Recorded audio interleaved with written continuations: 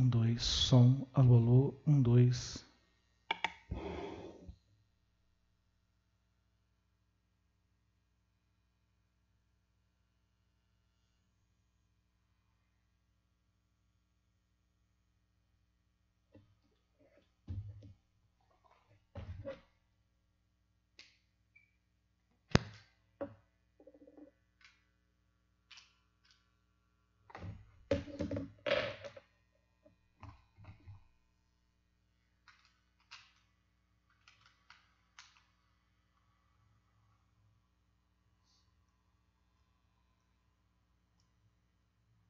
Alô, alô, som, 1, 2.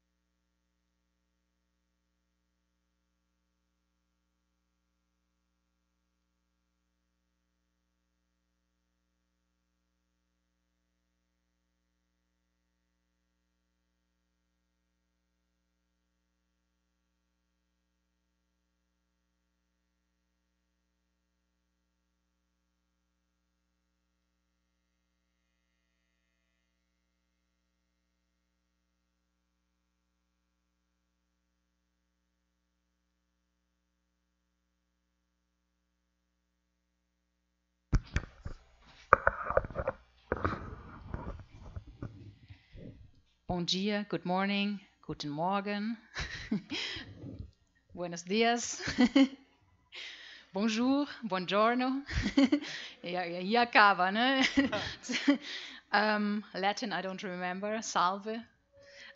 So very, very warm welcome to Jornadas Europeias, to this event, which starts today and is going to happen today the entire day, which is going to be a long day, by the way, and tomorrow also with a number of lectures, roundtables, panels, presenting perspectives on internal and external challenges to European integration.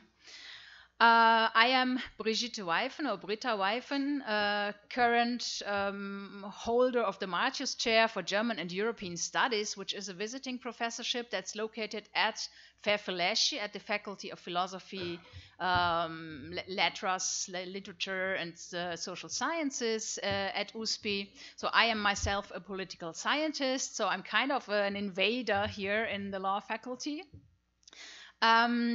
And I'm based at the political science department, really, but there is a long history that even goes beyond my time here, or even starts before my time here, one would correctly say, of cooperation between the Cathedra Martius and the law faculty. Jornadas Europeias themselves have always been organized here at the law faculty. Even, as I said before, I arrived by my predecessor and also by a visiting professor of DAD, which existed here at the law faculty for some time, a position that no longer exists now. While I myself have worked 1 year as a visiting professor at the International Relations Institute, and since then for 4 years now at the political science department, I have developed several activities here, and that includes now the 5th year of me organizing or co-organizing Jornadas Europeias. So Jornadas Europeias has several purposes. One is to create an additional offer for students, because there are not too many course offerings covering European integration, European Union related issues. Therefore, the initial idea was mainly to create an additional activity and possibility to learn about European issues. Also, secondly, to bring international scholars, to bring from Germany, from Europe, perspectives of scholars that actually develop their activities in the region that they do research about, but also to bring, and I've been always researching a little bit, to bring Brazilian experts who are interested in European studies, who have specialized in European studies, who have developed comparative work on Latin American and European integration, for instance. Now, the fact of bringing international scholars also kind of has as a consequence that the event today is in English, and then also in the last few years, we mostly held the lectures in English. Last year, as it was a lecture series, we also had some of them in Portuguese, but most of them in English as well, to facilitate the participation and the exchange with foreign participants. And then lastly, in Jornadas Europeias, the idea is also to strengthen, to develop networks between researchers and students interested in European studies in Brazil. So this is also an encouragement for you to connect to people, to talk to people, to also be courageous to approach the professors, the speakers that are here, and talk to them in the coffee breaks, especially when we are interested, when you're researching an issue related to what that person does. So don't be shy and seize this opportunity. So the topic of today is European integration in the face of internal and external challenges. And the first thing to state is that it is an interdisciplinary event, as you might have figured out already by the fact that me as a political scientist am organizing it in the law faculty.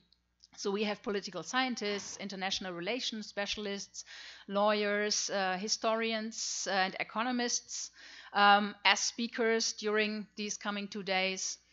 And so it's going to be an interesting mix, all of them with a different perspective on current European issues.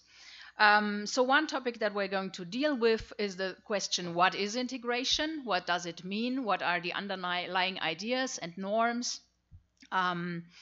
And then we are going to look at specific challenges within the European Union and outside the European Union. Obviously, one big issue, both today and tomorrow, will be the EU-Mercosur trade agreement and all of its implications. And then we have a number of other issues, such as migration, security and defense issues more broadly, the question of the separatist challenge in Spain, Euroscepticism, that we're going to deal with in the coming days.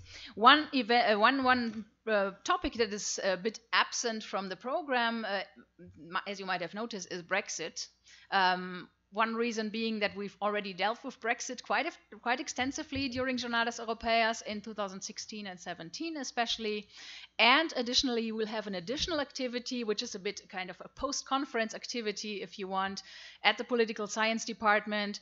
And that is a lecture by Laura Ferreira Pereira, who is already sitting here, who is going to deliver a lecture on Brexit and the current state of things related to Brexit on Thursday afternoon in the Political Science Department. So if you're based here in Sao Paulo, you're also very welcome to attend this lecture on Thursday at 5:30 in the afternoon.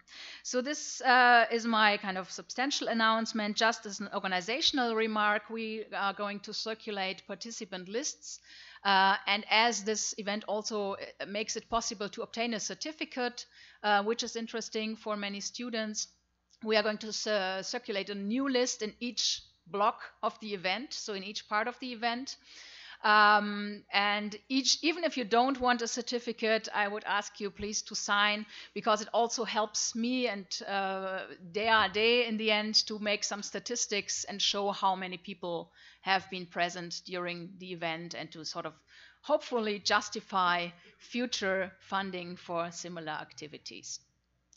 So that's it from my side, and with this I hand over to our one of our hosts, actually, the Paolo Borbacasella from the International Relations, the Department of International Law and Comparative Law. Good morning to all of you. Bom dia a todos. Guten Morgen.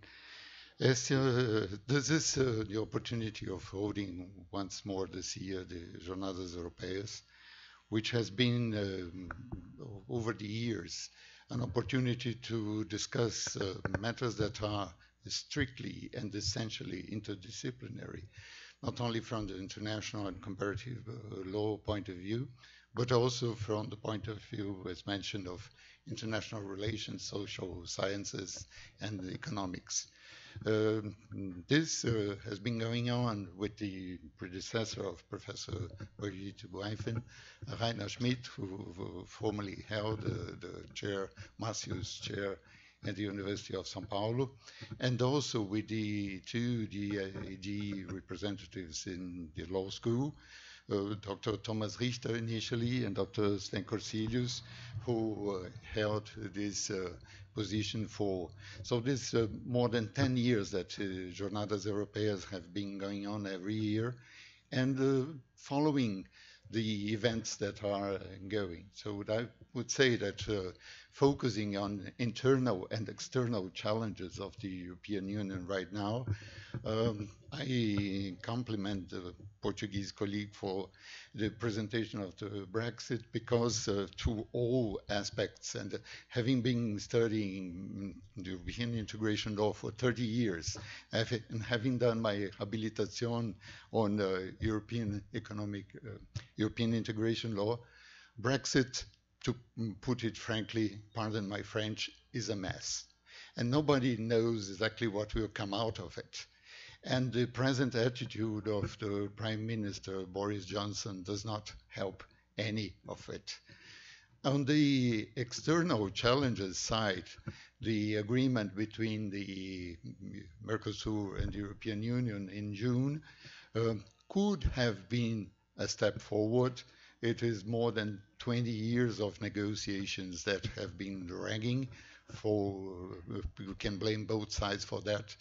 And when it was finally signed, we see a considerable shift of circumstances which make it very unlikely to be put forward in the near future. The opposition of countries like France and Ireland were already stated before the agreement was signed, contrary to Germany and other countries that were favorable to having it moving ahead. And the present circumstances, so the totally inept conduct of the foreign policy on the Brazilian side is showing its results in a very short time. It is to regret, and it is certainly a question to be considered, if not in the front, at least in the back of our minds during these days and all discussions about integration and cooperation, how not to do and how not to handle this kind of issues. And this is clearly enough stated when we see what is going on right now. It is regrettable that Brazil is wasting and losing the position it had consolidated over the years in three main areas of action.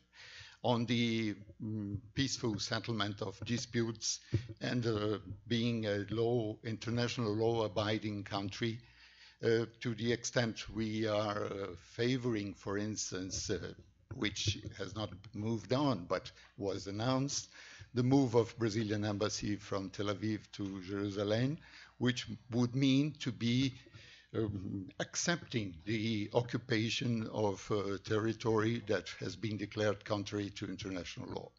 On a second front, wasting the position Brazil had consolidated in the protection of fundamental rights or human rights by attitudes that have been adopted by the Brazilian government both internally and externally.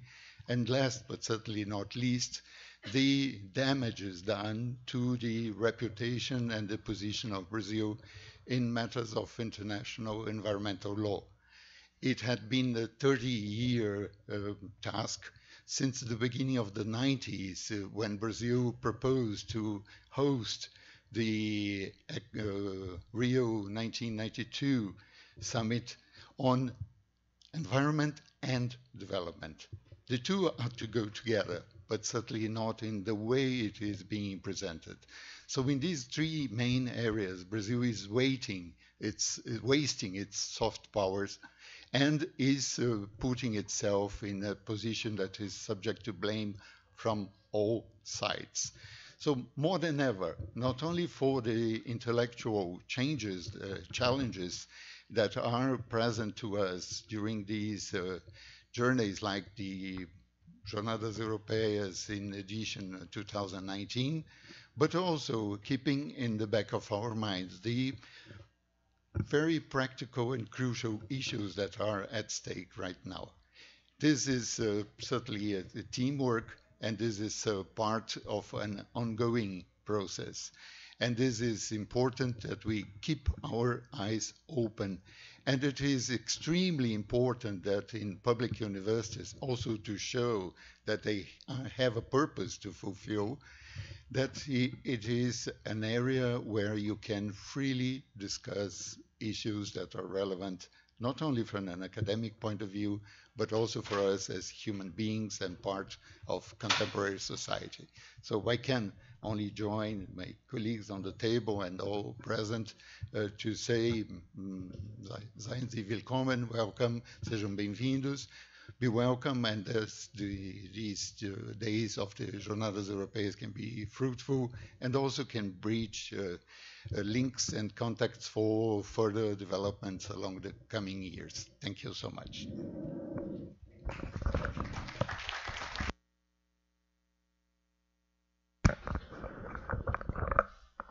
Now I want to give the word to my colleague on my right, to your left, Alberto Amaral Jr., also from the Department of International Law and coordinator of the Master Program on Human Rights, who has been immensely helpful in the organization of the Jornadas Europeias, suggesting and inviting several of the speakers of today and tomorrow. Alberto, please. Good morning, everyone. Be my first words A sincere congratulation driven to Professor Brigitte Weiffen. Professor Brigitte Weiffen is organizing one more Jornadas Europeias and has brilliantly organized Jornadas Europeias for 4 years. And I want at the same time to pay homage to Sven Corsilius, who is in the audience and cooperated for the success of Jornadas Europeias in the previous years. It is a very, very important for the law faculty of the University of São Paulo to host this event. This event fits so well into our purpose to internationalize even more the law faculty and to enrich the cooperation with other sectors of academic investigation. And some particular factors deserve to be highlighted at the present day. And the first aspect already mentioned is the interdisciplinary nature. And the interdisciplinary nature is an imposition of our times. Law and other science need to strengthen contacts with knowledge produced in different fields of human knowledge. And the second important aspect is to mention that this year, Jornadas Europeias will be devoted to debating extremely relevant topics.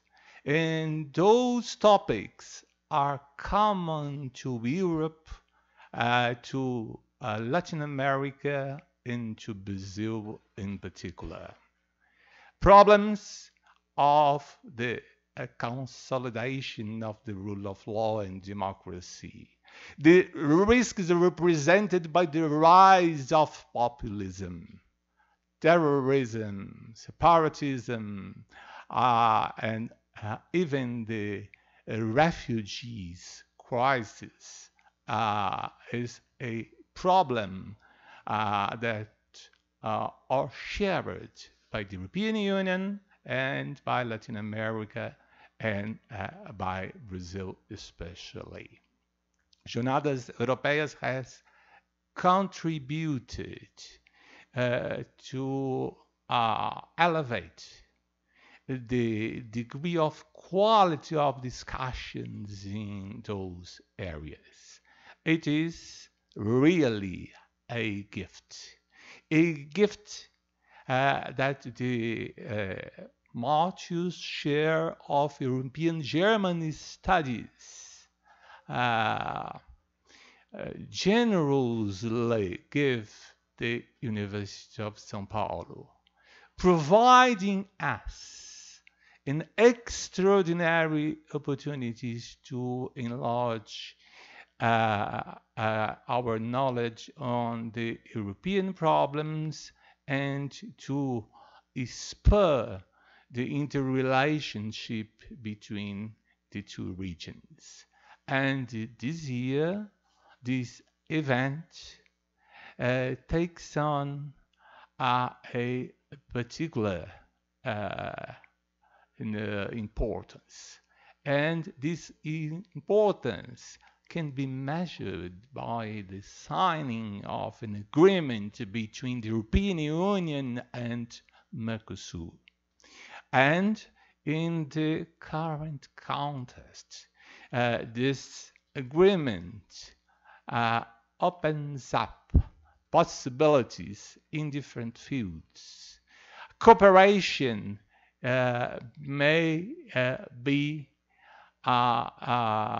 amplified and densified. And besides the cooperation, the increase in economic activities are put together with the awareness that all of us should have in dealing with problems that may be grappled in common, like the rainforest. The rainforest is a Brazilian issue, but it is a global issue at the same time. Ruptures of sovereignty at this moment, it does not help our discussion. And this Jornadas Europeias will act as to foster our knowledge on troublesome questions that are affecting dramatically our societies and constitute one of the main concerns of our time. Thank you very much.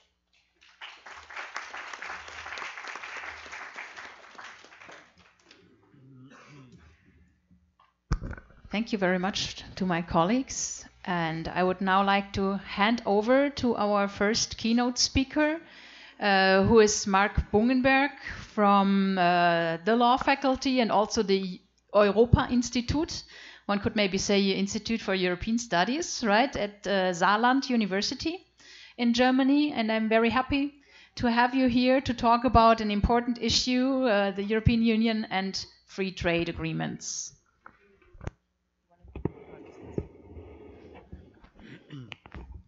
Good morning. So thank you, first of all, for the invitation to come here to Sao Paulo to speak about the European Union and its external economic relations. And thank you for the very warm welcome. I'm indeed the director of the Institute for European Studies at Saarland University. And the program we are having there is an LLM program, so Master of Laws program, where we have 80 students full-time studying. And I'm saying this not only to advertise our institute, of course, but the main idea of our institute, our task, why we do this, why we welcome in our institute 80 full-time students from currently 40 different nations.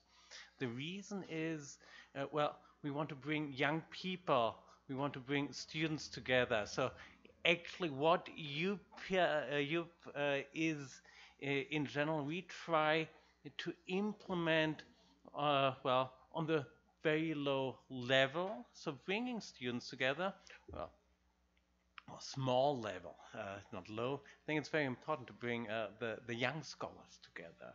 And so we are having there students, 80 students full-time for a year from, as I said, 40 different nations, currently 4 Brazilians. And we hope to welcome more students from Latin America in the future in our institute. So if anyone is interested, please check out our website. Outside in the information you find these small flyers, and it is not only for lawyers, but it is also for, well, political economists. So we take a quite broad approach. And within this program, one main focus is Europe and the world, I would say, in economic matters. And this is what I want to talk about to you for the next probably 35-40 minutes.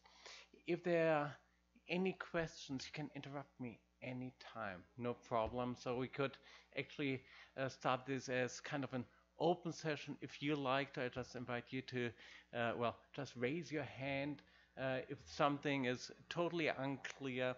and then I'll try to explain. I'll do my best.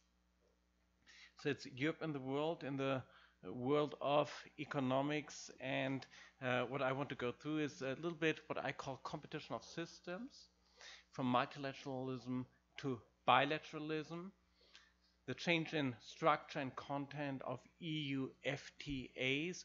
So from now on, if I use the expression FTAs, it is free trade agreements, the treaty-making power and limits, and then finally, how are actually EU agreements ratified within the European Union? So not how are they negotiated on the international level, the EU-Mercosur agreement we can take as an example, but what we actually have to, well, wait for until such an agreement enters into force. And right now, only because it is, well, making the headlines of journals and newspapers, it doesn't mean it will enter into force in the near future. I don't know about the EU-Mercosur, but I will, to give you another example, staying a little bit away from the current discussions, but just take the EU-Canada agreement and show you how long such a ratification might take, at least if it is between economic powers, strong economic powers, and I would say Mercosur indeed is a strong economic power, and the same with the European Union. Otherwise, this agreement with Mercosur would not be that important for the European Union. So let's start with the first point, competition of systems. What is that actually? I'm sorry.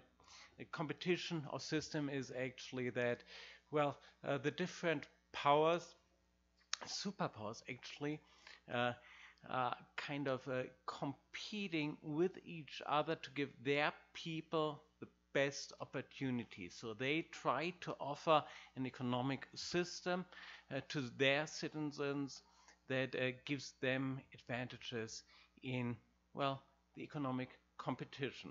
China does this, European Union does this, United States does this, America first as the example. Or European Union, not saying Europe first, but trying to negotiate as many free trade agreements at this time as possible. Why that? Well, free trade agreements actually means access to other markets. And the European Union is an export-driven power, entity, organization, and giving market access possibilities for European enterprises actually means putting them in a competition with other enterprises in a better situation. But who is responsible for giving actually advantages for the EU enterprises to giving these advantages to the European enterprises? Well, it's the governments. They are actually the ones who still, even though we're talking a lot about influence of civil society and so on, it is still the governments who negotiate treaties, who liberalize actually possibilities for their citizens. So it is this permanent struggle between especially the superpowers, and well, I'm always not quite sure if I should really put the European Union on the same level with the United States and with China as we see it right now when it comes down to the trade war between the United States and China. The European Union really does not have that much to say. But as long as relations are normal, well, I think European Union can be seen as a superpower.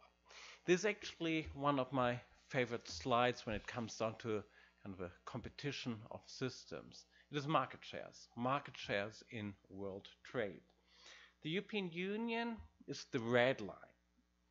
So for the past 20 years, these lines stay quite solid. This line stays quite solid for the European Union. It's at around 15 to 18% of world trade share in goods. What is interesting is the United States. Their share in world trade is, well, declining, whereas China is on the rise. We all know that, and I mentioned this already yesterday in another presentation when I discuss EU-Africa relations. It is always also China that we have to take into account.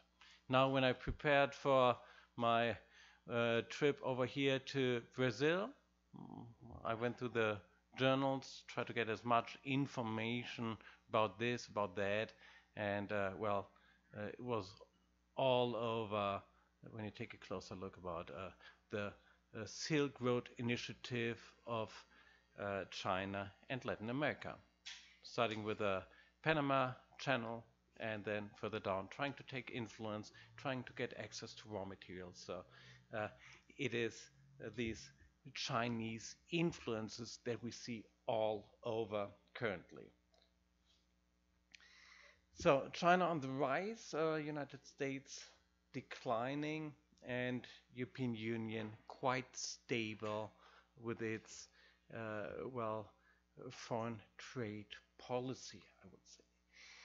This is the shares in world trade, but I found a couple of contributions by economists who actually draw the same picture on shares in the US Latin America relations, EU Latin America shares, and the same again with China Latin America, and it shows the exact same picture, that if you leave Mexico aside, take Mexico out of all calculations, that the United States are losing market shares in Latin America, whereas again China is also only taking Latin America as an approach. It's on the rise, and European Union trying to somehow achieve a stable position. So this is a summary by the European Commission. The EU has managed to roughly maintain its share of global market. More important, losses for the US and China, US and Japan, and China stands out. So this is actually the background for the EU trade policy. So next point, after we have taken this as a appetizer, as a starting point, well, the big issue that is discussed from a WTO level, but also from the level of the different stakeholders in international trade, is this shift from a multilateral approach to a bilateral approach. And it is not only Trump who has been saying again and again in the past 2.5 years already that he kind of wants to get rid of the WTO. He's really trying this and wants to negotiate in bilateral agreements, and if possible not with international organizations as the European Union, but tried to talk to Macron, tried to talk to Angela Merkel about really concluding nation-to-nation agreements, until somebody might have explained to him that the European Union is not willing to have member states negotiate agreements on their own. So we see this shift already in the US foreign policy, this more bilateral approach, but we can also explain it through other circumstances, how actually it all developed in the past, well, let's say 20 years already. The high times for multilateral trade relations, that was probably the 1990s. GATT, so the General Agreement on Tariffs and Trade, was already concluded in the 1940s. Afterwards, we had different negotiation rounds on the WTO or international level. WTO did not exist then, and tariffs dropped significantly. This finally led to the establishment of the WTO in 1994. Well, at that time, 1994, everybody thought it's going on this way. As fast as possible, starting new negotiation rounds, trying to integrate and liberalize even faster, even in new topics.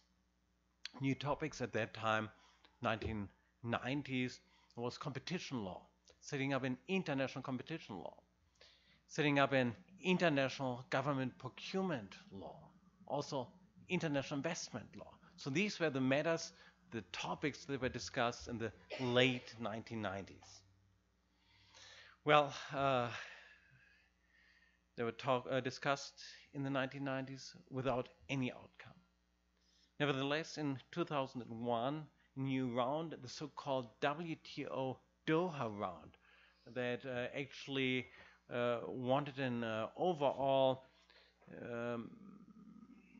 discussion of if there's a way, if there's room for more improvement on the international level for the rules adopted just a few years ago.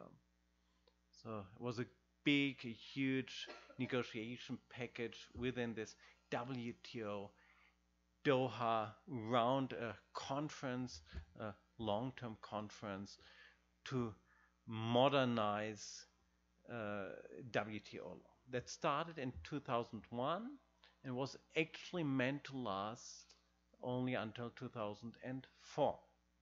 Well, this Doha round still has not come to any end. Actually, was scheduled for 3 years, 4 years. Now we are in year 18. Well, actually, negotiations are not going on anymore on the WTO level. But nobody really has declared the failure of the WTO Doha round. When we do have academic conferences, I think there's really the opinion this round has failed, but there has never been a declaration of failure so far. So it's seen as an ongoing form of small modifications now. So the multilateral approach within the WTO has lost momentum. We will not see the big improvements on the WTO level. And, well, what does this mean? The members of the WTO, if they want to liberalize even more, so go for tariffs lower than those foreseen in WTO law, as an example, they have to do this via bilateral negotiations. So it is possible to, even though we have the WTO, conclude trade agreements, as the European Union did with Canada. Mercosur agreement is another example. Well, not after Doha, but it is actually also in this sense that, well, it is about getting rid of tariffs. This is possible in WTO law. And whereas in the early 1990s we only had few international, regional agreements and organizations, we are now seeing hundreds of them. So the European Union is negotiating with various partners all at a time. In 2006, this is actually the date that is usually mentioned in this regard, the European Union started to negotiate free trade agreements outside the European Union. Before that date, it was only Chile and Mexico. But after 2006, trade agreements outside Europe then started to boom. Trade agreements within Europe, there was actually a current issue. So with the EFTA states like Switzerland, Norway, we have various agreements. The European Union does, Liechtenstein, Iceland. So we have a real strong integration in all matters already before that date. But after 2006, well, it really started a new time. So today, multiple agreements in force or under ratification or negotiations. So I discussed this. I'm sorry. So here you can see the evolution of regional trade agreements. Well, 1990s, Mercosur, NAFTA, Energy Charter Treaty, European Economic Area, and we can go on with these examples. And then after that time,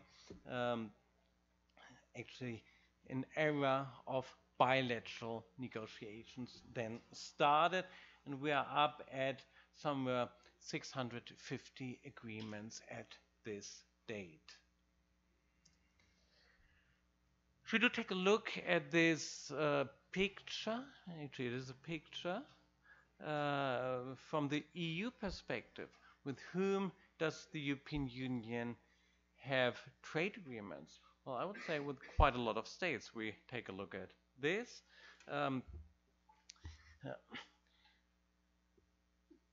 Only Russia, Mongolia, Kazakhstan, Algeria from the Libya are left out, and then some smaller ones, Iran, Iraq. Okay, but as we can see here, with most parts of the world, the European Union has concluded different kinds of agreements. Sometimes it's a customs union, as we see it with Turkey. It's a free trade agreement with Canada. It's an association agreement, for example, as we see it with, for example, Bosnia-Herzegovina, or an internal market as we have it with the European Economic Area. So all different kinds of agreements we do see here.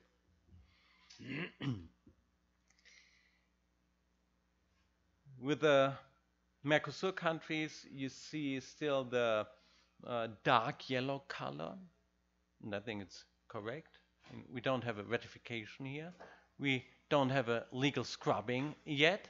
We don't have anything. We actually have some kind of a political agreement from June, but now actually, as we are going to see later on, now the real work starts, and only having agreed on some kind of text does by far not mean that we will see the agreement being enforced. So it is still pending negotiations because especially large parts outside the trade topic have not yet come to an end with Mercosur. Just give you two examples. EU-East Asia relations. These were on the table for the European Union actually already from 2006 onwards. First it was ASEAN altogether. That was supposed to be the contracting party for the European Union. But then, well, ASEAN kind of showed not the biggest interest, and also major problems came up with some Asian states, Myanmar, for example, with the human rights issue in Myanmar. So it was not possible for the European Union anymore to take a regional approach, but European Union then started to take a country-by-country approach, first starting with South Korea, and then, last line here, under negotiation or ratification, Singapore, Vietnam, Japan, and then investment negotiations currently going on, China and Myanmar. This is also an interesting point that we see right now, that with some countries, the European Union tries to go for investment agreements first. So first of all, investment protection. And then in the long run, the European Union might be willing, even with China, to talk about a free trade agreement. And with China, this is something the European Union constantly stresses. First, we want the protection of investments also covers the protection of intellectual property rights. And then, if this works, we might work on a free trade agreement. So let's just take a brief look at the EU-China relations. There are a lot of disputes, and this is why a free trade agreement right now, from my point of view, is not that likely to come. We have disputes in the WTO. Even though we have the negotiations of an China-EU investment agreement, but still we have major disputes in, for example, anti-dumping matters within the WTO. And what we see right now in the European Union is new laws controlling imports into the European Union coming from especially China. So this control of the export-oriented Chinese market via an investment screening and investment control within the European Union is also going to be a hurdle for EU-China negotiations. Other topic, anti-dumping duties. Also, this is something that is addressed in the EU and that is going to make EU trade negotiations with China, from my perspective again, quite difficult. So as you can see with this example, it is not always that easy to just start negotiations and to have an outcome within short time. So with China, it is especially the problem that China is not a market economy driven state from the perspective of the European Union. What was the problem with the United States negotiations? European Union negotiated an agreement with the United States. These negotiations were stopped some time ago, but what were the problems? Well, the European Union promotes in the field, for example, of environmental law, the precautionary principle that also was laid down in the EU-Mercosur agreement. But precautionary principle is something the United States did not want to see in this transatlantic trade and investment partnership. Other topic, protection of investors. Other topic in this relation with the United States, control of the market, regulatory bodies. So different problems in this field. If we move to other places, again, we'll see other problems arising there.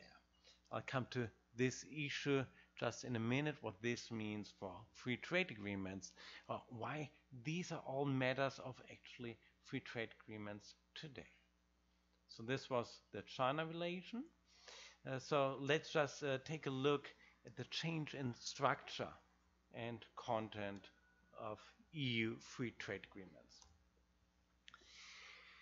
We can say we did have a first generation of tariff agreements, free trade agreements that were probably 4 pages long, 5 pages long.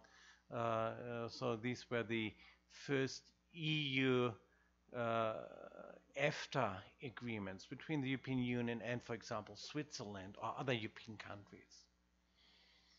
And all these trade agreements did discuss was, well, let's get rid of tariffs within Europe. Quite clear, quite easy to understand. We don't want to have tariffs. They are actually not in one line with the general trade theories. So we don't need them, we don't want them. Well, this changed. For a long time, the European Union then did not negotiate real new trade agreements outside the European Union. As I said, it started with Mexico and Chile. And these agreements with Chile and Mexico, they were already quite broad. They addressed also issues like a little bit competition law, a little bit public procurement law, but still there were more or less trade agreements. What we see now, let's take the EU-South Korea agreement as an example. Well, what do these agreements, this agreement with South Korea, for example, cover? Service, non-tariff barriers. So what are non-tariff barriers? Standards. How should standards look like? What kind of electricity plugs are used? Because if you have, we know this from our mobile phones, if you have the wrong connection, well, you're lost. If you come to a hotel and the adapter does not work, also not the best thing. I had this experience myself a couple of years ago. It was my first visit in Brazil 4 years ago in João Pessoa. And well, I got the adapter, but nobody told me that the electricity might be at a little different strength, and they had not these safety things in this hotel that the electricity is instantly then turned off if you have problems connecting. Well, it blew my laptop up, and I did not have to worry about working too much in that week because I was without a laptop. What was also a very good idea. I lost my mobile on the phone on the first day in the hotel. I ruined my laptop, so it was a quite relaxing week from that perspective. So this is standards, the non-tariff barriers. An example there is standards for electricity or standards for for safety measures within cars, airbags. Are cars allowed without airbag to run on streets anymore in Germany? Yes or no? So this would be a safety standard.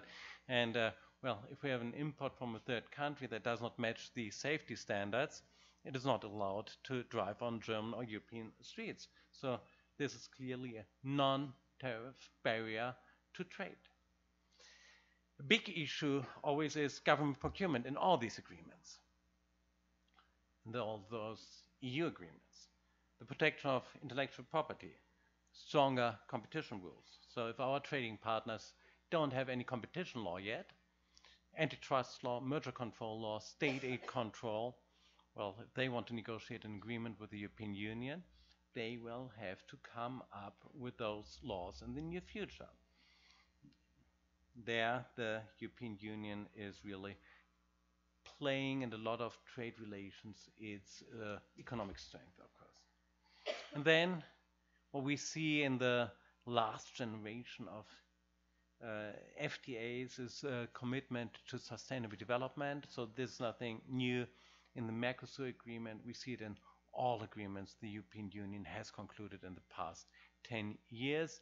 The big issue then is how easy are these rules on sustainable development to enforce? Are there any possibilities to enforce environmental protection, yes or no?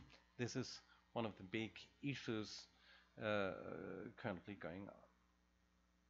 So actually the real name for EU trade agreements should not be anymore FTAs, free trade agreements, because we don't see them anymore, but should be comprehensive economic and trade agreement. If you take these letters together, it is CETA. So the CETA agreement, well, everybody thinks it is a CETA agreement because it's the agreement of the European Union with Canada, but it is because the abbreviations are taken from Comprehensive Economic and Trade Agreement, CETA. So actually one should come up with a better name for the EU-Canada agreement to reserve this expression CETA for the EU approach to conclude external economic agreements. So this is the content. Let's just take a look at the time. How much time do I have left? Like 5 minutes? 10 minutes? I would also take 20. So, treaty-making powers and limits. We all know the European Union is not a state. Nevertheless, it has competences comparable to states. It is, well, a supranational organization that has treaty-making powers. And in the field of trade, it even has exclusive competences. Well, for the non-lawyers in this room, what does exclusive competences mean? It actually means the member states of the European Union have lost all of their competences. They don't have a say anymore in these matters, at least formally. Indirectly in the political process, of course, nothing goes without the member states.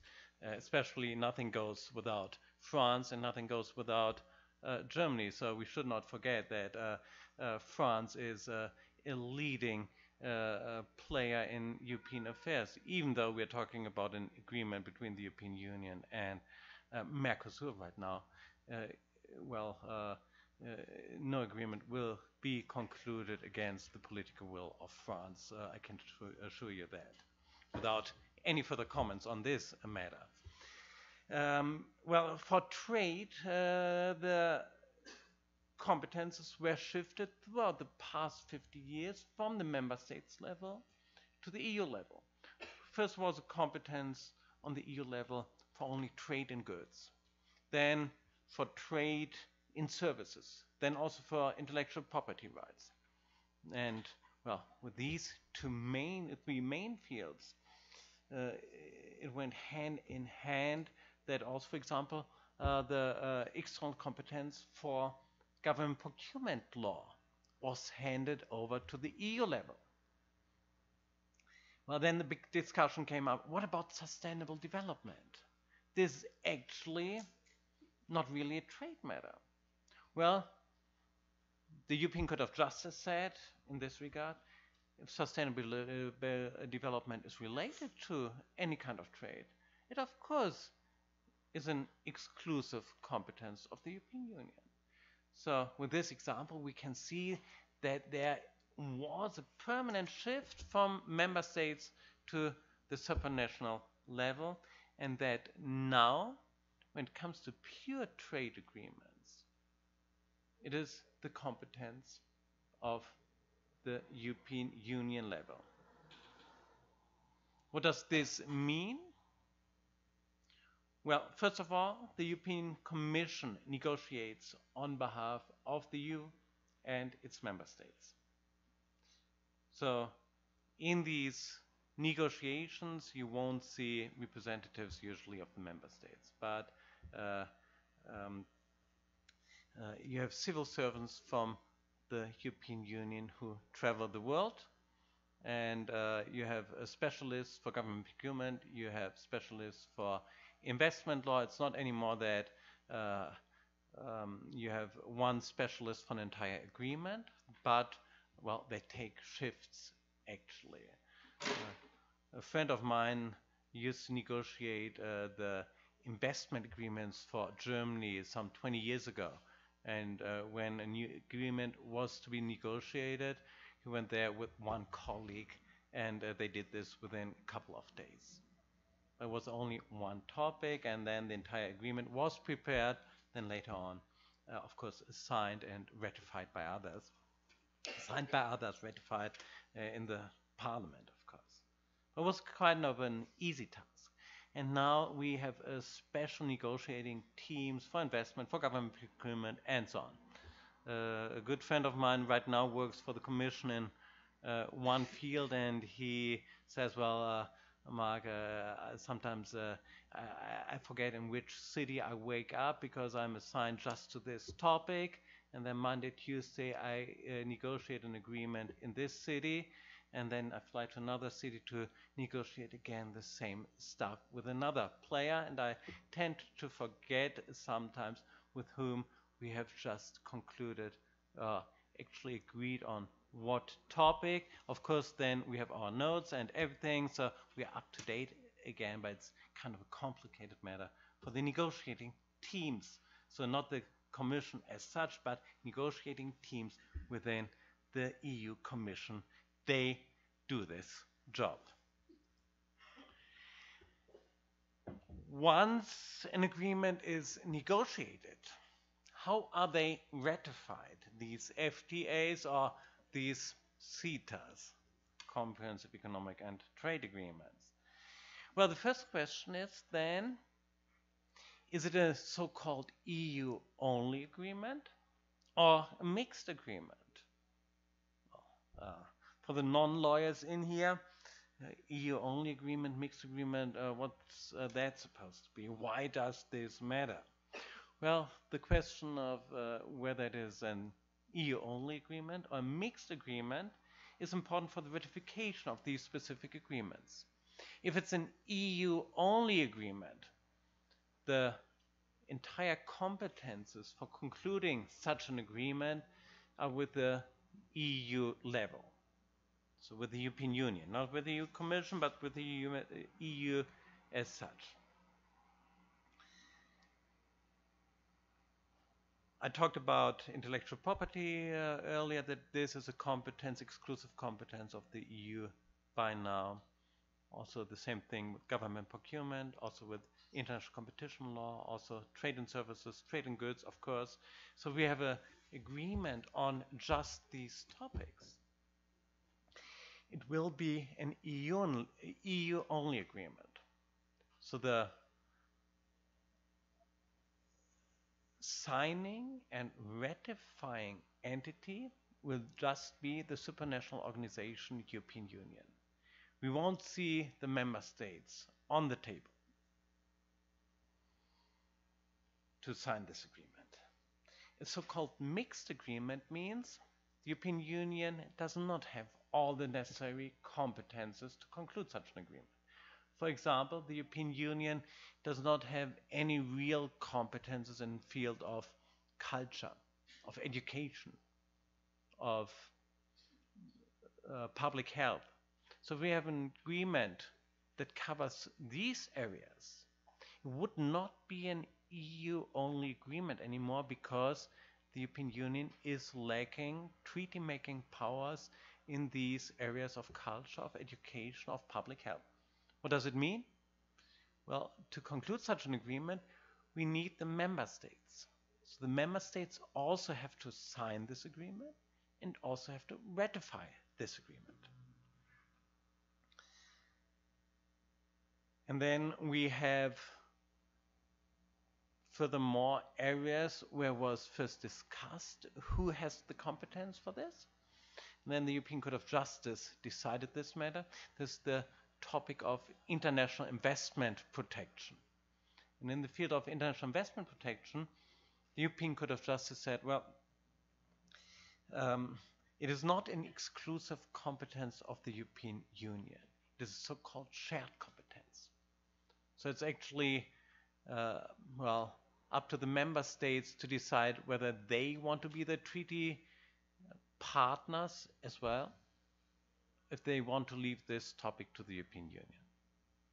So this is what a shared competence in external relations is about. It is up to the, well, political will of the member states to decide if they want to sign the treaty as well or not.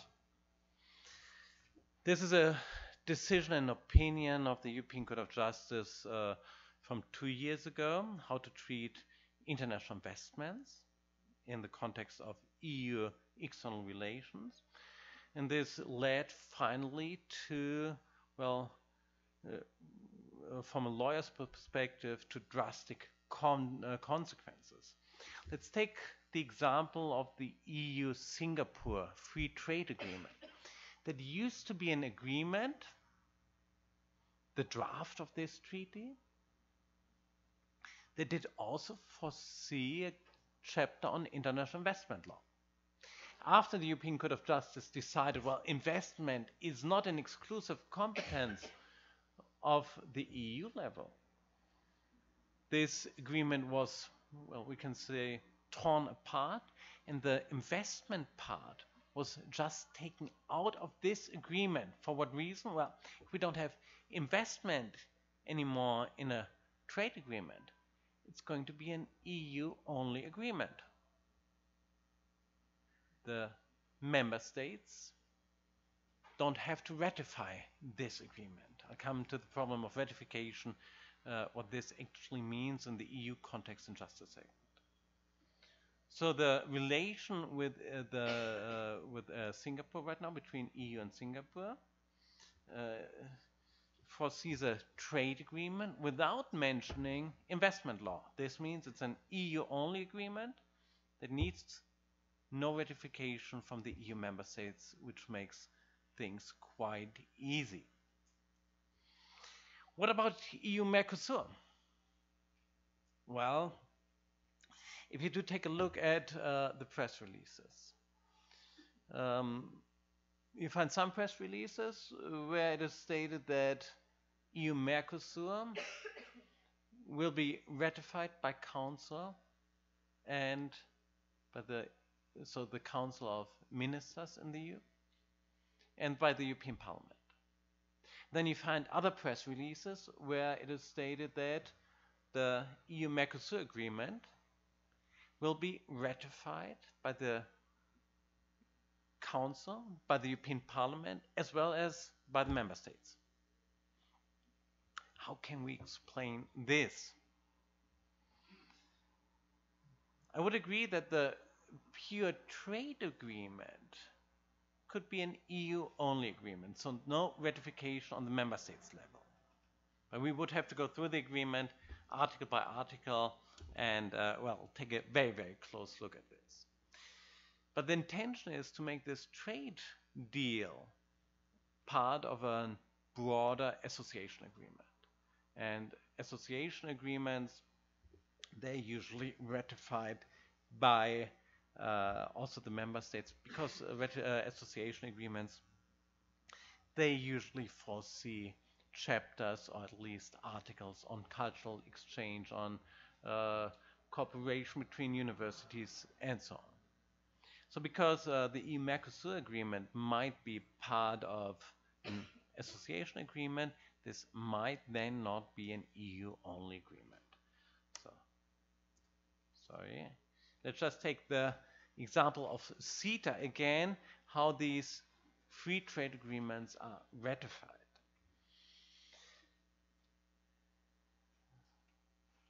Between European Union and Canada, the negotiations on a free trade agreement, on a comprehensive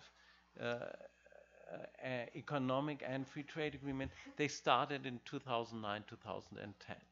They were concluded in 2014. Negotiations concluded. Then what has taken place was a legal scrubbing. So actually looking at the wording of the treaties, if everything is in one line, if we don't have contradictions within this text. Then the Commission proposed to Council in the European Union decision on the conclusion and signing of the CETA. Then the Council of Ministers gives an authorization to sign and decided at the same time on the provisional application of the mixed nature of the agreement. So the year, I think, is wrong. I think it should be 2017, not 2015. And then the European Parliament also consents. So this is what is taking place on the EU level when CETA is supposed to be ratified. But again, the negotiations were concluded already in 2014. Then legal scrubbing, then ratification on the EU level. Well, because CETA is seen as a mixed agreement after the consent of the European Parliament, what we also need is, after an opinion of the Court of Justice of the European Union, that investment is a shared competence. I mentioned this earlier. we need ratification in 28 member states, and this makes life quite difficult. In Germany, we have a strong opposition, not against CETA as such, not against the trade parts, but especially in the field of international investment law once again. And we have some cases pending at the German Constitutional Court, not that many, only 160,000 cases against CETA. So the biggest mass claim ever seen at the German Constitutional Court, initiated by NGOs. I bet 99% of the claimants never read what they signed before actually giving the mandate to some colleagues to represent them at the German Constitutional Court. Those who have read actually the arguments, I bet 99.9% have not really understood what they read.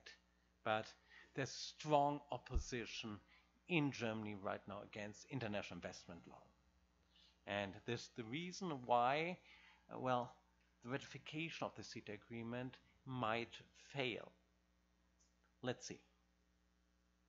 Maybe not because of the German Constitutional Court, but because of the strong opposition in general. And currently we only have a provisional application. But this is possible, the provisional application. For the provisional application, we only need qualified majority in the Council. Provisional application can start actually even without the consent of the European Parliament. And we don't need ratification usually in the member states for provisional application. At least if we only provisionally apply those topics only, those chapters only, that are in the exclusive competence of the EU itself. So let's do a little transfer exercise to EU-Mercosur. Negotiations did take a little longer. So CETA up to now 10 years, but Mercosur a little longer, so more than 20 years now, and actually was thought to be one of the best most important trade agreements, not only for Mercosur, but also for those who love coffee in the European Union and expecting lower coffee prices because all tariffs on the import on coffee would go to zero then. Well, so most parts, as I said earlier, of the Mercosur agreement, trade agreement, they are in the exclusive competence of the EU. We don't need ratification of the member states, at least when it comes to a provisional application of the trade agreement. And again, if we take a look at economic history, a little before CETA, but it was 1940s, and what was negotiated on the international level was an international trade organization. From my readings, I learned that everybody was skeptical if or if not this international trade organization would ever be established. Finally, it was not. But what actually was applied first as a provisional agreement was the General Agreement on Tariffs and Trade, which still is the basis for all international trade relations, I would say. So provisional application might lead to a long-term positive outcome. This might be an option for some parts of the Mercosur agreements to go for technical provisional application that could cut out some problematic political issues. So this might be something that we maybe would see. But otherwise, we see that if we look at these examples here, CETA turned out to be very difficult to, to enter into force already. And EU-Mercosur will not be much easier, even though it does not foresee any investment topics, but we are seeing other problems. So with CETA, it was easy to argue, well, we don't want investors from Canada. There was the big issue from the NGOs with CETA. At least we don't want protected investors from Canada. And we already know what the issue will be with Mercosur, leaving the little dispute between the Brazilian current #1 and France man in charge out of the picture. But it will be sustainable development and enforcement of sustainable development issues. So every trade deal, trade agreement has its own topics where also NGOs, for mostly good reasons, jump on. It will take a long time, not only until CETA enters into force, but after these examples I tried to explain here, until EU-Mercosur enters into force. So, conclusion here, interesting times, at least from a lawyer's perspective.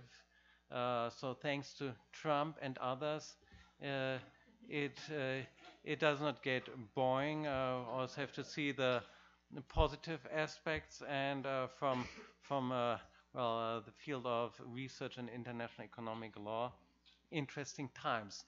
Taking another approach, one should probably be of another opinion, dangerous times. Thank you very much.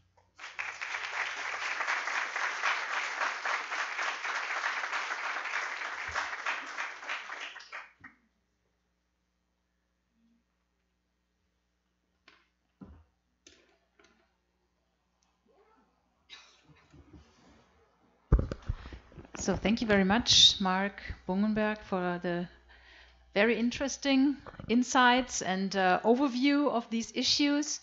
We are a little delayed in time, as we started a bit with some delay. However, I think we have time to take a couple of questions. If there are any questions from the audience related to the talk.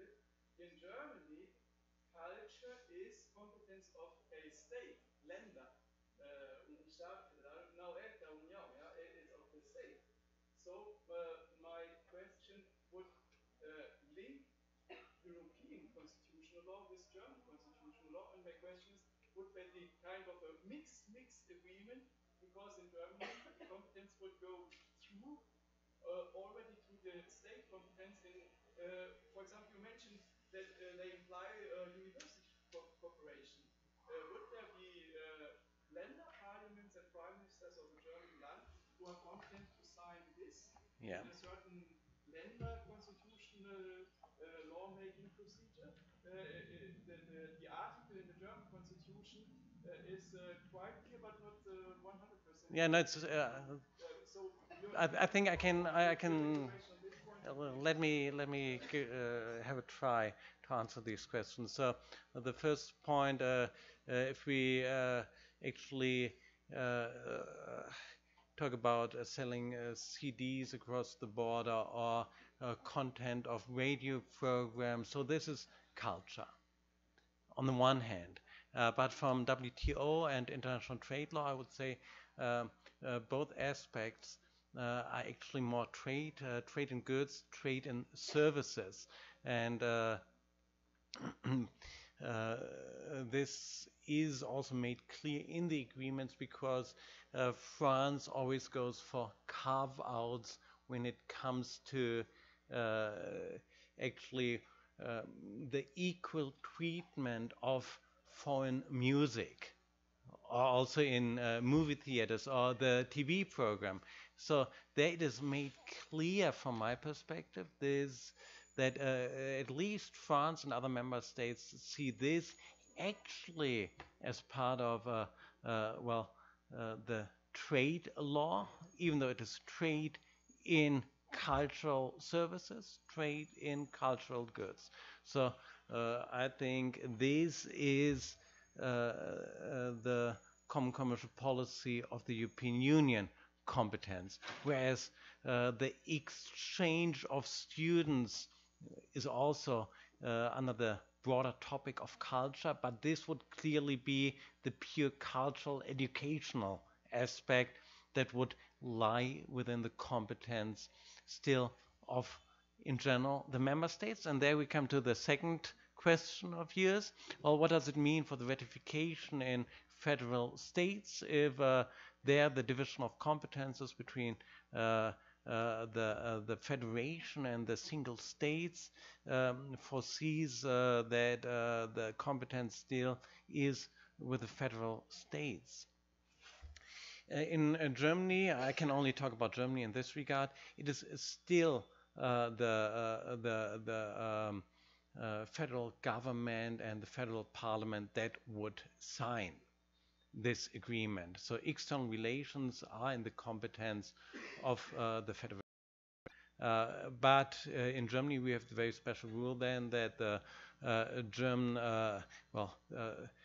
second chamber, the Bundesrat, would also have to agree to such an agreement. And this is actually then the representation of the federal states, but it's all kept on the federal level, so you don't have ratification in the parliaments, or you don't, you have hearings and you do information of the parliaments on the state level, but they don't ratify. Did I answer your question? Okay. Okay, I would take one or two more questions, and can we maybe collect then? Yeah. So we had one over there, Sören, and then Jure.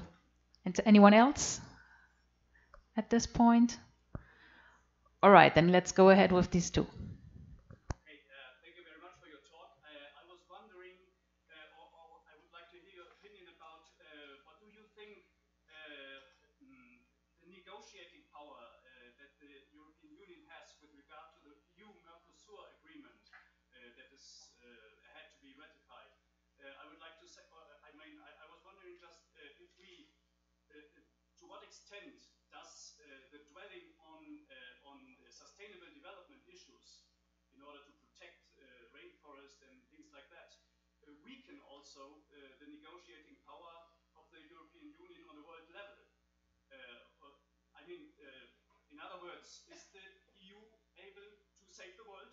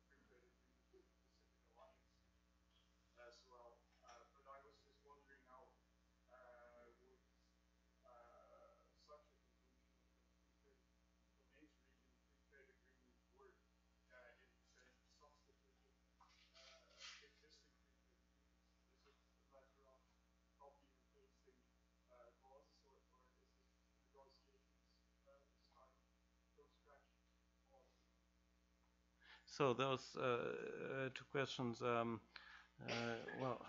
Is the European Union not putting a handicap on itself with all this value-orientated foreign trade policy? I would say yes, it is. So the European Parliament is in the power to actually ask the negotiating teams of the Commission to really go for sustainable development chapters, because the European Commission is aware that there's not going to be a ratification of such an agreement without the European Parliament. So the European Parliament has achieved lots of competences throughout the past decades, and whereas the European Parliament first was only to be informed in regard to new trade agreements, it is now, well, on an equal level with the Council, so no ratification without the Parliament. The Parliament is in the position to enforce a value-oriented foreign policy. And of course, this is limiting the European Union to a far degree. The big question is Europe going to save the world? Europe is trying. This is also laid down in what the European Court of Justice just called the constitutional framework of the European Union. So from the Court of Justice perspective, the EU treaties are a constitutional framework that really foresees the protection of human rights and also sustainable development. And every trade agreement the European Union wants to enter into has to try to promote this policy, so this value-oriented trade policy. Commission does not have, from my perspective, an option to do so. And of course, this is making life quite difficult for the negotiators. Not so with Canada, and therefore it was quite interesting to watch that this Canada agreement was criticized and criticized and criticized in the EU, whereas nobody really discussed the EU-Vietnam agreement. But with the Vietnam agreement, Vietnam really was in a position that it needed and still needs this agreement with the European Union to actually promote its economy. So not with a small treaty-making partners such as Vietnam, or probably in the future Laos, or other smaller Asian states. It won't be a problem. There will be just a power play from my point of view, like it or like it not. But if Vietnam wants the agreement, it has to actually agree. But we see the problems, and we know why the negotiations with Mercosur have taken forever, and why in the near future we won't see an agreement between the European Union and India, for example. India is a giant, and when the European Union wants to discuss labor standards or sustainable development with India, it might be a different issue than it is with Vietnam. So the other question was the Pacific Alliance. There we have to see, first of all, that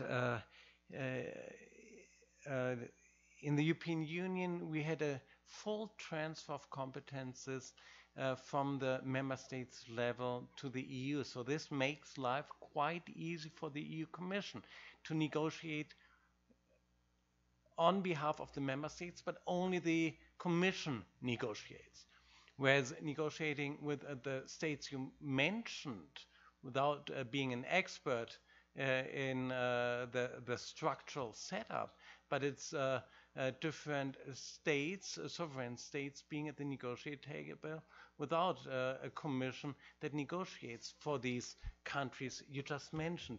And then it is just up to the treaty making countries to actually construct such a new free trade area, if this comes with the countries you mentioned. So right now we already have agreements with Chile, with Peru, with Mexico, and so on, and putting all this in kind of a free trade area. It's possible. And we could give up then the single agreements that we currently have with the European Union to avoid a contradiction between different agreements, between regional agreement, Latin American regional agreement of the mentioned countries with the European Union, and then the bilateral approaches. This is at least what we see right now in EU investment law. EU is, for example, negotiating an agreement with China. We already have bilateral agreements between EU member states and China on the protection of investment. And to avoid contradiction of these various agreements in the future, it is foreseen that once an investment agreement with China is concluded, the agreements concluded between China and the different member states, the 26 agreements, actually are terminated. So everything is possible. It's just a structural thing. What do you want? But to avoid overlap, I would always advise to get rid of old agreements. Well, I'm afraid we have to close the discussion now, otherwise we will fall too much behind schedule. So I thank everybody for coming, for being here, especially our lecturer, our speaker for today, for this morning. And we'll continue after the coffee break. So according to schedule at 11 with the next lecture on security and defense policies. Thank you very much.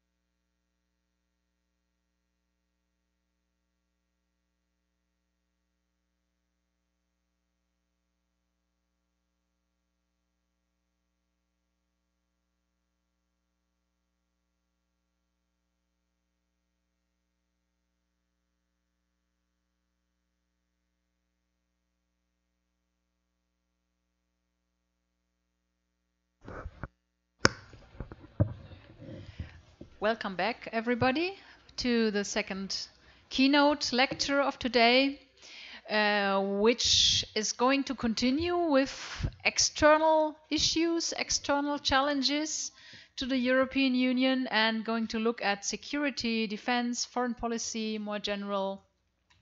And I'm very happy to welcome again a frequent already contributor to Jornadas Europeias, Professora Laura Ferreira Pereira from University of Minho, Universidade do Minho in Portugal. And even though, of course, it might make sense for her to speak in Portuguese, the idea, of course, is to continue in English. And so I'm very happy to have you here again with us and hand over the word to you. Thank you. Thank you very much, Britta. Good morning to all. Thank you very much for your presence. It's good to see your interest in EU issues. Let me start by thanking my dear colleague and friend, Professor Britta Weifen, for her kind invitation to participate in this event, which is, as I was saying to Britta, a flagship event when it comes to academic debate on EU issues in Brazil. I think that, again, because it was stressed early this morning, I think that Professor Britta must be praised publicly for having sustained this event within the University of São Paulo for 5 years now, thereby helping to promote EU studies in Brazil, to put EU studies in the map of Brazilian academia.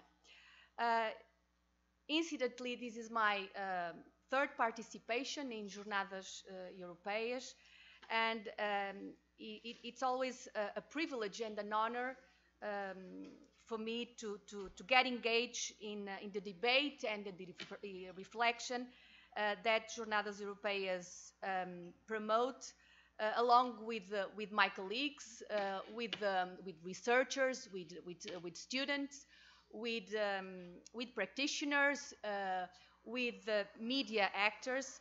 And so I decided to shorten a little bit my presentation to give ample room for the debate, for hearing your comments and your doubts, your provocations on the major issues that I will raise during my presentation.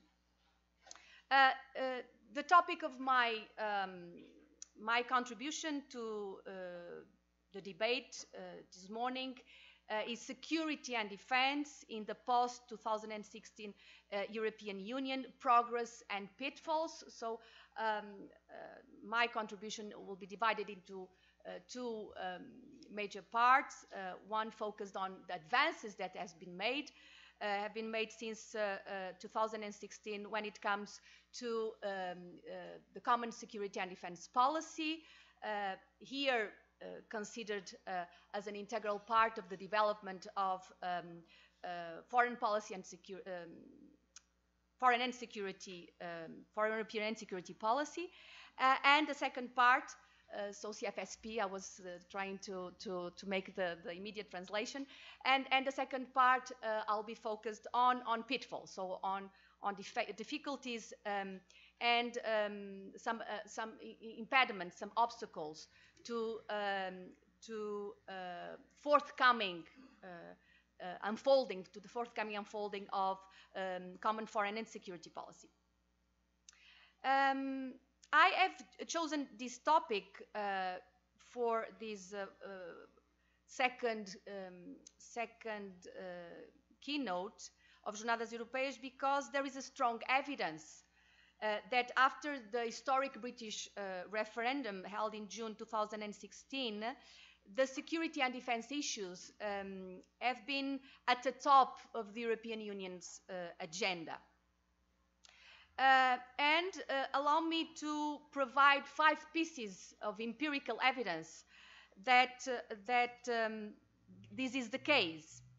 The first evidence of that refers or relates to June 2016, just only 5 days after the results of the British referendum have been publicized.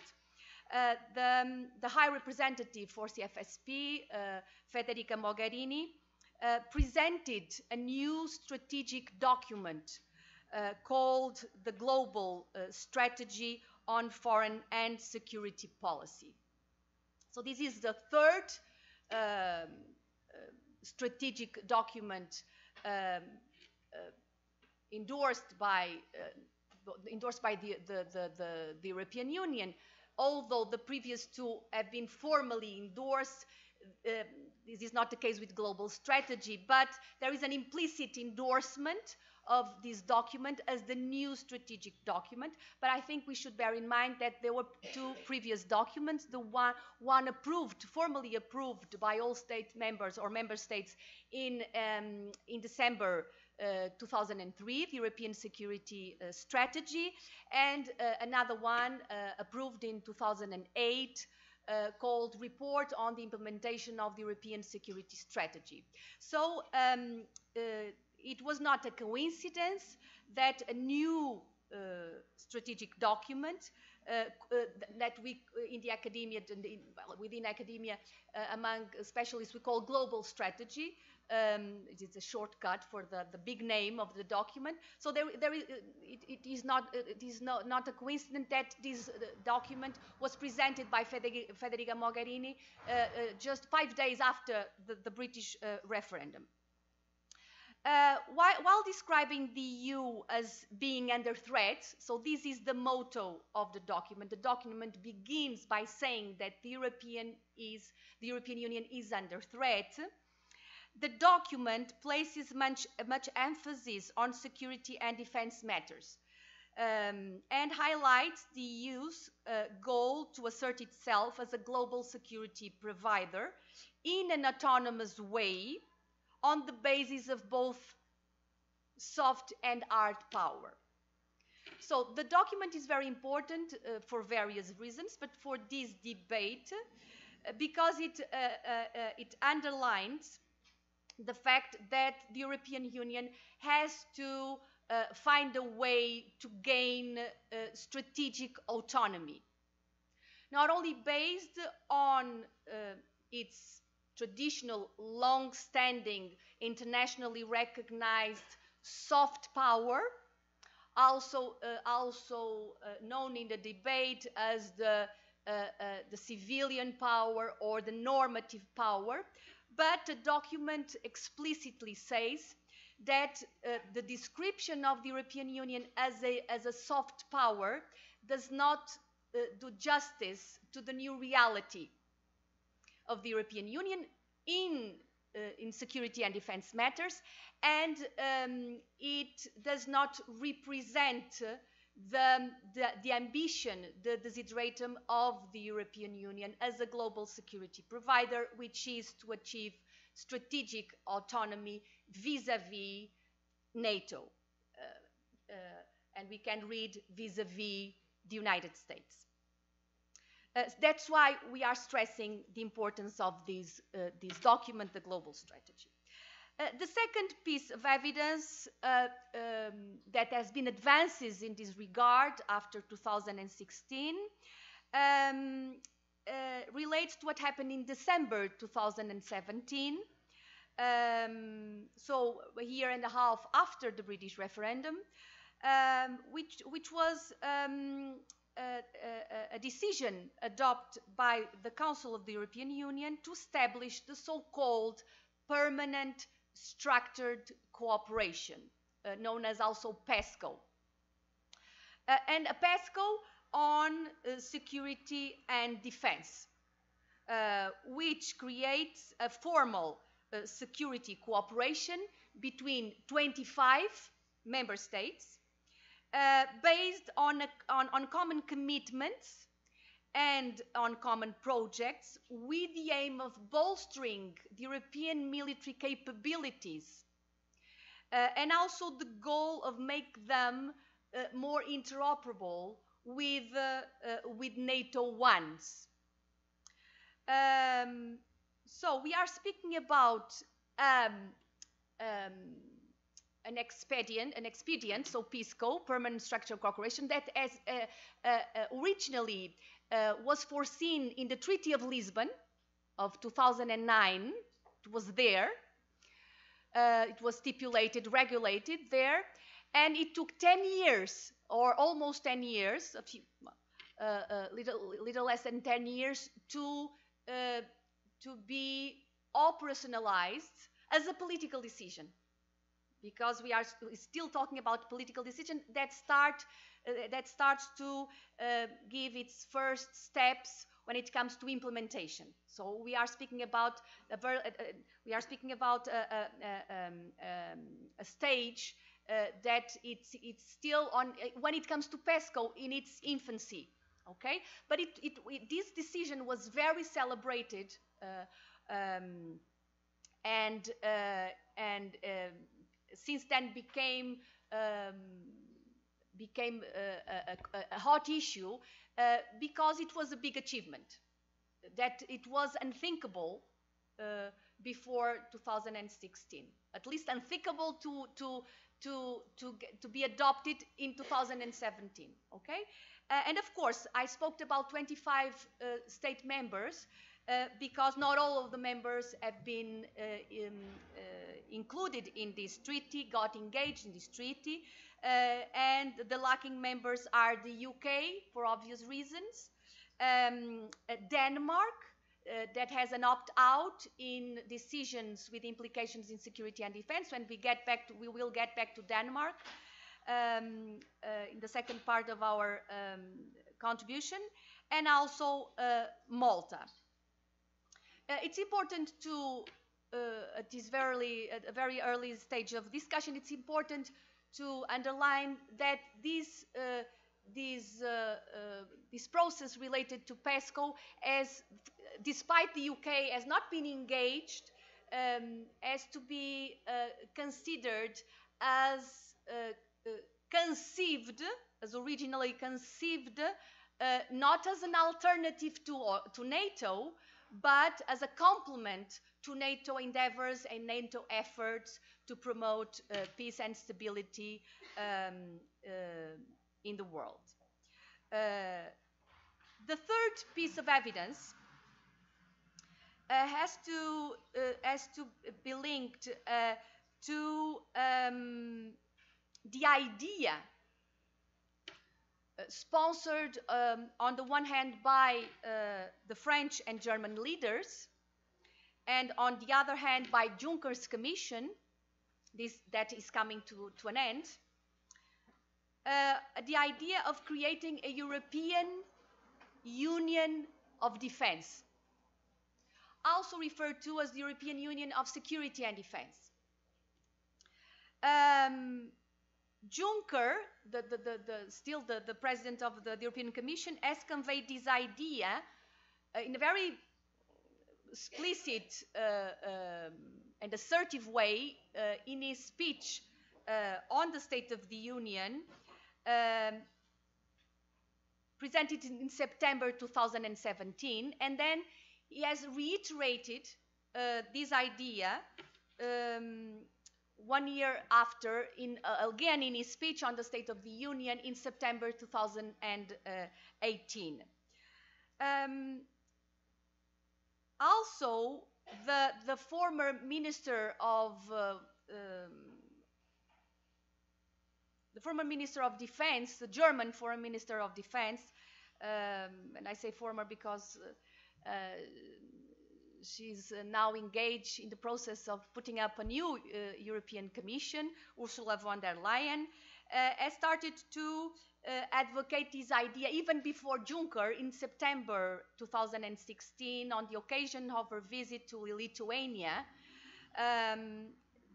She made a statement also pointing to the idea or to the necessity of creating a European Union of Defense. And this idea has been also highly sponsored by Angela Merkel, who in the aftermath of Trump's visit to Europe in May 2017 to participate in a NATO summit in Brussels and a G7 meeting in Taormina in Italy, urged the Europeans to focus on their own interests and take their fate into their own hands. And she added, and I quote, because it became a very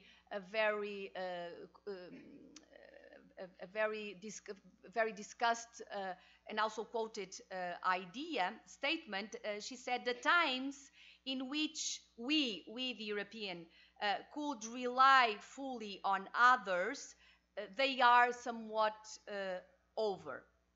So the idea that I would like to underline is this political and diplomatical sponsoring, especially on the part of Juncker's Commission, French and German leaders, that are seconded, have been seconded by other leaders to advance towards the creation of a European Union of security and defense. The fourth piece of evidence links to some of the statements made by Emmanuel Macron. We have already invoked Emmanuel Macron this morning. And on the occasion of the first World War Armistice Centenary commemorations in November 2018, so more recently, Emmanuel Macron made a very strong statement against the background of these developments that I've been sharing with you, made a very strong statement and a very assertive statement that all media all media, general media and specialized media have conveyed and have covered, because he said very clearly that, and I quote, we have to protect ourselves with respect to China, Russia, and even the United States of America. We will not protect the Europeans unless we decide to have a true European army. We need a Europe which defends itself better alone, without just depending on the United States in a more sovereign manner. So this was a very assertive, strong and bold statement on the part of the French president that in a way reflects the current, I believe, the current sign of times when it comes to a debate on security and defense within the European Union. The fifth piece of evidence relates to the fact that the post-2016 period has been witnessing the repositioning and deepening of the French-German leadership in security and defense matters. In my view, there are two paradigmatic examples of this. The first was a joint Franco-German declaration dated 11 September of 2016. So the date is pretty symbolic. It was a Sunday, if you want to confirm, and of course these dates are thought, seriously thought. So it was not a coincidence. They choose the French and the German ministers of defense have chosen this date. By then, Ursula von der Leyen, and on the French part, Jean-Yves Le Drian. They have chosen this date to present a joint Franco-German declaration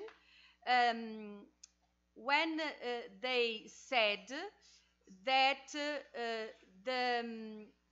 it's crucial to build up, and I quote, a comprehensive, realistic, and credible defense in the European Union. Not in Europe, in the European Union. Precisely to refer to the need to empower the European Union when it comes to security and defense matters. And more recently, we have to mention the Treaty of Franco-German Cooperation and Integration, signed in January, so in the beginning of the year, 22nd of January, by Angela Merkel and Emmanuel Macron in Aix-la-Chapelle. It's known as Aachen, but also Aix-la-Chapelle. So you can find this document with these two references. And this Franco-German cooperation and integration, not only cooperation and integration treaty, intended to precisely reposition and reinvigorate the centrality of the Franco-German leadership in the post-Brexit EU.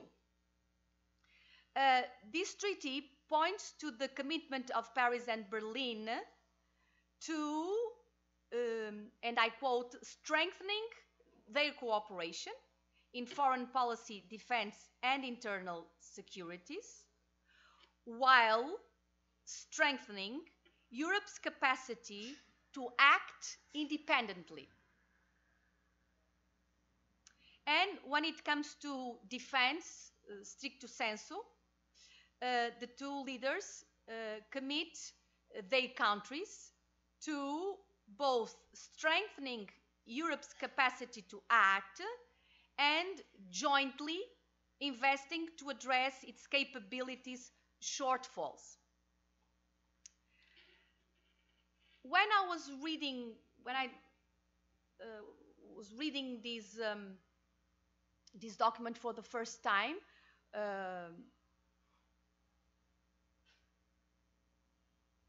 I stopped. Well, I've read all these commitments, but I'll stop and gave. I stopped and gave more attention, and I read it twice or 3 times at least. A provision in which the two countries commit to defend the other country's border if they come under attack. So there is a provision on this treaty that says that if France is attacked, the German commits itself to come to the French rescue. So the countries intend to mutually ensure possible aid and assistance in the event of an armed attack on their territories. And this assistance, the treaty says, would be by all of the means, and I'm quoting, all of the means at their disposal, including armed force. And some observer, or some of you, may say that this would be, this is not, better said, this does not appear to be anything new, because you have the Article 5 in the Washington Treaty, which is a mutual assistance clause, and you have Article 42.7 of the Treaty of Lisbon, when you can read also a sort of mutual assistance clause.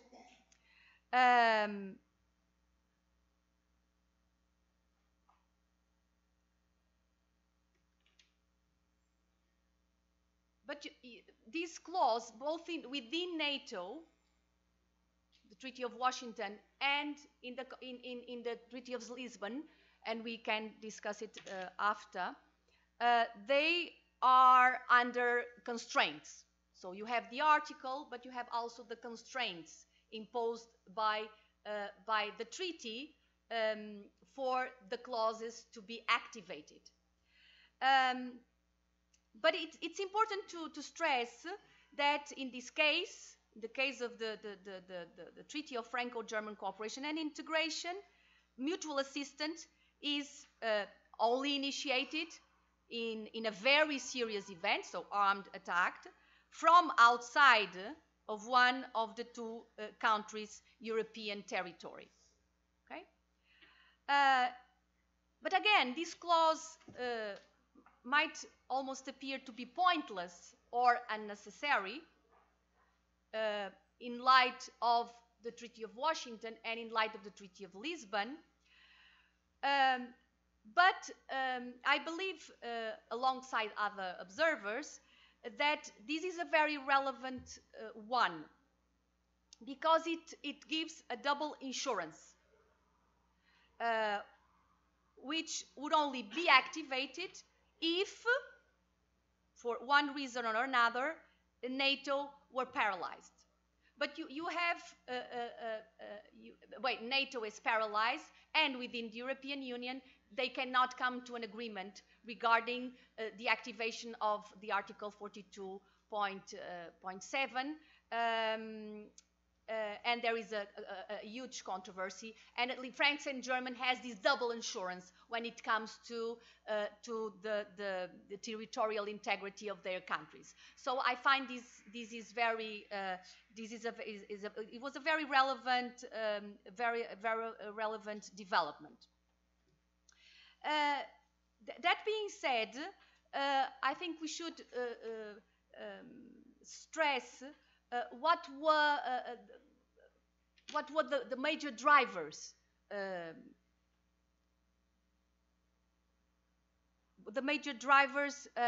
for these advances, for these developments or new developments when it comes to security and defense within the European Union. Which advances that demonstrated that it is high time to reinforce the European solidarity and defense capability from the perspective of the European leaders.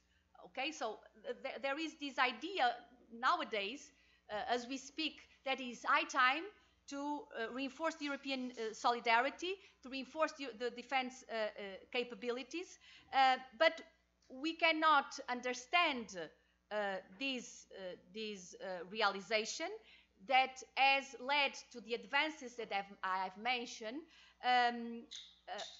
disconnected, dissociated for these four major drivers that I would like to underline for you to understand what was the context, both internal and external, that led to these advances, to this progress.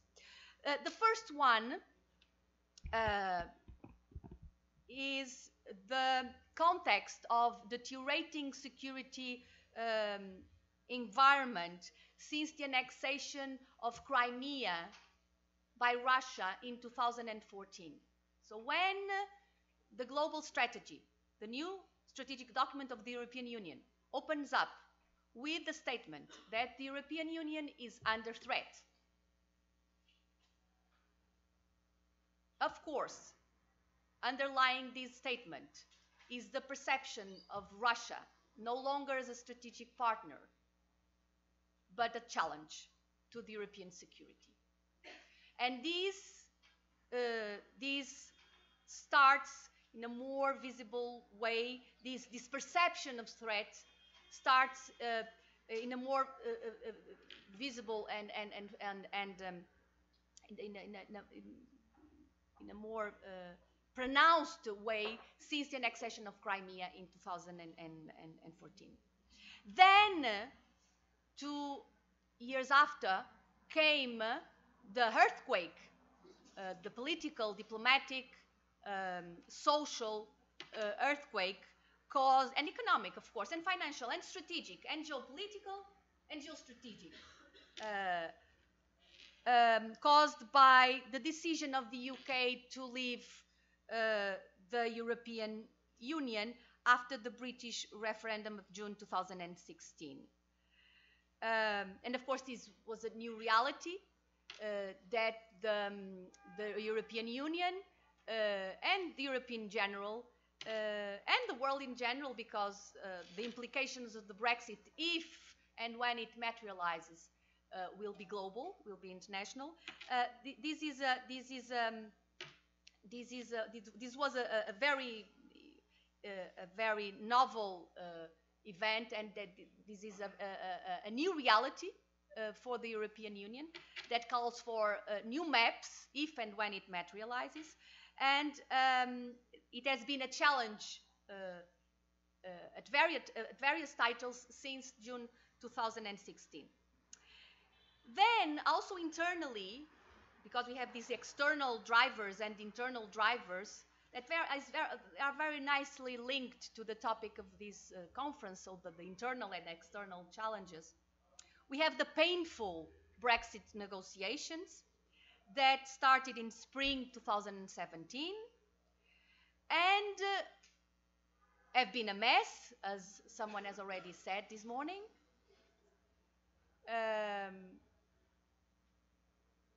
That despite a negotiation agreement has been concluded in November last year, the negotiations are still in flux.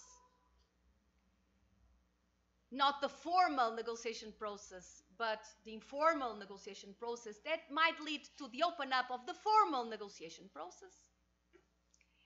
And this was a very painful process for various reasons that we can debate afterwards if you are curious enough. That brought, since the very beginning, the threatening perspective of a no-deal withdrawal, with all the implications that this could carry with it. And so these painful Brexit negotiations have been very problematic, both for the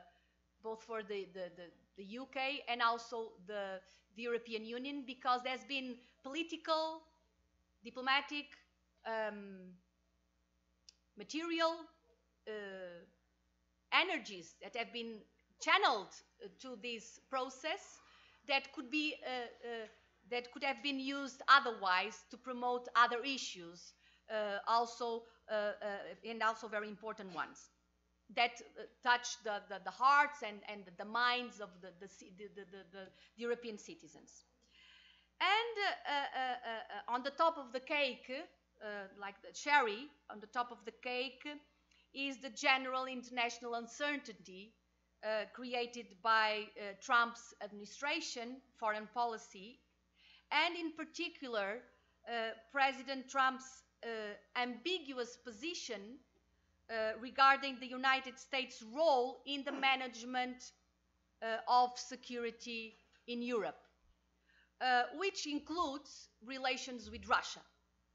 So there's been an ambiguity, an uncertainty, an unpredictability underlying an erratic foreign policy led by President Trump that has been promoting huge angst, to use a German word, huge angst within the European Union, but also within Russia.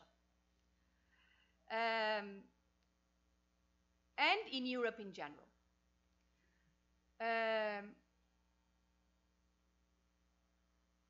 So these drivers that I've mentioned can also be depicted as internal and external changes and challenges facing the European Union, which, as found in the advance and in the progress of the common foreign and security policy, but also the common security and defense policy in particular,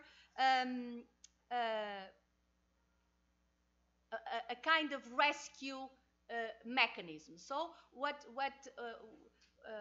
my understanding alongside other observers is that in the face of these internal and external challenges that I've referred, the advances in security and defense component of the European Union has been functioning as a rescue mechanism. Despite of the progress that has been made in security and defense within the European Union, and that I've mentioned in the beginning of my talk, there has been also pitfalls in the process that should be considered at this point of our discussion, also to get a balanced view on a very complicated and intricate issue, which is security and defense within the European Union, for reasons that we can also discuss afterwards. And of course, the time does not allow me to present and elaborate on all pitfalls, because the process is complex and detailed. But for pedagogical reasons, because this is also supposed to be a lecture, I would like to draw your attention to 4 major pitfalls in the process. The first one originates from public opinion. And it links to the erosion of the perception of the EU as a secure place to live, and the citizens' disappointment with the EU efforts to promote security and stability. According to the standard Eurobarometer number 88,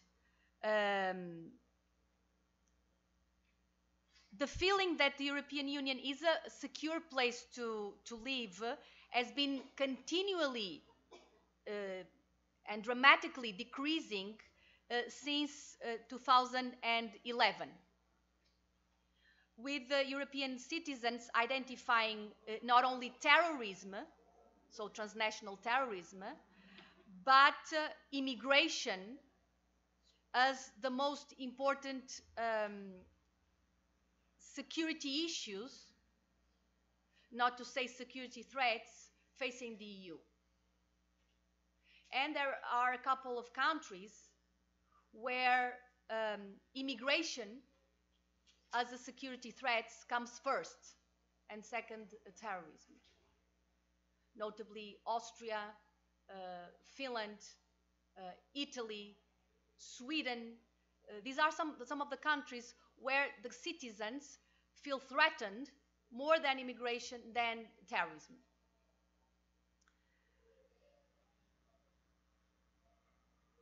Moreover, another Eurobarometer issued in 2017 on the perceptions on security and defense in the EU. So this was a very specific opinion public study sponsored by the Commission to get an insight on the perceptions of the citizens, European citizens, on security and defense within the EU. This study has shown that 3/4 of EU citizens are in favor of a common defense and security policy among EU members. So 3/4 of the EU would like to see the European Union having established and functional common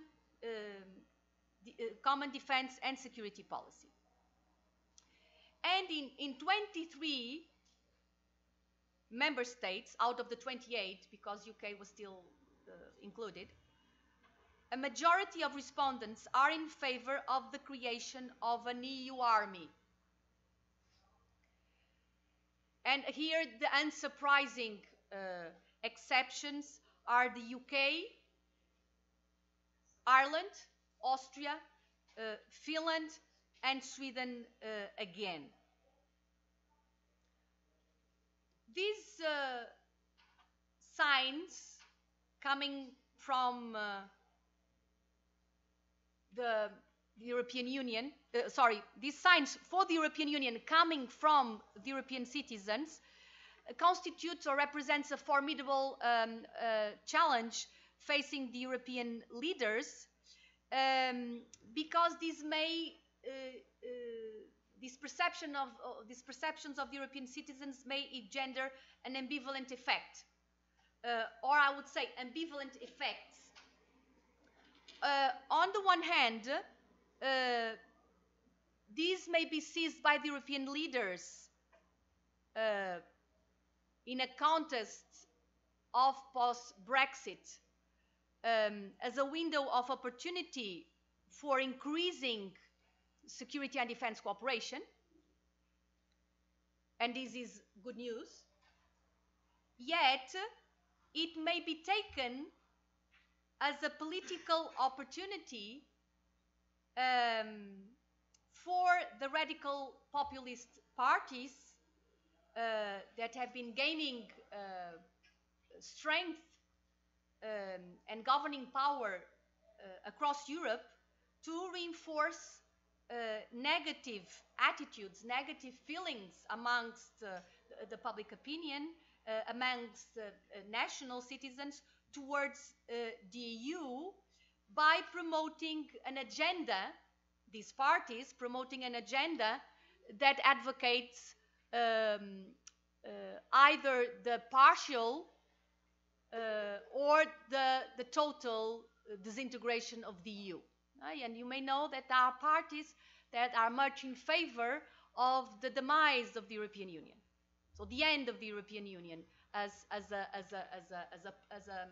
a community, also of security, not only of trade and economic and cultural, if you want, community, but also as a security community. So this is a challenge. This is a challenge with different ramifications, and may also function as a pitfall in this process that we are analyzing. Related to the second pitfall, it should be stressed that the withdrawal of the UK from the EU will not cause, as some like to state, will not, in my view, will not cause a magical evaporation of opposition to the deepening of the common security and defense policy towards common defense.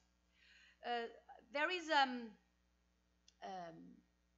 stream of opinion that is persuaded that with the withdrawal, with the definitive withdrawal of the UK from the EU, because the UK was the spoiler, because it was the enfant terrible, because it was the nuisance power when it comes to security and defense, after the UK leaves, everything will be possible.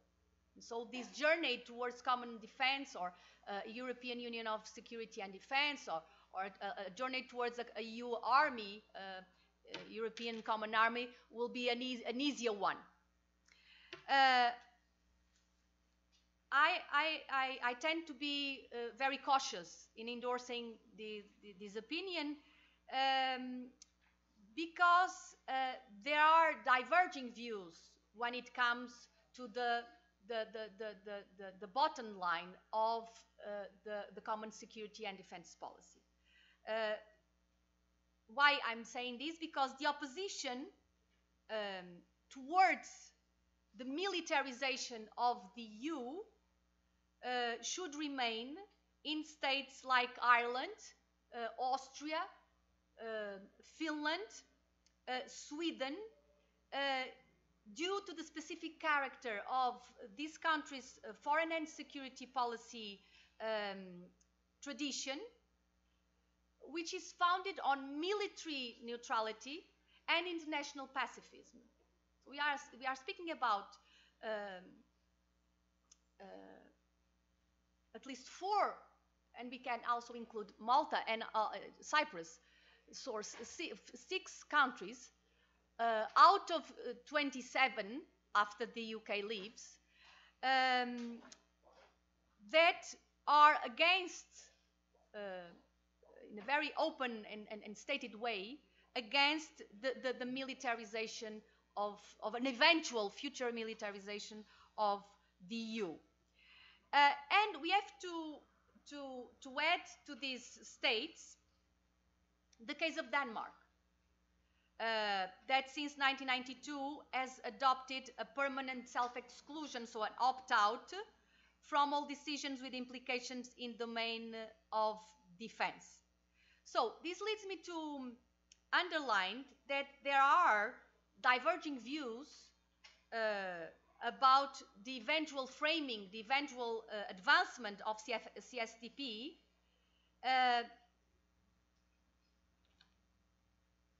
towards a common defense.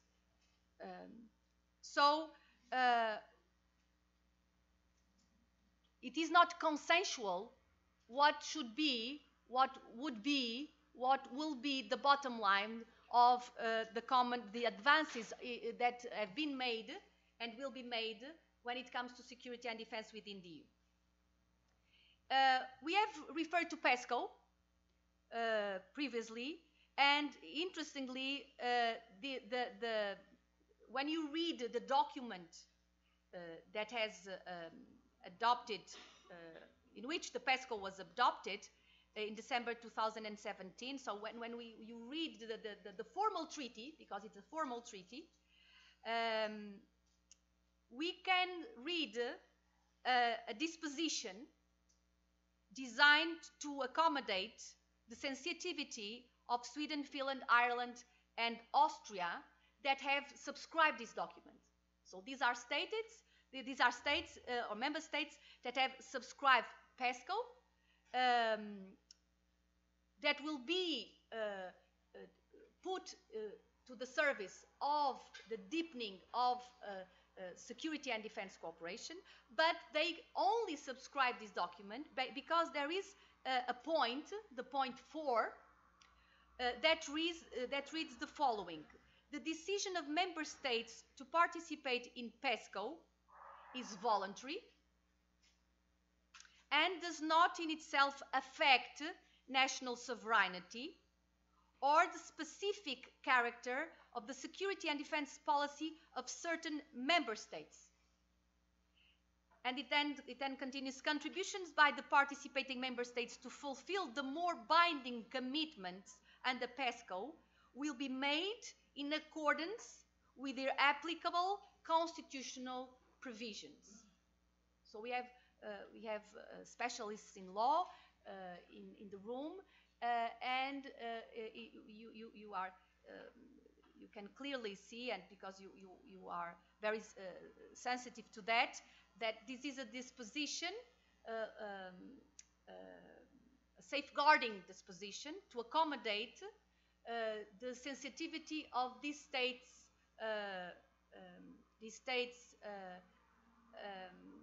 foreign policy tradition and culture. Because these states, I did not mention, these states are members of the European Union, but they are not members of NATO. They are not participating in NATO because of their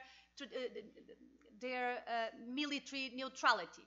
So, and they are not participating in NATO, but, well, they are not member states of NATO. They are participating in NATO within PFP, Partnership for Peace dynamics. But they are not willing to participate in NATO because they are not willing to participate in military alliances.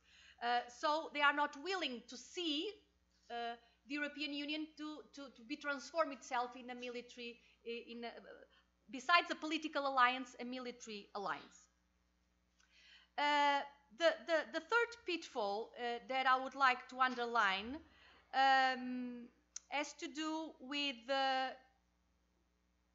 EU-NATO relations, that we have already referred to NATO,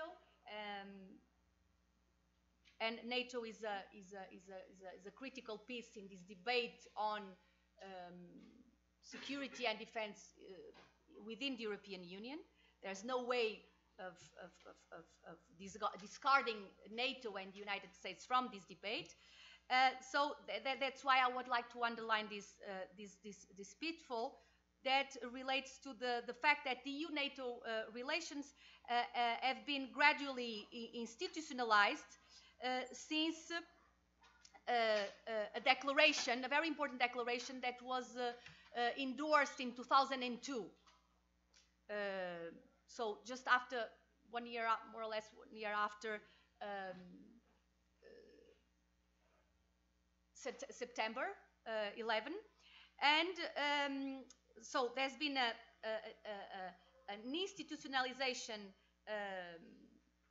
dynamics underlying the relations between the EU and NATO that were not there in the 90s when the EU and NATO reinvented themselves as international organizations to absorb the systemic transformations that took place after the end of the Cold War.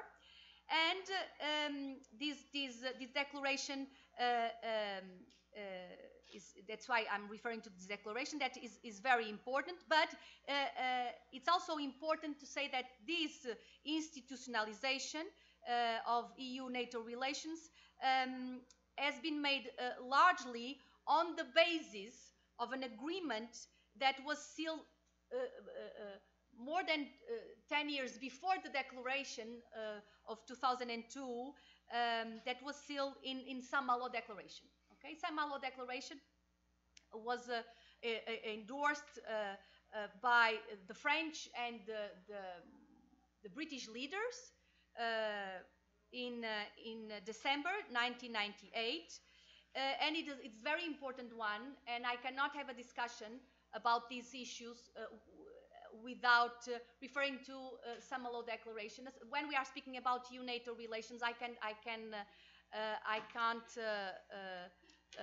start in the 21st century. I have to go back to the end of the 19th and refer to the Saint-Malo Declaration because it had very important implications on the relations between EU-NATO and for the security and defense within the EU since then. And so there was an agreement made in this Saint-Malo Declaration that was a Franco-British declaration. Okay, Blair was there representing the UK, Chirac was there representing French, and Lionel Jospin was also there representing French because of the French system. Well, has certain ambivalence when it comes to foreign policy representation. So there were two from France and Blair on the part of the UK. And this declaration says that because at that time the common security and defense policy did not exist, because the Saint-Malo Declaration sowed the seeds of the common security and defense policy. But the declaration says that all developments towards endowing the European Union with an autonomous capacity to decide and act in military matters to respond to crisis management, it says that should be complementary to NATO. And it says the declaration that the EU should only take decisions and approve military action where the alliance as a whole is not engaged. So since the very beginning of the process that was conceived to make EU and NATO relations complementary when it comes to the provision of security and defense, there was this idea that the European Union should only take decisions and approve military action where the alliance, also with the United States as a whole, is not involved. So this is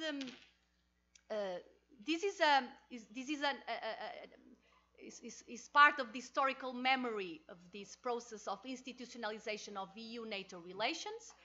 And it's always important to underline this idea, because this idea of complementarity and this idea of the primacy of NATO, because this provision gives the primacy to NATO when it comes to security and defense policies.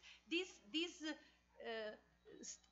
idea has always been advocated, very ardently advocated by the UK. So when the UK started to lead this process of this process linked to the CSTP, the UK always wanted to ensure that the development of CSTP was complementary to NATO. Now, and of course, by doing this, the UK was also supporting and backing up the United States' strategic interests, both inside and outside Europe. Now, after leaving the EU, the UK will lose the capacity to continue to shape CSTP from inside the EU and to promote mutually reinforcing relations between CSTP and NATO in the domain of crisis management. And this is a challenge, per se. Moreover, after Brexit materializes, the only full spectrum military power which tends to be, I'm not saying will be, but it's what appears to be qualified for various reasons to take the leadership of CSTP is France. And it remains to be seen if, when, and how France, now as a full-fledged member of NATO, will take the place of the UK in its traditional role of safeguarding the primacy of NATO in the European security architecture. So, and this is also a challenge. Lastly, it is important to bear in mind, and here I'm sort of anticipating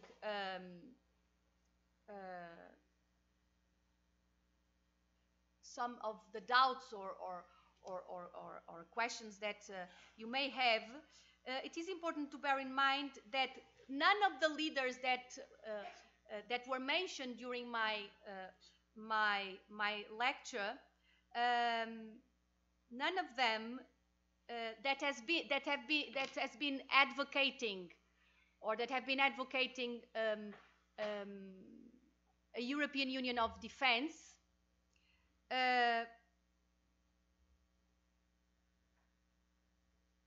None of them has been clear or objective about what is the bottom line of this process of creating such a union.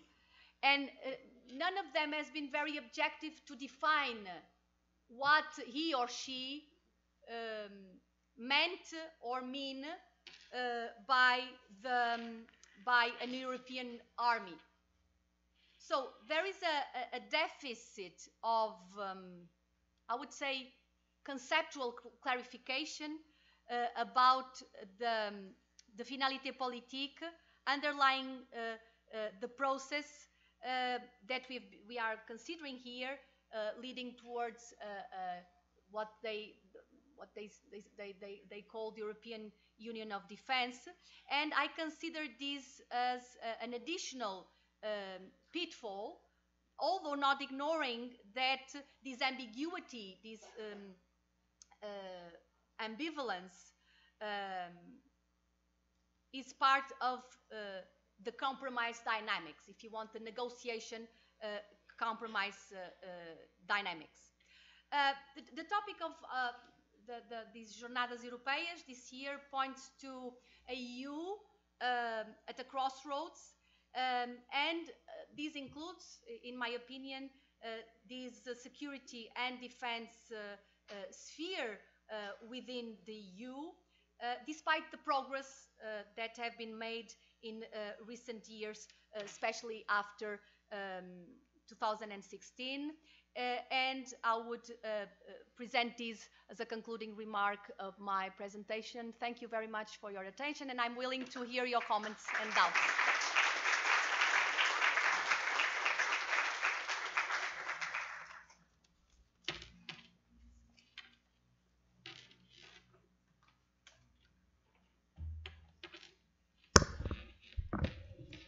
Thank you very much, Laura. And the floor is open for collecting some questions, doubts, comments.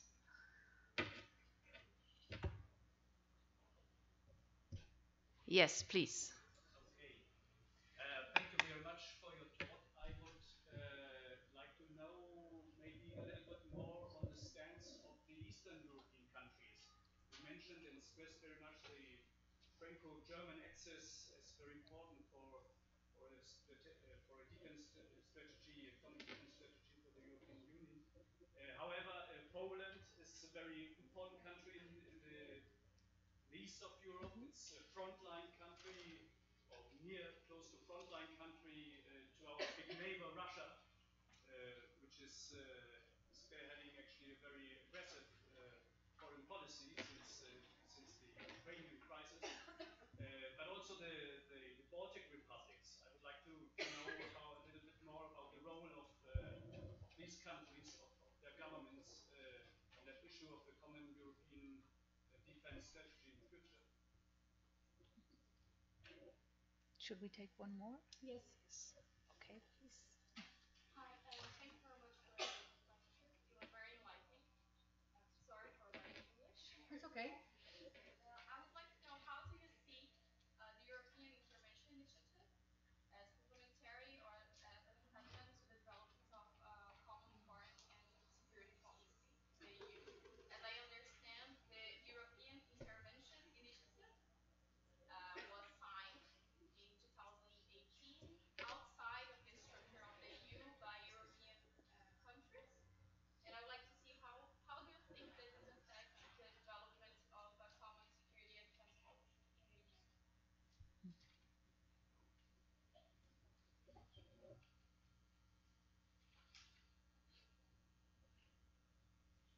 Anyone else? Okay, I can take this too, Okay. because they are very pertinent and relevant indeed. Thank you very much for bringing the Eastern component and the Baltic component to the discussion, because Poland is a very interesting case study in terms of security and defense, both within the EU and NATO, and also the Baltics. And you may know that after the annexation of Crimea in 2014, Polish leaders and the Baltic leaders were very vocal about the need for NATO to take action. Of course, not take action in military terms stricto sensu, because Ukraine was not a member of NATO, but by then Ukraine has been referred as a strategic partner of NATO. And Polish and the Baltics were very vocal about the necessity for NATO to be coherent and give signs about the support that Ukraine deserved at that moment. And of course, bearing in mind that most of the NATO member states are member states of the European Union, these also were debates that happened within the European Union. By then, 2014, the European Union was in the middle of various crises that converge in time.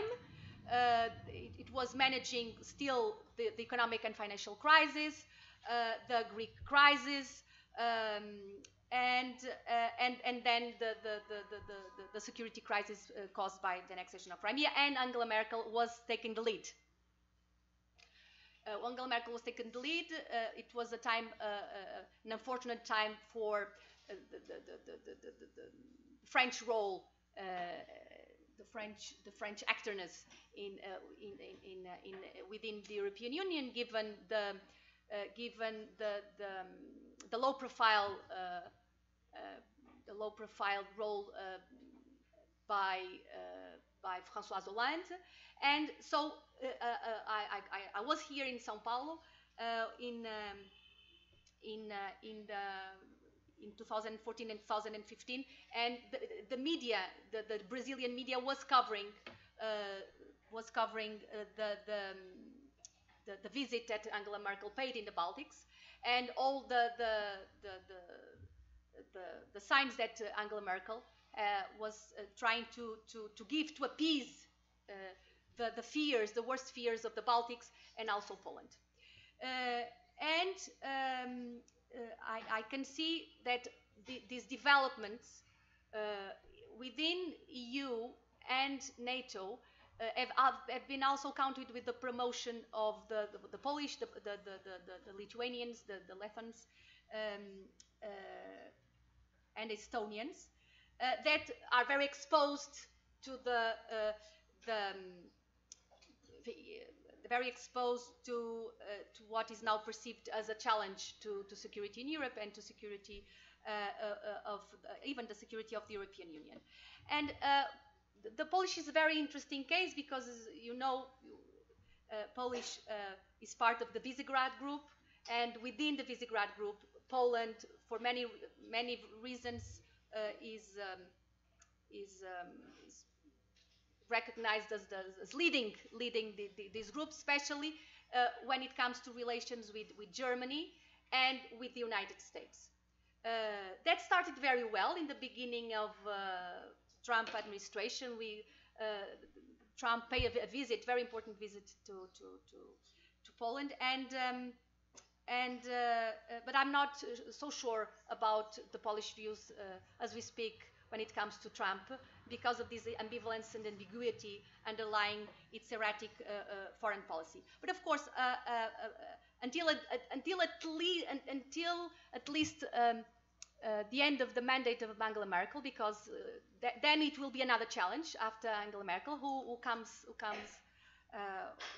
after Angela Merkel? But let's take a step-by-step approach, and let's cross that bridge when it comes.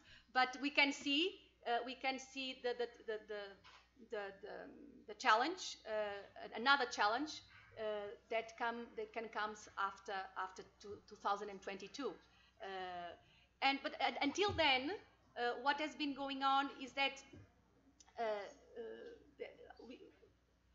there was some signs of related to endeavors on the part of Germany to organize. I would not call it a sphere of influence, but a coalition of like-minded states to cope with this all the unknowns resulting from the withdrawal of the UK. Because I think we had this discussion last year when I referred to tensions between tension when it comes to the leadership of CSTP between France and Germany. There are two powers. They are the biggest powers, and of course the withdrawal of the UK will cause a void, a power vacuum within CSTP, and it's clear that both France and Germany wants to take the lead. Wants to, of course, there are these treaties, these Franco-German treaties, these Franco-German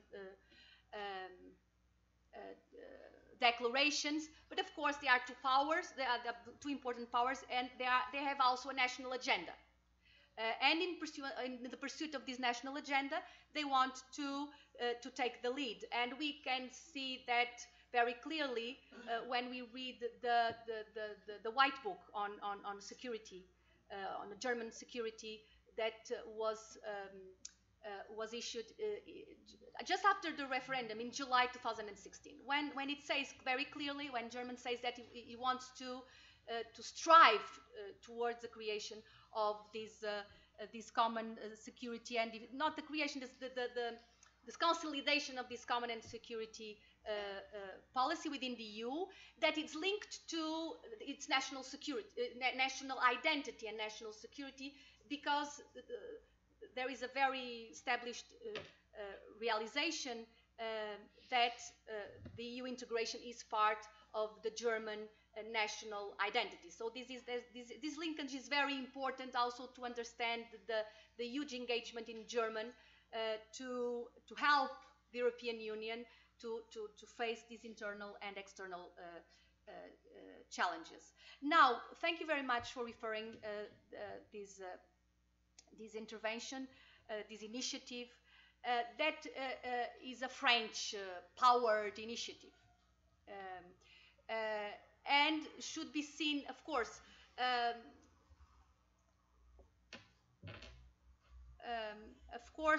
that we can have two readings of the process. We can see it as having negative implications in the consolidation of CSTP, but as it stood, as it was presented, as it was conceived, the idea was to have an additional instrument, an additional tool, complementary, that complements, that reinforces the CSTP. And we can understand that if we think that the CSTP only move forward by consensus. And now we have 28, but we are in the view of having only 27. And it's immensely difficult to come to terms with the negotiation process amongst 27 member states. And of course, this was a way, in my opinion, this was a way of France rescuing the leadership of the process. Of course, after the François Hollande presidency, that, as I said, was not very fortunate for France, at least for France's role in the world and role in Europe. So it was part of this endeavor on the part of Macron to rescue the France leadership of the European project and its reinvention after Brexit. But as it was, of course, it might bring, from an external perception, and even internal, it might bring additional hurdles for the process, because it's like a coalition of minded states. But as it was presented politically and diplomatically, is a mutually reinforcing endeavor regarding CSTP, that in its turn is also presented as a mutually reinforcing endeavor of NATO.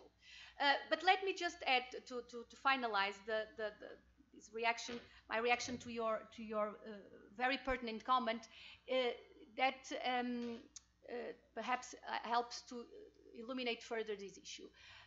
When PESCO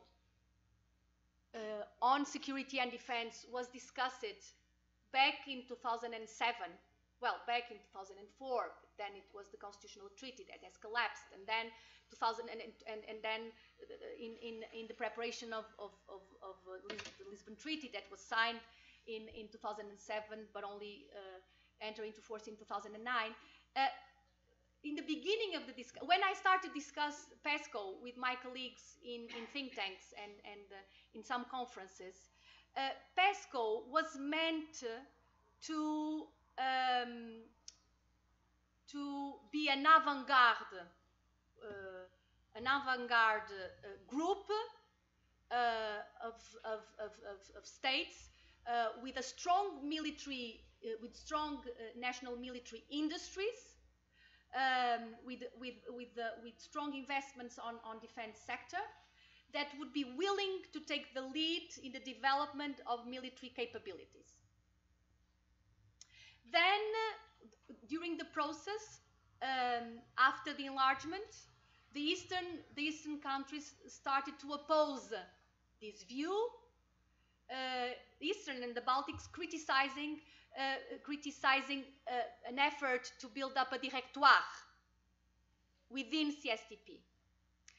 And so, at the end of the road, we have a PESCO, not only gathering the usually suspected ones, so Germany, France, Italy, Spain,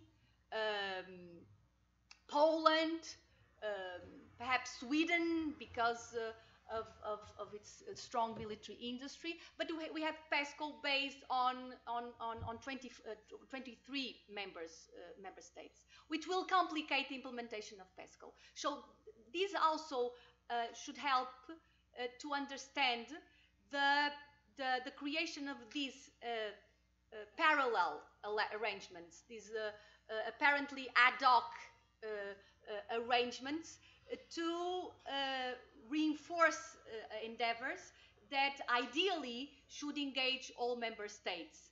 But to be on the safe side, just in case, and because things are really difficult and more complicated when made within the European Union, because security and defense touches upon touches upon the skin of sovereignty of each member state. I think we should not be surprised in witnessing the emergence of these additional developments when it comes to defense issues. And you should bear in mind that it's all directed. We speak about here security and defense. Security and defense. When we discuss this issue within the European Union, is about crisis management. It's not about military intervention, stricto sensu. It's not about, for me, I believe, it's not about the creation of a European army. It's about the creation of European military capabilities that will endow the European Union with the capacity to respond to crisis management alongside other international organizations like NATO, United States, OACE, but in an interlocking institutional dynamics. So as part of an architecture that should sustain peace and stability in the world. I think I've covered it all. Okay. Thank you very much, Laura. I would just like to announce that we are going to continue this afternoon with 2 highly interesting panels starting at 2 p.m. And then tonight we are also going to have a roundtable at 7 p.m. looking at the EU-Mercosur trade agreement. So that's kind of the further plan for today. So please now join me in thanking our speakers of this morning, Laura Ferreira Pereira, to my right side here, and also again Mark Bungenberg for their excellent insights into current European issues, especially focusing on external issues and challenges.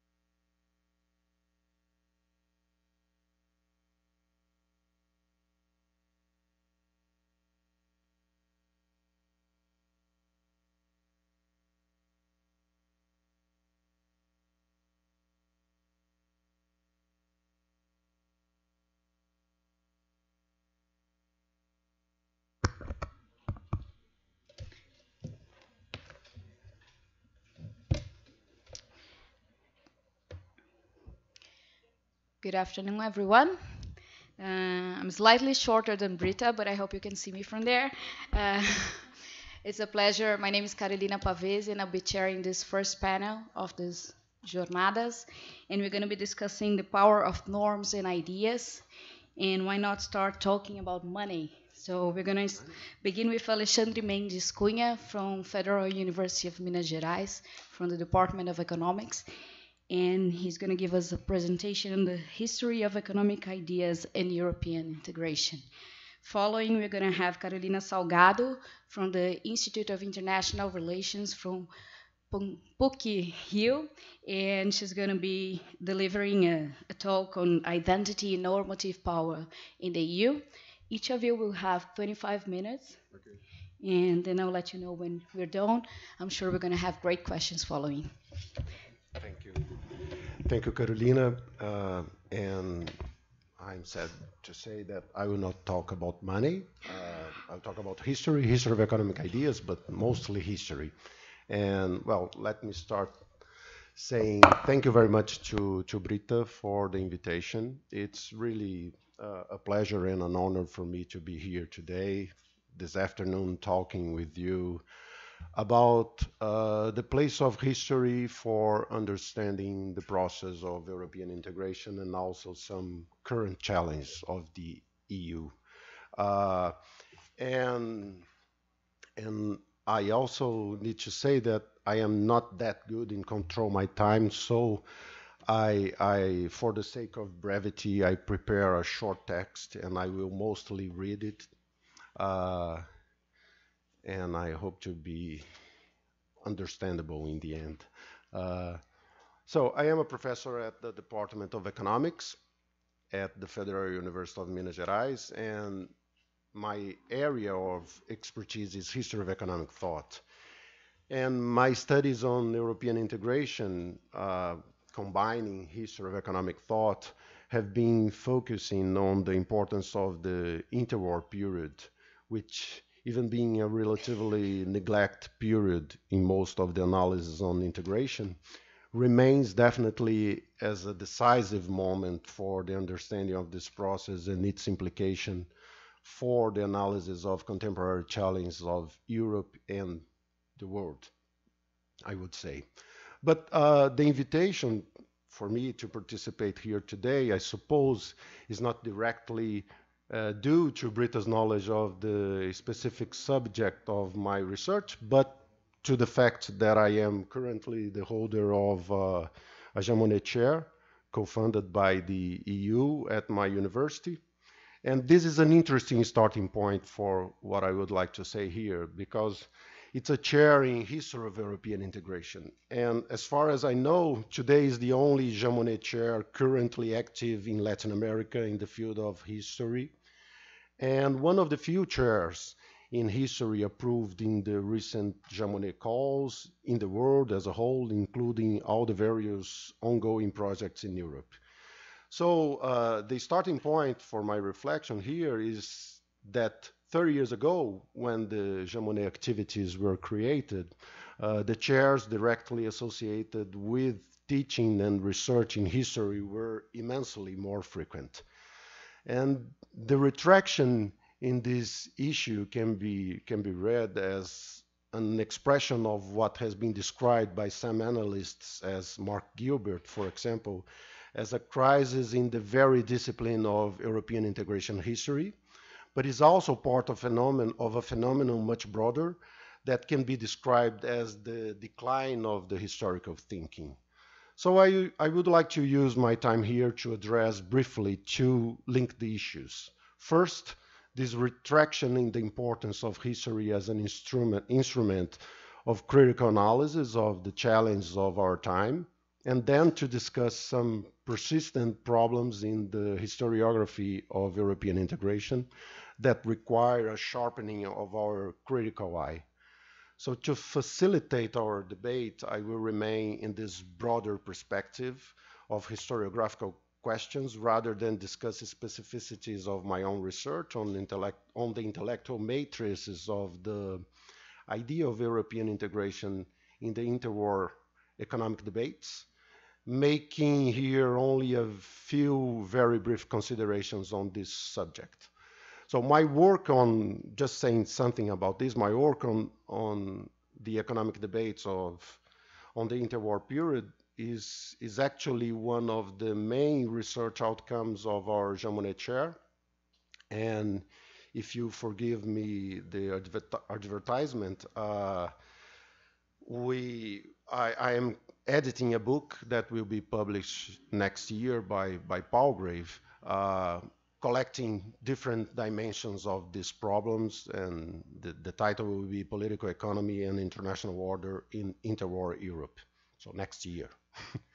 So let me start with an article published in the New Yorker last February, titled The Decline of Historical Thinking, exactly, by Eric Alterman, where he comments on an apparent paradox that deserves to be explored here. His starting point in this article is to deal with different dimensions of the economic inequality, focusing on factors that can increase the intellectual inequality, not in relation to the fact that some people are smarter than others, but rather to the fact that some people have the resource to try to understand our society and the problems that surround it, while most do not. The apparent paradox, he points out, is that while in the last decade the majors in history have been decreasing faster than any other in the choice of students in American colleges, which is a similar problem for different universities in Europe, also in Brazil. On the other hand, for some of the most important elite universities in the US, including Yale, Brown, Princeton, and Columbia, history remains as one of the most popular majors. So the history major continues to thrive, for example, at Yale, in part because it is a great department with a number of very well-known professors, and also in part because it is Yale, where in the US context, even a liberal arts degree opens almost all professional doors. The reason that students at Yale and other elite universities can sort of afford to major in history, as analyzed by Alterman, is that they have the luxury of seeing college as a chance to learn about the world beyond the confines of their hometowns, and to try to understand where they might fit in. And that is what history does best.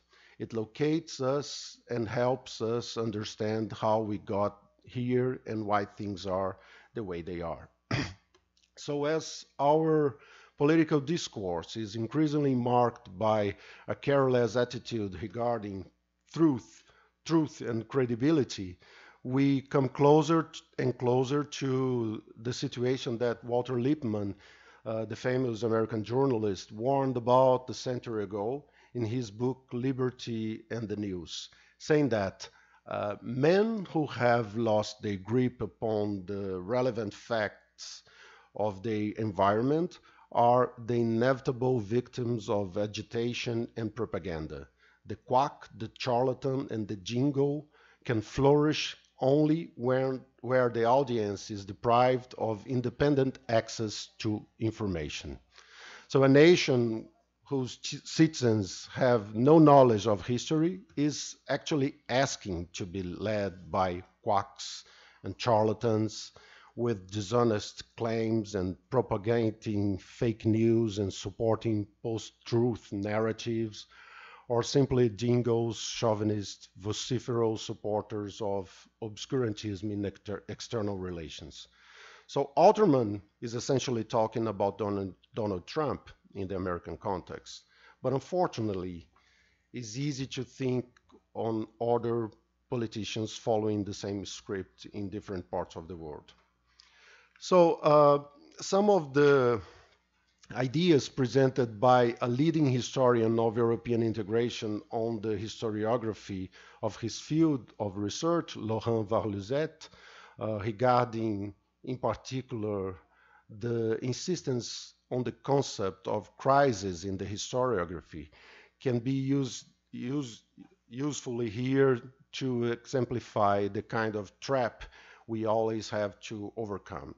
So in a sense, this is a kind of perspective that has already been surpassed by the specialized historiography, which has progressively migrated from perspectives to perspectives such as the history of European cooperation instead of history of integration, which necessarily carries a teleological accent.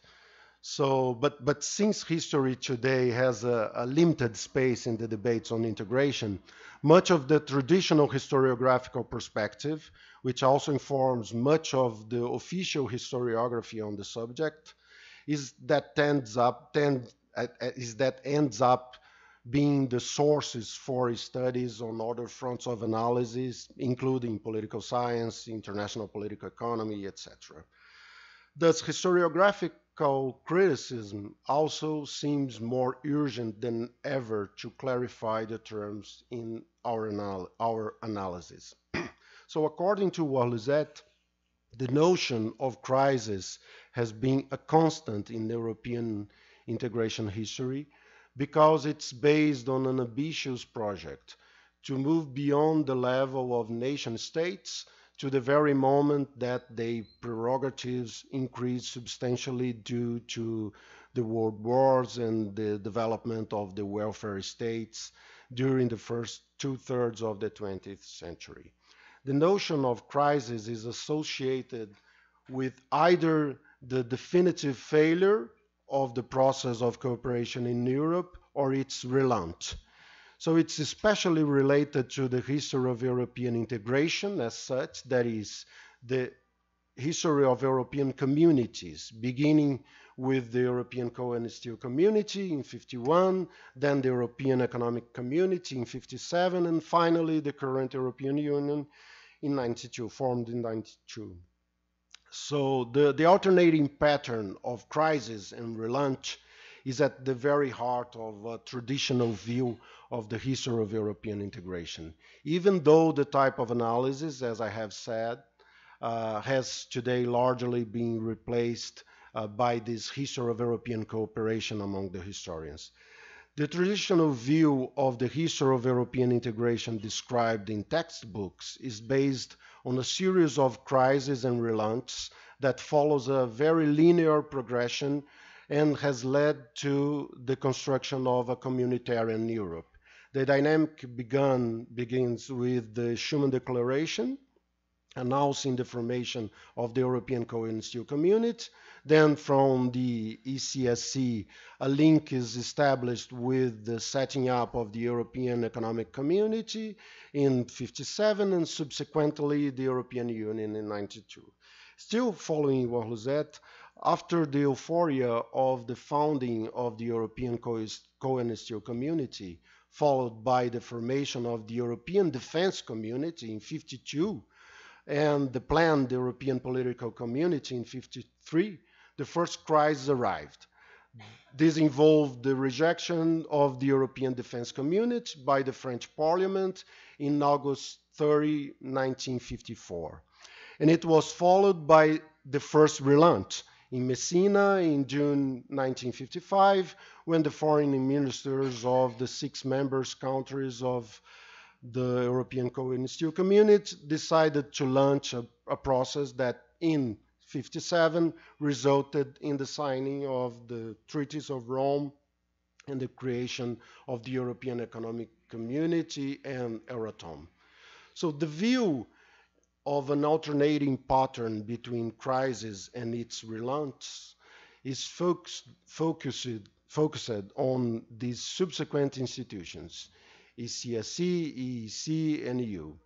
The other forms of European cooperation were not forgotten, but they were set aside because they were imperfect representatives of the European ideal.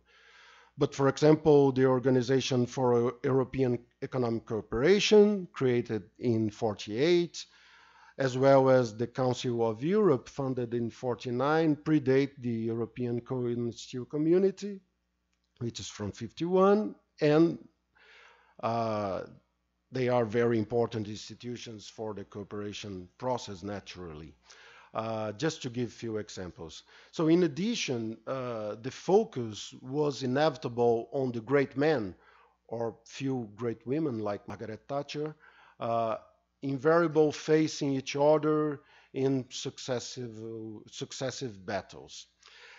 And as Warluzet insists to conclude this part, the details of the negotiations were often skipped over in order to highlight the winners and the losers are the basic rule in this process. So in this regard, the traditional narrative of European integration history is similar to that of idealized national histories, and this is a very big problem. But let me return to the question of how this narrative about the beginning of the process is centered in the year of 1950 and how it was constructed. The adoption of May 9, 1950 as the founding date for the construction process of the Community of Europe is what makes possible to erase the failures of the early years of European integration, while also establishing a continuum between these different institutions that I mentioned. We can make a brief mention here also to one of the specific problems of the historiographical interpretation about European integration in relation to the study of history of economic thought, which is close to what I am working. This two direct articulation between, for example, the European Coal and Steel Community and the European Economic Community is in itself a substantive problem. So since, to a large extent, these two institutions represent different perspectives in terms of integration, even in political terms, but especially in economic terms. Since the contrast is between a kind of sectorial integration design and an integration perspective based on trade, essentially.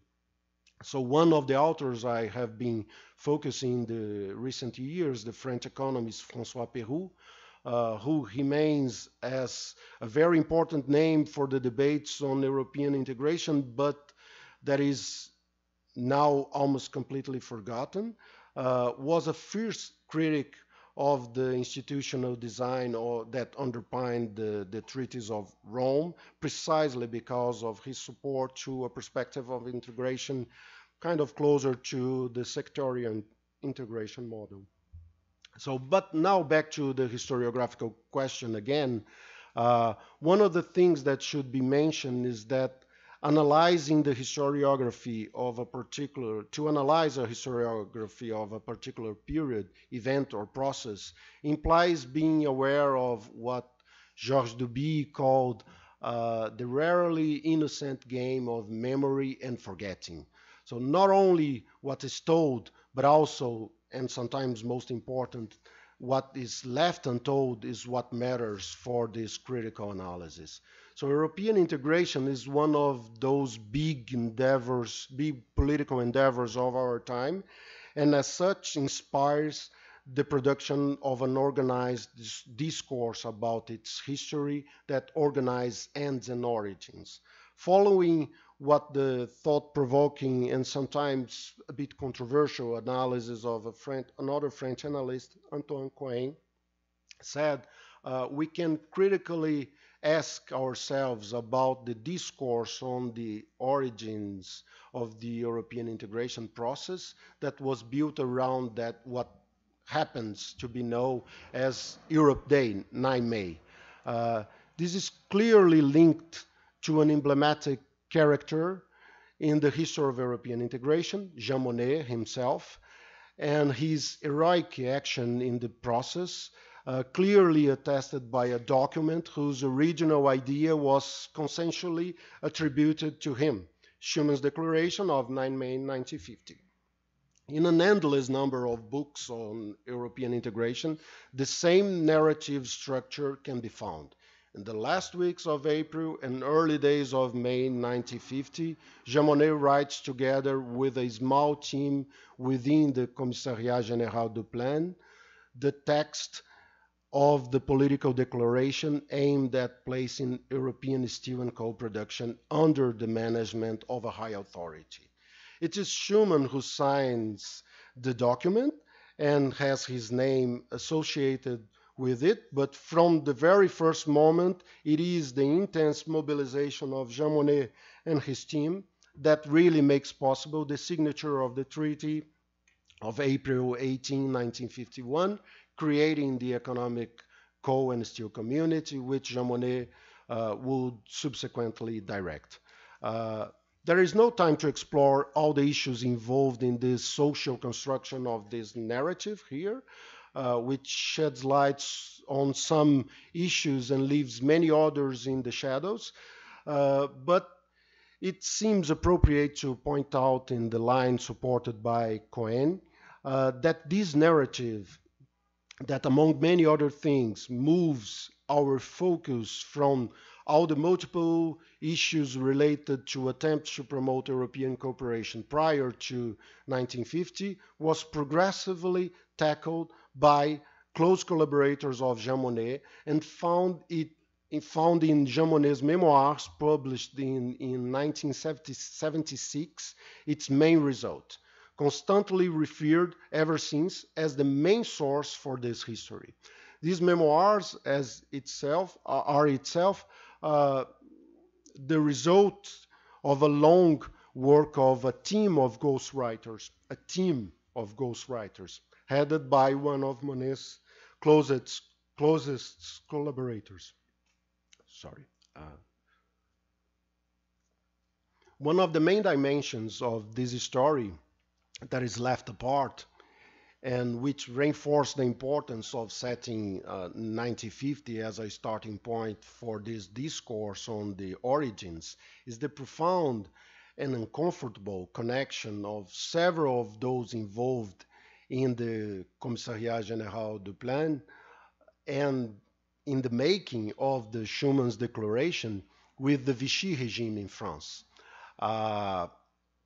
And during the occupation, as you know, and how many of the fundamental ideas of the integration design achieved, including the communitarian perspective and the blueprint for a key institution in this process, the high authority, have direct connections with corporatist debates held in the interwar period and debates that were very influential during the Vichy regime.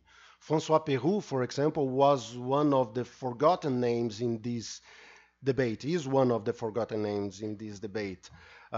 with a direct influence on several simple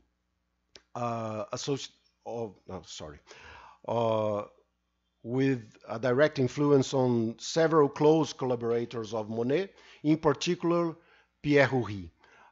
Nevertheless, the simple association of some of the key ideas of the process of European integration with corporatism, which is, as you know, a concept heavily associated with the fascist experience in Italy and other parts, offered, to say the least, undesirable colors to this story.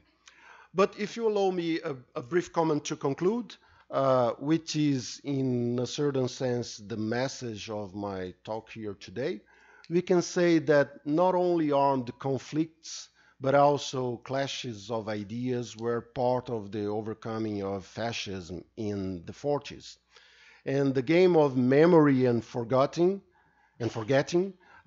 may be part of the enthronement process of a certain heroic discourse of the past, but it does very little to address the many resurgence of these old ghosts like fascist perspectives in the political discourse in the present. So once again, it is critical thinking combined with the repeated scrutiny of the past that give us some of the most important tools for understanding our time and addressing issues such as the many current challenges that we are facing in the European cooperation process this day. So thank you very much.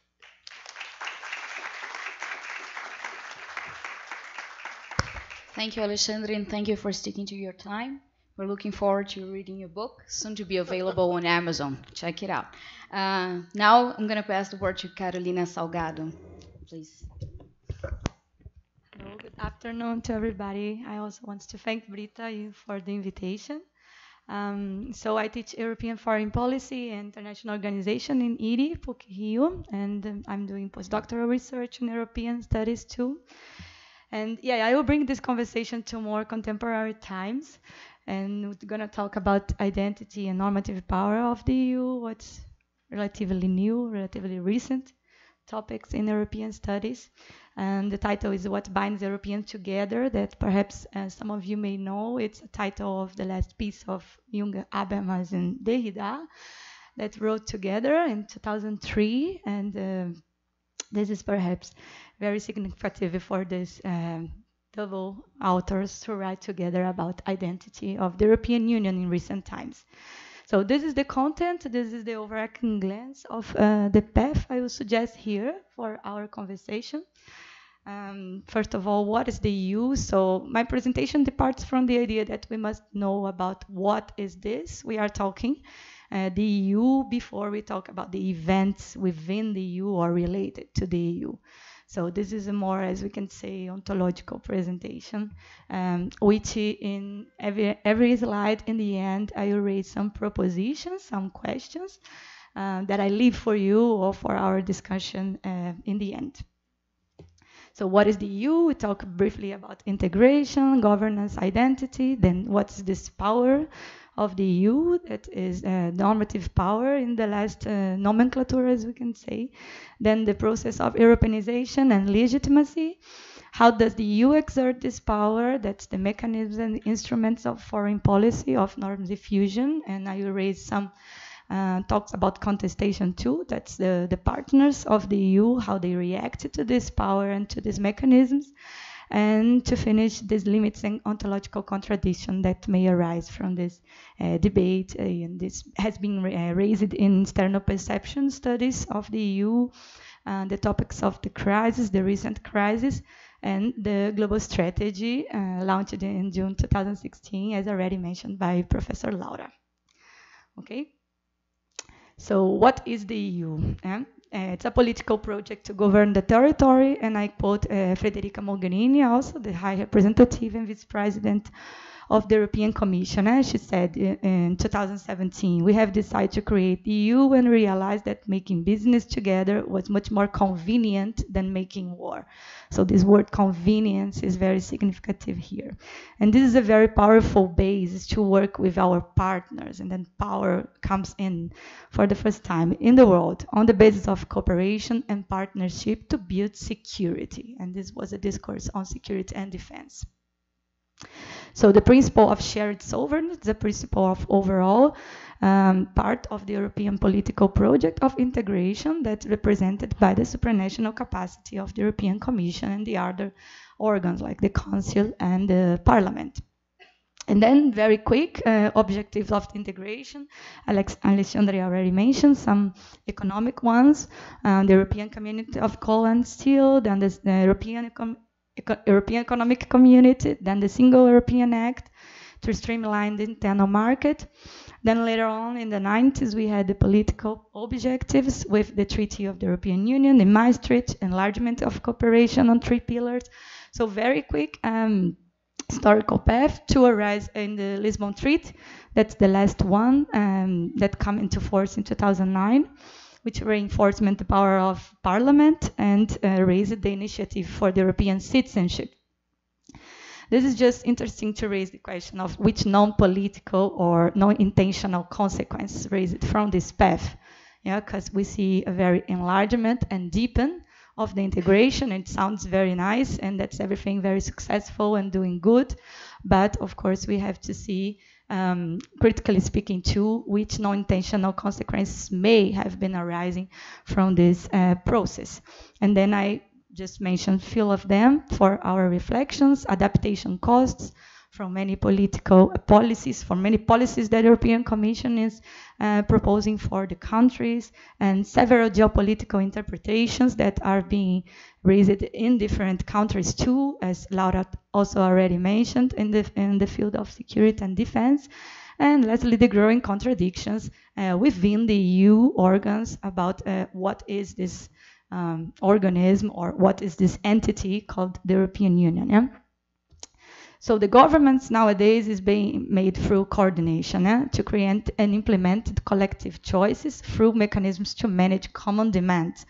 So who and how of these governments, these are questions that have been changing too over the time.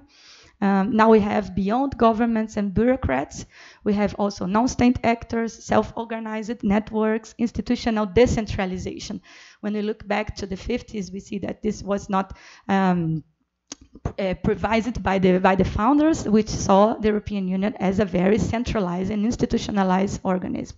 So now we see that this decentralization is going on, and through a process beyond authority too. So like negotiation-based tools to implement public objectives. So public in the sense of this supranational policies.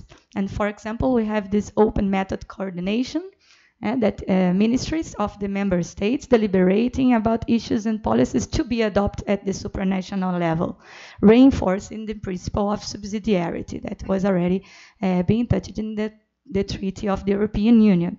So I just mentioned some of examples of policies that are already within the domain of this open method coordination, which is a mechanism of foreign policy too. So social inclusion, retirement, reinforcing the health insurance, research innovation, information technology, society, immigration. So nowadays we have more than 22 topics within this method.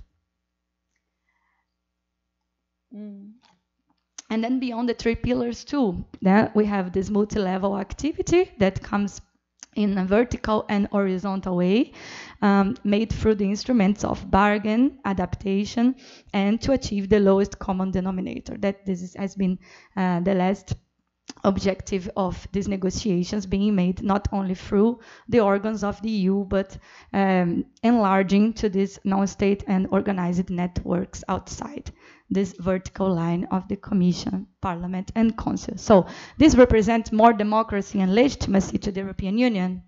We have also to analyze in this way, because this democratic deficit and the legitimacy of the Union have been threatened through the last crisis and through the last debates and research raised among the citizens also, inside and outside the EU. So is this representing this new mode of governance necessarily represents more democracy and legitimacy? Then we talk about identity. We have here this concept of Habermas and Derrida that's raised in this text, that's transformative politics, and also reinforced by Stanley Hoffman before, by the concept of subjective similarity. Now, what means, very briefly, that citizens need to add the European dimension to their national identities and have to hold awareness of shared history and future experiences. So this chronological time period must be very clear in their dimension of who they are, in a way that values, principles, and habits emerge and in response to the destructive potential of nationalism, which can arise with this Euroscepticism movement within the EU. So now we bring this conversation to the term identity politics, which is very common in IR literature, to talk about the contradictions and the conflicts, this frictional character of the European Union identity. Yeah? So I separate here just 4 overall types of how can we assess this identity politics. One I named modes of differentiation. That is how the European Union exert the difference within and outside the EU. So we have the time mode of differentiation, who the European was and who it is now. So the past of wars, of conflicts, of violence, and nowadays this big project of peace and stability. So it wants to make very clear this differentiation between past and present and even future. But not only, the European Union also claims to be different from others, and others outside the EU, outsides that will never gonna be inside, and outsiders that perhaps may have been included over this process of enlargement. So who is the self, who is the other, and who is the other that can become the self at some point, through many different process, criteria, conditionalities, treaties, and everything that we know. The second type of this identity politics could be named as this Eurocentrism, this conflict between Eurocentrism and cultural context, because we know European wants to project and to diffuse some universal values, but universals for whom? When you say universal, you take for granted that as many as possible of your audience agree and adopt and are in accordance with this kind of values, when in the end we see they are pretty much Europeans, served for the European history and served for the European goals, disregarding many times, often, not always, cultural different contexts, like for example in their relations with Asia. And then we have this critique. This is a very well-known critique. That's the post-colonialism and imperialism, which we call the third image of Europe, being the first, this time-future image, the second, the socialist and capitalist image, and then the third image, which is very difficult to find in the historiography or the recent historiography. That's the recognition of this post-colonial and this imperialism past of colonization in Africa and Asia, made by the European countries, some of them. And then the last is the type of hegemony. That's another way of exerting this identity that's constructing through this process of integration, which we can see more clear in the relation with neighbors. Neighbors that perhaps are candidates to get inside the European Union, and with whom it can exert this cohesion policies and this more like double consensus and cohesion behavior in this relation, these negotiations with these neighbor countries, through the European Policy for Neighbors, ENP. So the EU discourse on boundaries and pluralism is a little bit ambiguous in this sense. It has the ability to manage diversity through the empowerment of multiple actors, as we saw before, from these different governance mechanisms of coordinations. But outside, for the external world, it also wants to normalize differences. And this verb to normalize is pretty much characterized the European Union in a sense that what is normal is what the European Union, in a sense, considers normal.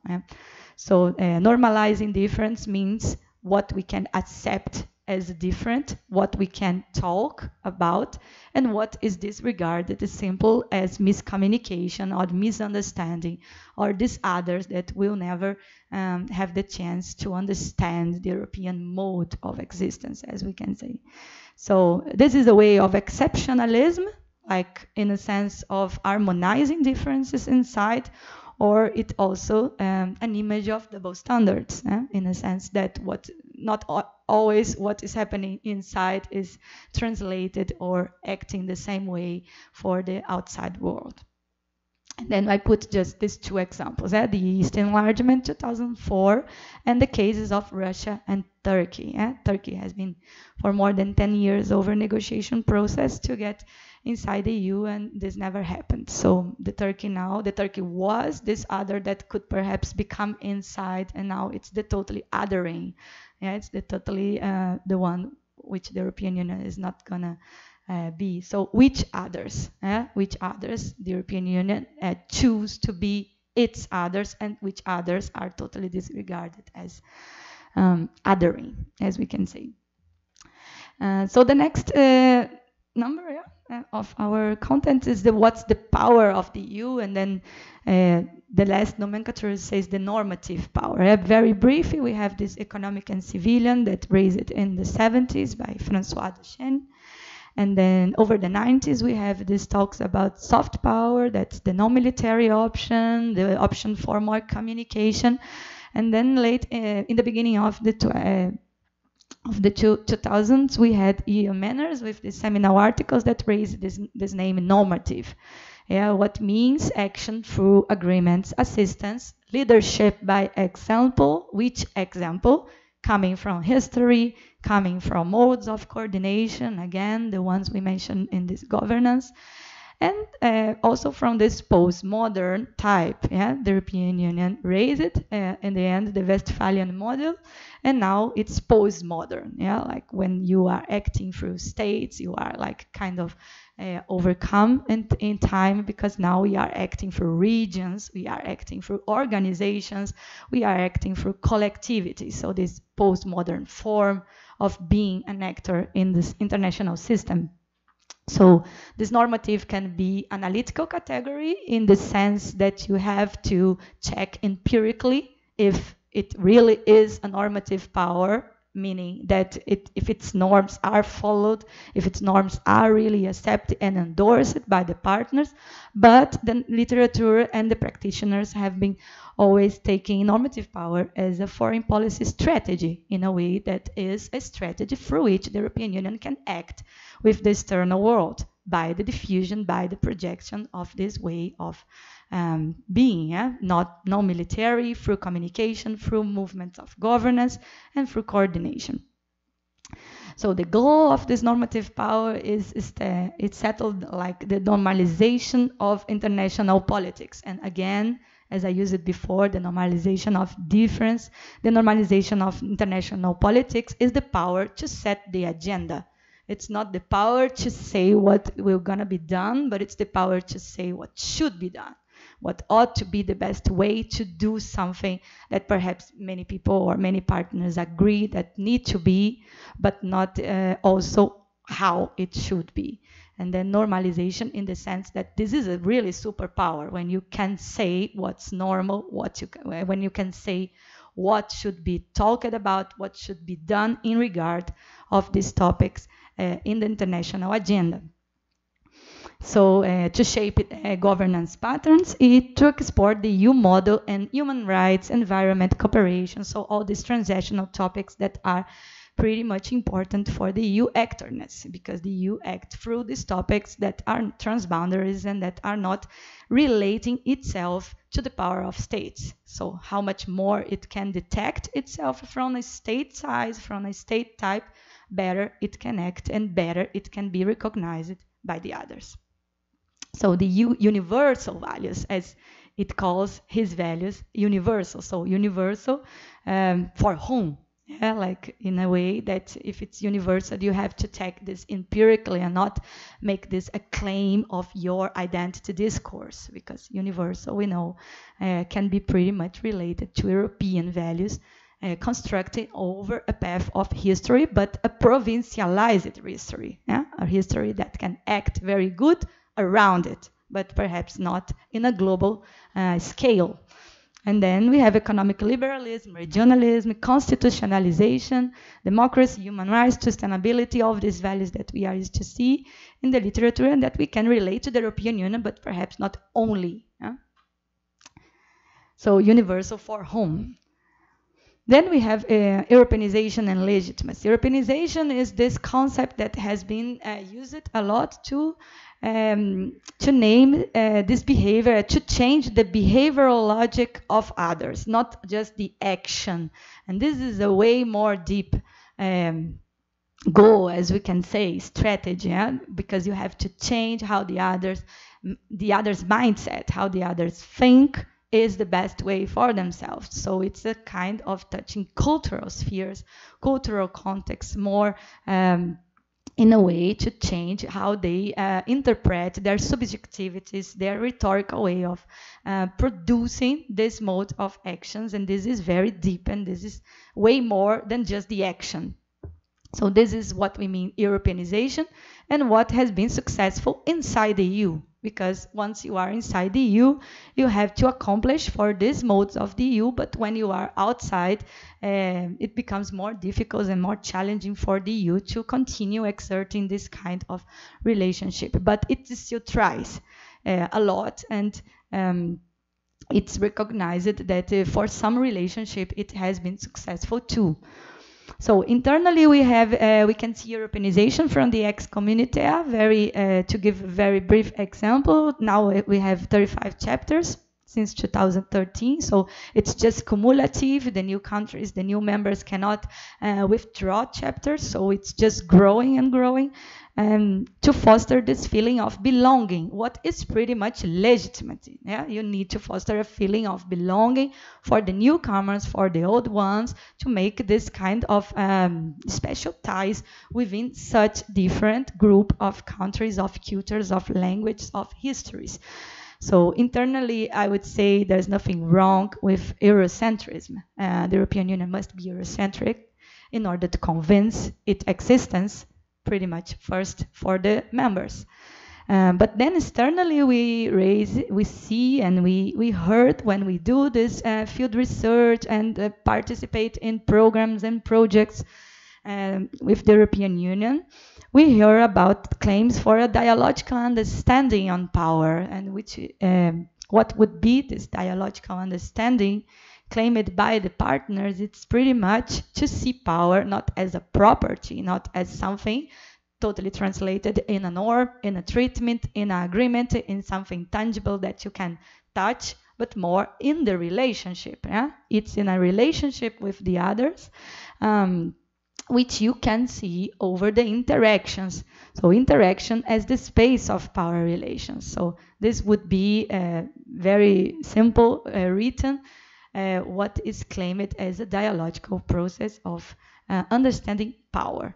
Yeah, not something that you can have, but something that are pretty much always under construction with different relationships that you have. We saw the map by Professor from Saraland, relations with the overall world. So different relations, different kinds of interactions, different receptions and diffusion of power. Normative power is therefore negotiation, not imposition, broad recognition by international institutions, applicable to all actors of the international system, regardless ranking. And these definitions are not for myself. This is from European authors, European scholars that can endorse, can unbeat this criticism that the EU as an organism is pretty much misunderstanding this notion of power as a property. So it becomes a dispute between effective and recognition, because the European Union sees power, sees this normative power when a certain initiative is effective, and the others claim that power is in the recognition of this effective over the interaction. So from others, legitimacy emerge from effectiveness or from recognition, negotiation, and interaction. So how does the EU exert this power? Mechanisms and instruments of norm diffusion. I will try to go quickly over this slide because perhaps many of you already know about these mechanisms: mimicry, learning, localization, subsidiarity, socialization for persuasion. And the literature also includes sanctions, conditionalities, memberships, competition, bargain power. I say the literature, not myself, because I endorse this idea of dialogical understanding power. And then when you have, for example, conditionalities, this is not exactly dialogical. When you put conditions, when you put sanctions, when you trade, when you raise competitions or use power through trade, not to trade, then this is kind of contradicted with the notion of interactive, horizontal communication, negotiation. So, but the literature includes this because they are not military or hard mechanisms, they are normative mechanisms. So they are also legitimate in this sense. And then the instruments are a big variety of instruments too: trade agreements, association, strategic partnerships. Brazil is still inside. European neighborhood policies, delegations, military operations, and all that we know, European Union has a broad array of instruments of foreign policy. So, and then I also think it's important to raise mechanisms of contestation. Yeah, what is the reaction? How the others see this exercise of these mechanisms and these interactions with the EU, because we see just growing actors are coming to have conversations with the EU, but we tend to see these conversations are all on demand and they are always successful. And when we go inside, when we see the process, we can realize it's not always like this. So debates and deliberations are much appreciation within the EU as they present diversity as a positive value. But externally, we see many unilateral conversations, norm giver and taker, donor and receivers, so which reactions can raise from this kind of interactions. Contestation mechanisms. These partners use a lot of mechanisms to answer and to strive for their goals in these negotiations. So although the EU must be the biggest actor in trade, in business, in negotiation, commercial negotiations, these actors can also mobilize some instruments to contest and to put their demands on. So mobilization of EU rhetoric and public opinion, EU rhetoric of values, of history, of treaties, of its own discourses, and the public opinion within the EU and outside the EU. Previous negotiations, so the principle of precedence. If you react like this before, how are you reacting different now? So this kind of discourses, and also the common values. So Latin America is a big example on this mobilization of discourse on common values, on history, on good relationships, and being in the Western side in this way. Yeah? Then formulation of VAC tests. This is very common too. Many partners, especially in Africa, don't go very deep in specific clauses because they will not fulfill, or because they don't think it's fair enough according to the context, according to the difference within the local process. So they formulate very vague tests. They include exceptions and they include lengthy implementation deadlines, what makes the European Union very angry, because these implementation deadlines are very important to raise the reports on the process of implementations of these agreements. For example, the European Partnership Agreement with the African, Caribbean, and Pacific actors in 2002. So is contestation an anomaly, a cause for disagreement, a misunderstanding, a miscommunication? This is what the EU understands as contestation, or is it in the end a mode of engagement that brings out different meanings and cultural context? Because we can easily accept some proposition when we don't really understood this proposition, or when we don't really cared by this proposition. So when you raise contestation, this can also mean that you are engaging and that you are striving to make it meaningful for everybody. Yeah? And then the limits and ontological contradictions. I just raised some external perceptions. Finish. This is the last one. The external perception, because this is very recent. So the first study was 2004. We don't have many studies so far on external perceptions of the EU.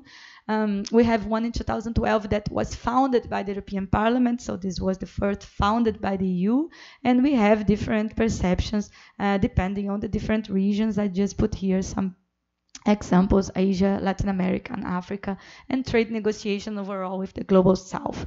So is the EU experiencing an ontological crisis? This is would be the questions I leave here as a suggestion, of course, for discussion. And then how does the global strategy envisage to cope with it in the face of these events, the last events, the financial crisis, the migration, and the Brexit in the end?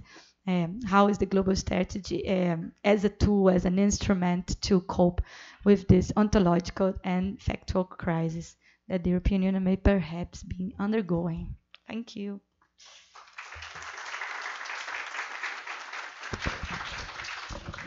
Thank you for being pretty much on time. Good. Now I'll open the floor for questions. May you please just identify yourselves and then pose your questions. I see hands. There you go. I have a question to you in regard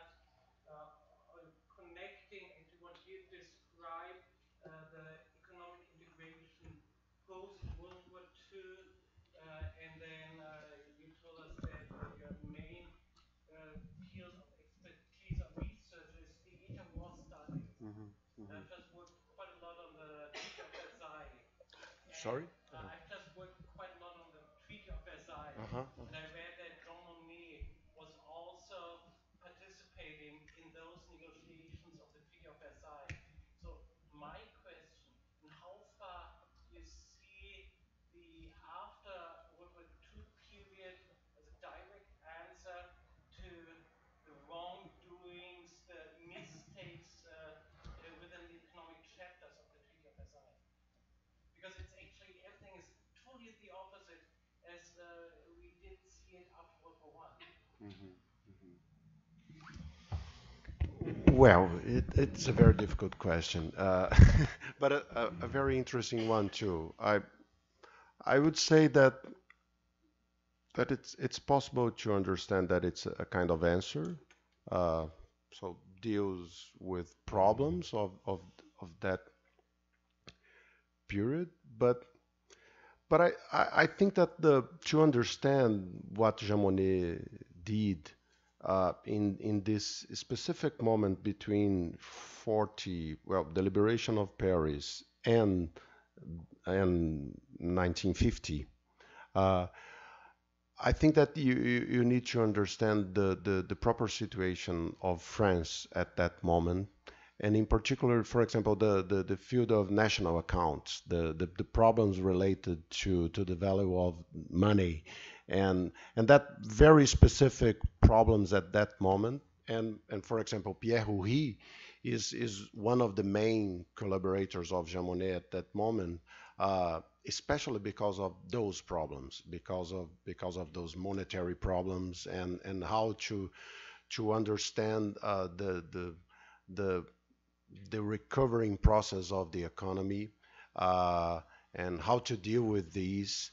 So the my opinion, it's more or less my opinion. Most of the questions related to the ideas of organizing the sector of coal and steel is deeply related to answers to problems of the French economy. So in the end, it's an idea about Europe and how to organize, how to cooperate, how to produce peace, and etc. But also deeply how to deal with the immediate problems of the French economy at that moment. So this is, in short, is what I can answer to you. But it's definitely a good question to think about the implications. Yes, I've got a question to Carolina. Thank you very much for the talk. Very interesting agenda you presented. However, it was a little bit theoretic and abstract, and I would like to ask you, would you say, or do you have an example for European identity politics? Or would you say that in recent years the European Union implemented successfully identity politics in order to strengthen European identity in the member states? Mhm.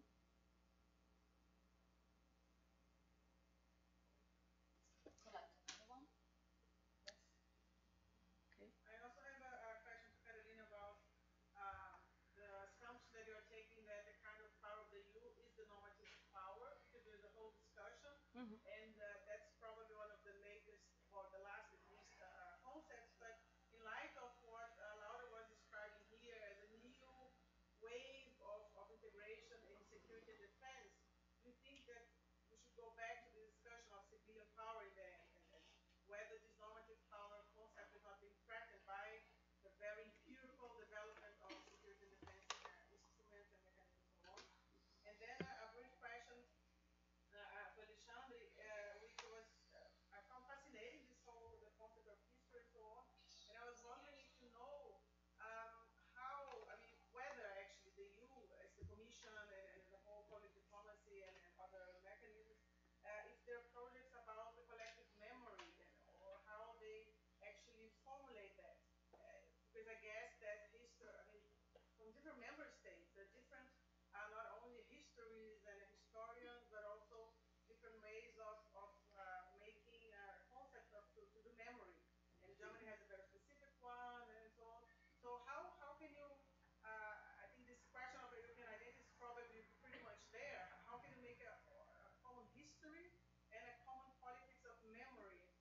diversity?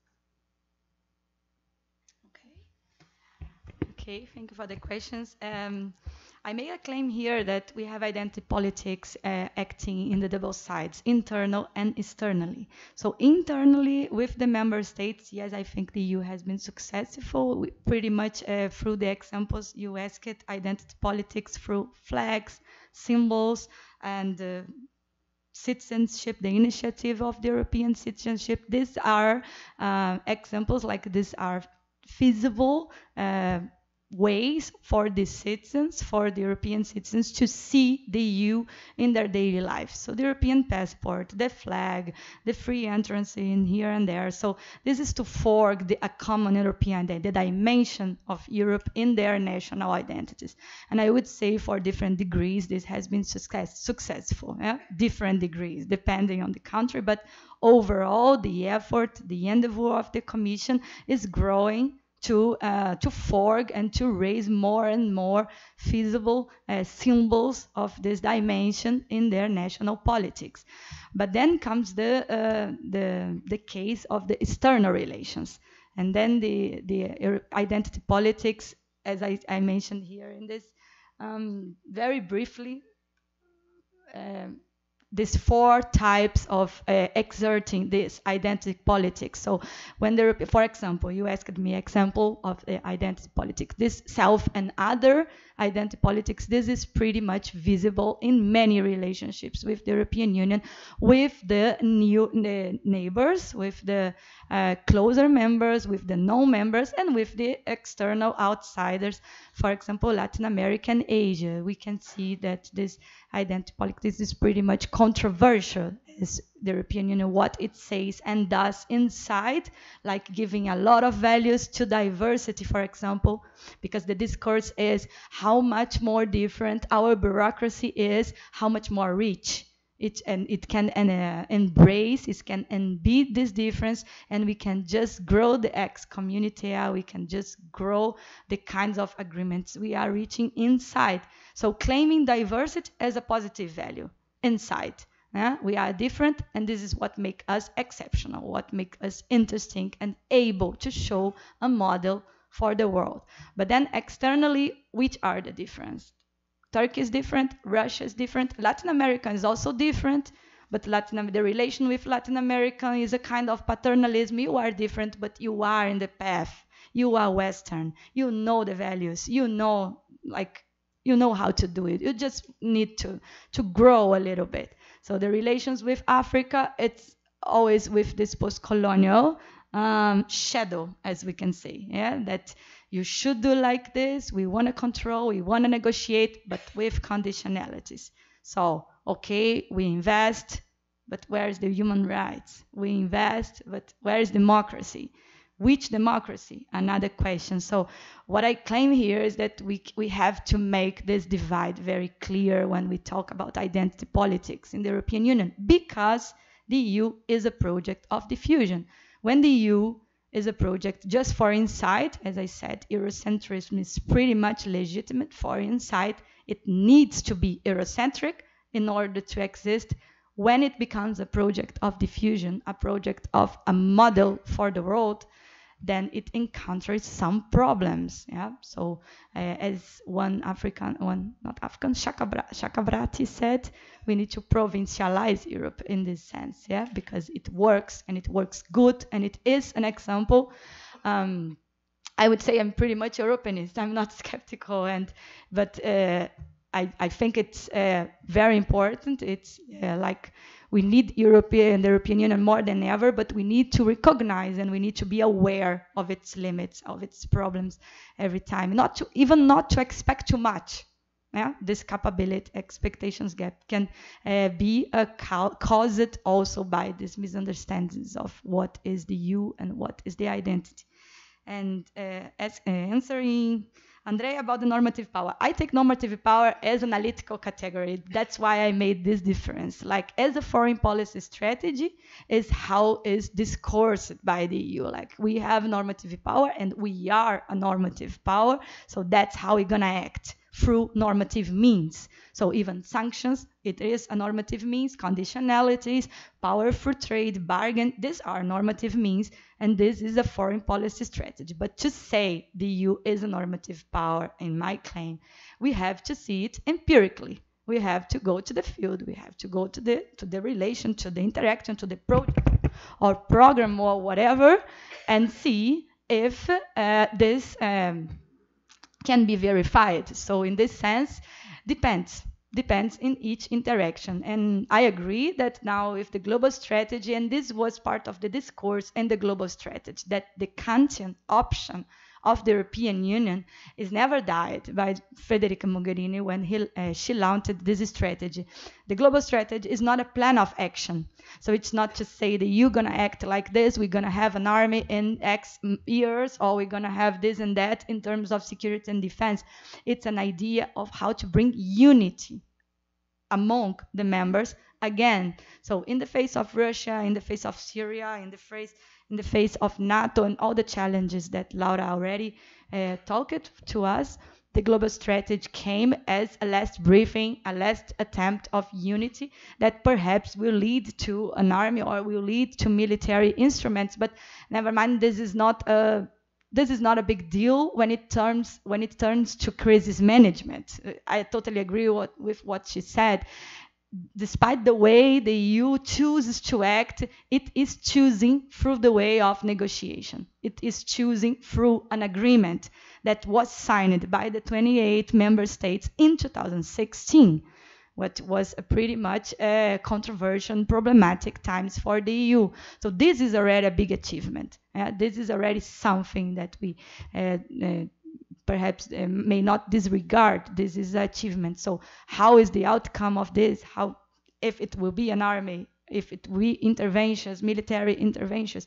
Perhaps in Syria, it's already not, we are not verifying this, but we don't know the future. But the way it acts, I think, will not change pretty much after this strategy. I don't see the European Union as a big conforming a new NATO or something like this, at least in the near future. I don't know if the Europeans here agree. You agree to disagree, right? So thank you, Andrea, for the question. I think that it's very important also for me to say that actually European Union is doing a fantastic job in terms of offer the conditions for the historians to think about the past of the European integration and also the future of European integration. If you think, for example, in the European Archive in Florence and now the things connected to it, like for example the big project in oral history, and the collection of different archives of individuals that are there, or even for example the fact that I am a Jean Monnet professor, but I can talk what I can said what I said about Jean Monnet, and there is room for that kind of discussion. The thing is that historians are trained not in offering answers, but but to make questions and to offer criticism. And basically, what I think is that it's if you think about the kind of simplified version of the past of European integration that you can find, for example, at the web page, the website of the European Union, it's a simplified version, and it's a kind of institutional history. So it's not the place to look for a critical history of the past of the European Union. So all the problems that I mentioned about the historiography of the traditional historiography of European integration are there. But it's okay. It's the same that you can find in the first page of a site of a company, or it's an official history. But saying that, I think that EU is still doing a great job in offer the possibilities of things. And this is a very important question, for example, to answer questions of identity, to think about the diversity of the process of integration, and so to escape this narrow narrative is important in terms of offering answers to the future of the cooperation, not necessarily the integration. So that's it.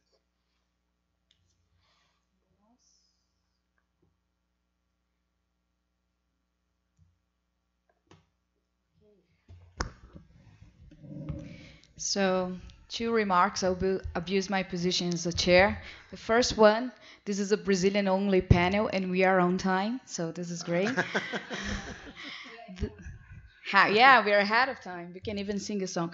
And the second remark, I would like to praise you for putting together a program that is very well represented in terms of gender balance. So we have pretty much half and half of the speakers as women, so and men, with the exception of the round table tonight. But we haven't, this is an example also why women still are on the lower positions in academia and politics and diplomacy. So we're going to have ambassadors, just a male only panel. And I'm sure they're going to pay for drinks, so that will compensate.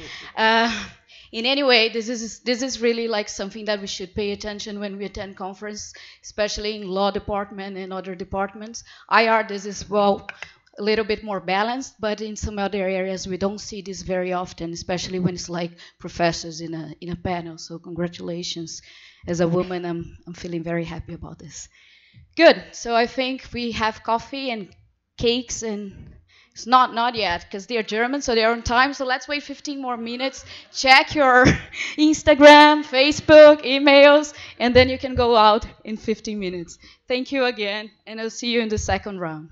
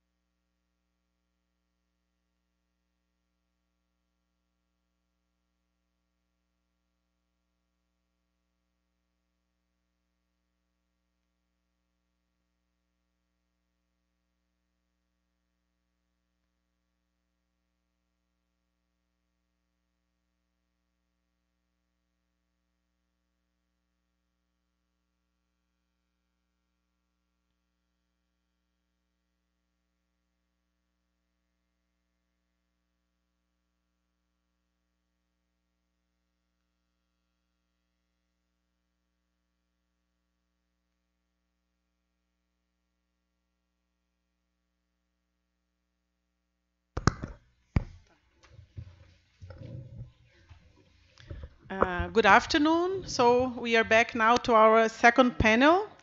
This afternoon, Identity and Representation. I'm Andrea Ribeiro Hoffman. I'll be chairing the session. And we'll have Ana Paula Tostes from State University of Rio de Janeiro talking about elections and representation in the European Union. And then we'll have Geraldo Minucci from the law faculty here from USP talking about migration and national identity. And each of you will have about 25 minutes, 30 minutes. Okay, thank you very much. So, Ana Paula. Thank you, Andrea. It's a pleasure being here, as always. And I'd like to... Okay. So, okay. So much. I'd like to thank Britta for the invitation for being here. So I did not bring a real paper for today, but just maybe some food for thought and a little bit of provocation for debating or seeing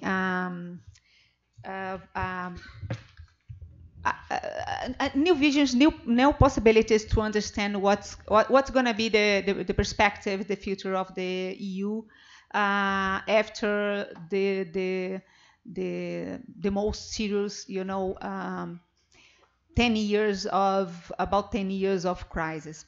So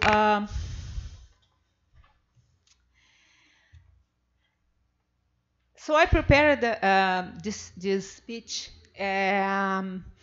dividing in three possible scenarios for talking about the EU.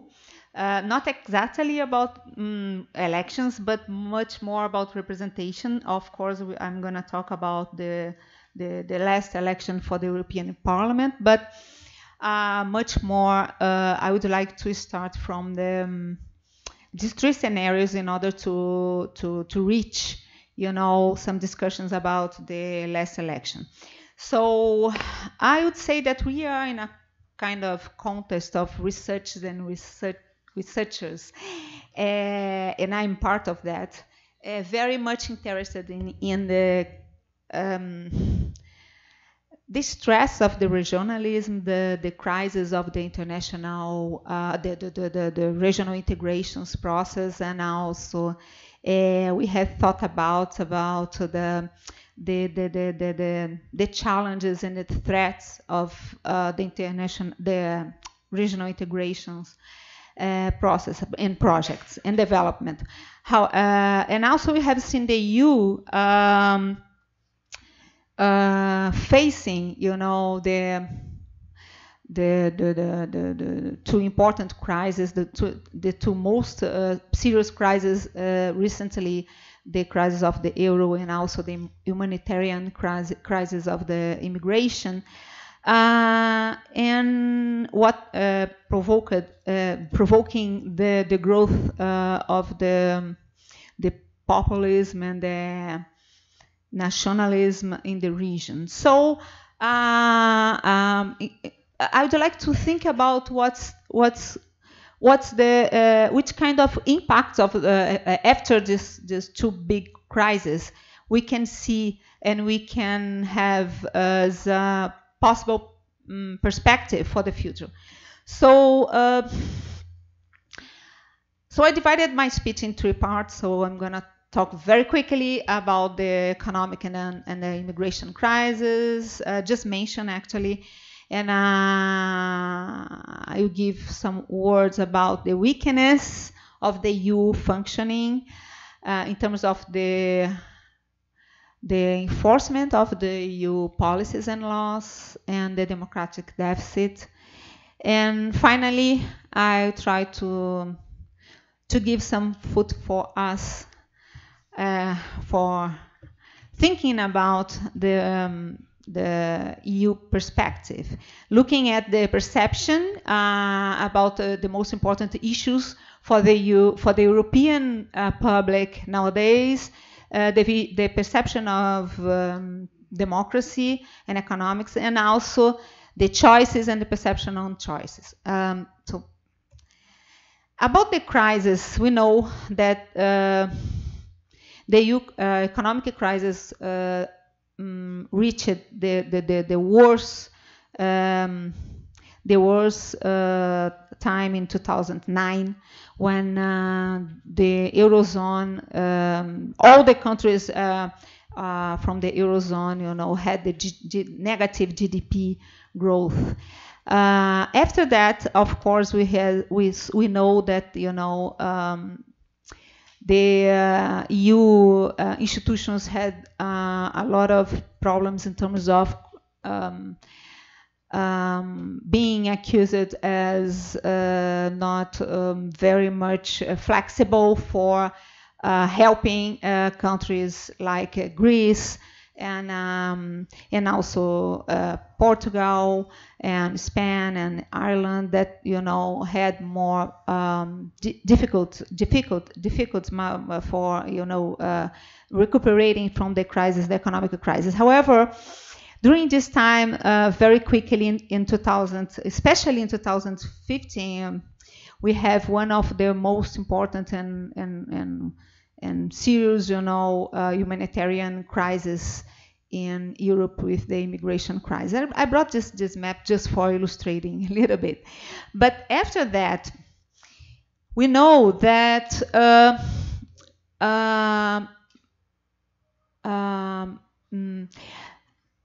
the problem of the immigration and also the economic crisis, helped a lot. It was a very important food for the rhetoric and the arguments for a more close Europe.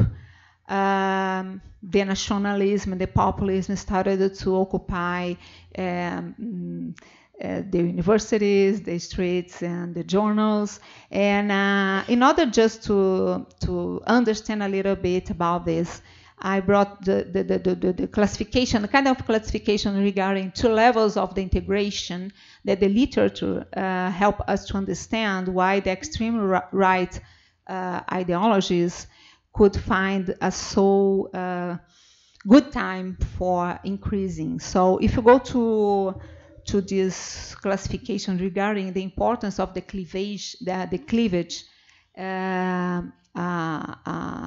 the social cleavage and the political cleavages, and in terms of the choices for the political parties. So Mark Wilson and Ray try to join the most important the positions regarding the two levels of the integration, the economic integration, the social and political integration. So according to the literature, so the extreme right political parties, they are moderated. They moderately they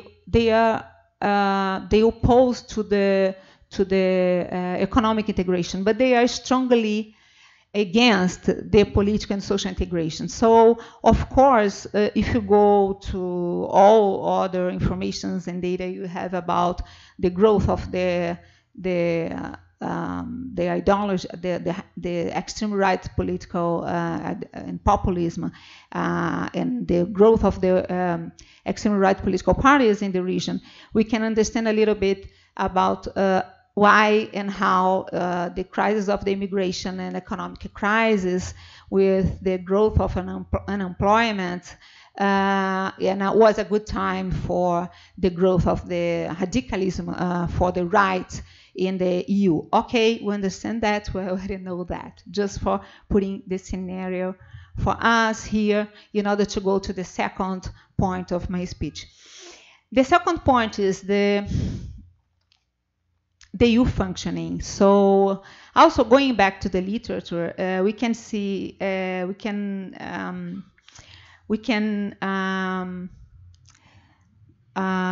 reinforce that given the EU weakness, we can understand that the EU has problems in terms of enforcing the EU policies and the EU law, because it depends on, even of course being supranational, the supranational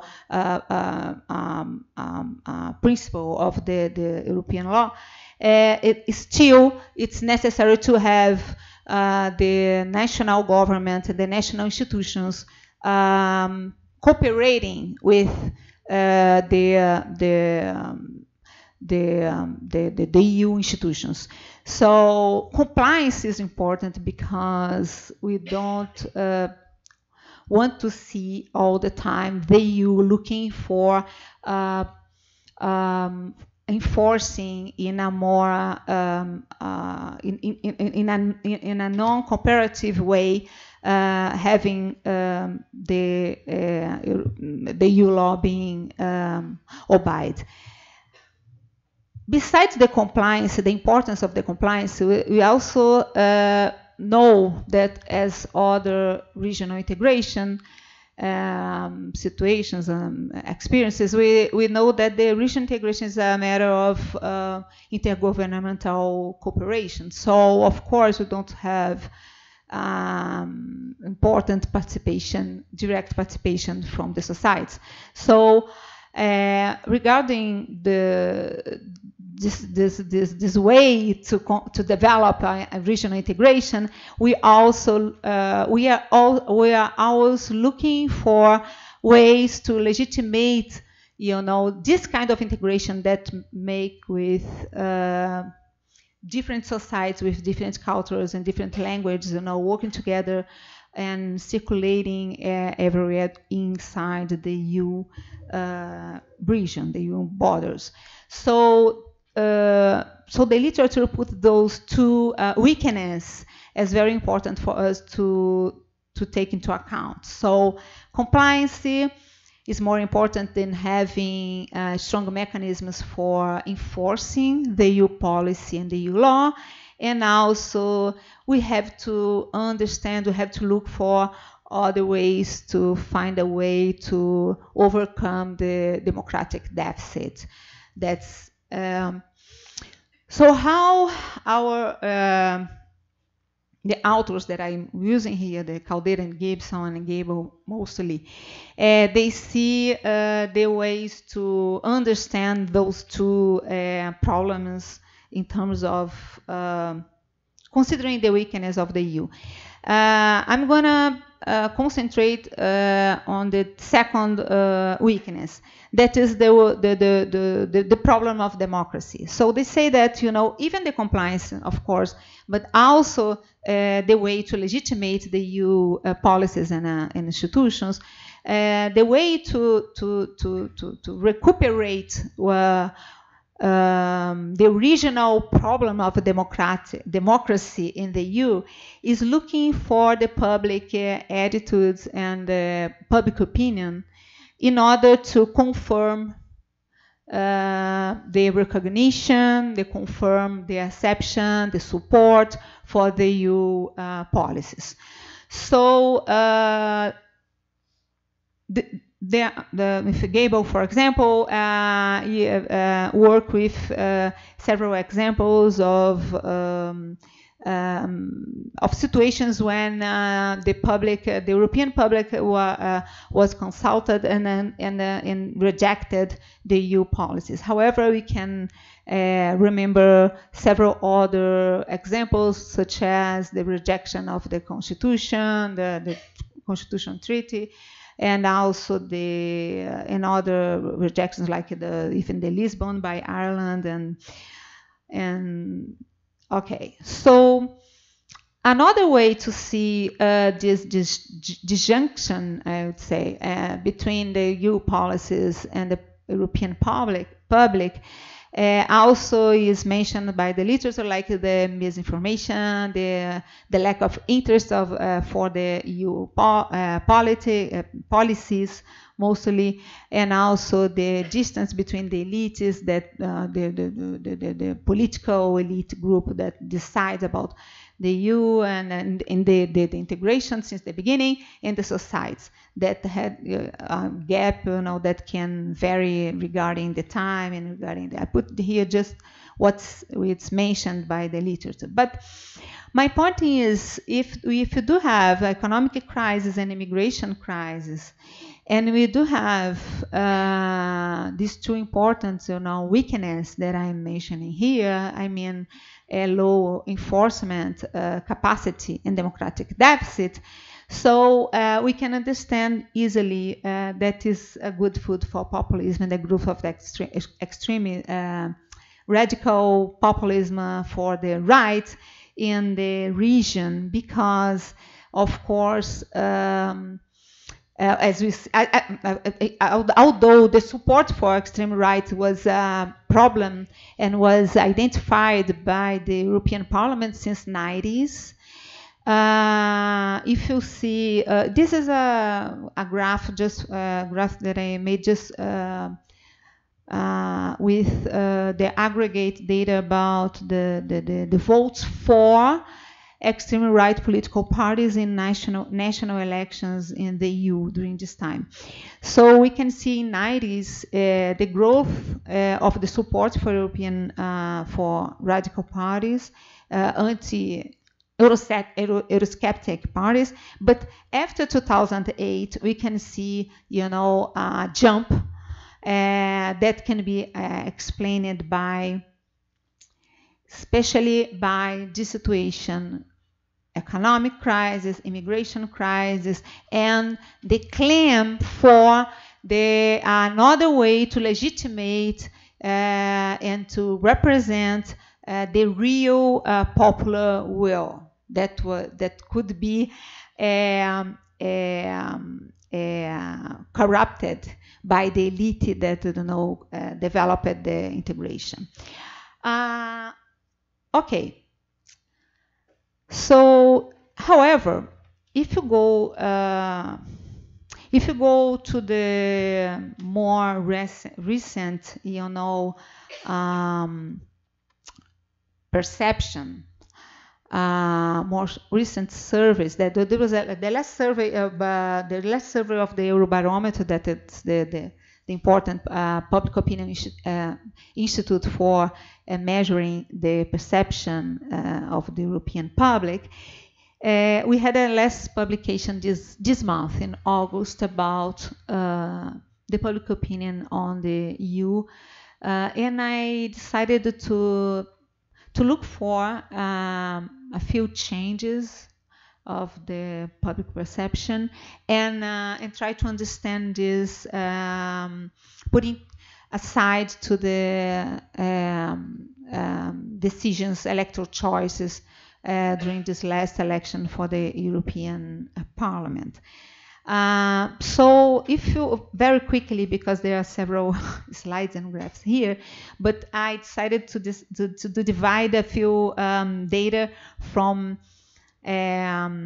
regarding the perception of the public, European public, regarding three important topics here. The main concerns, which are the most important concerns and topics that the European public has in mind and is, trying to face. The image of the EU and trust and image of the EU, including the perception of democracy and if the citizens' voice can count, and the economics. And looking at this last data, more recent data, the last survey, we can see that if you compare the survey that was published this August, this month, in comparison to the last one in 2008, we can start to see a change of the topic, a change of the concerns, a change of the vision of the role of the EU institutions and the EU policies from the the question was, what do you think? What do you think are the two most important issues facing the EU at the moment? So, if you go to the graph, you can see that the migration and the economic situation that used to be the most important, issue for the European public started to decrease, and the climate change and the environment started to appear as an important concern for the European public. In this graph, we can see, for example, the decrease of the concern regarding the immigration problem, although the immigration crisis is still there. But we can see we can see easily the environment and the climate change starting to be a main concern for European public.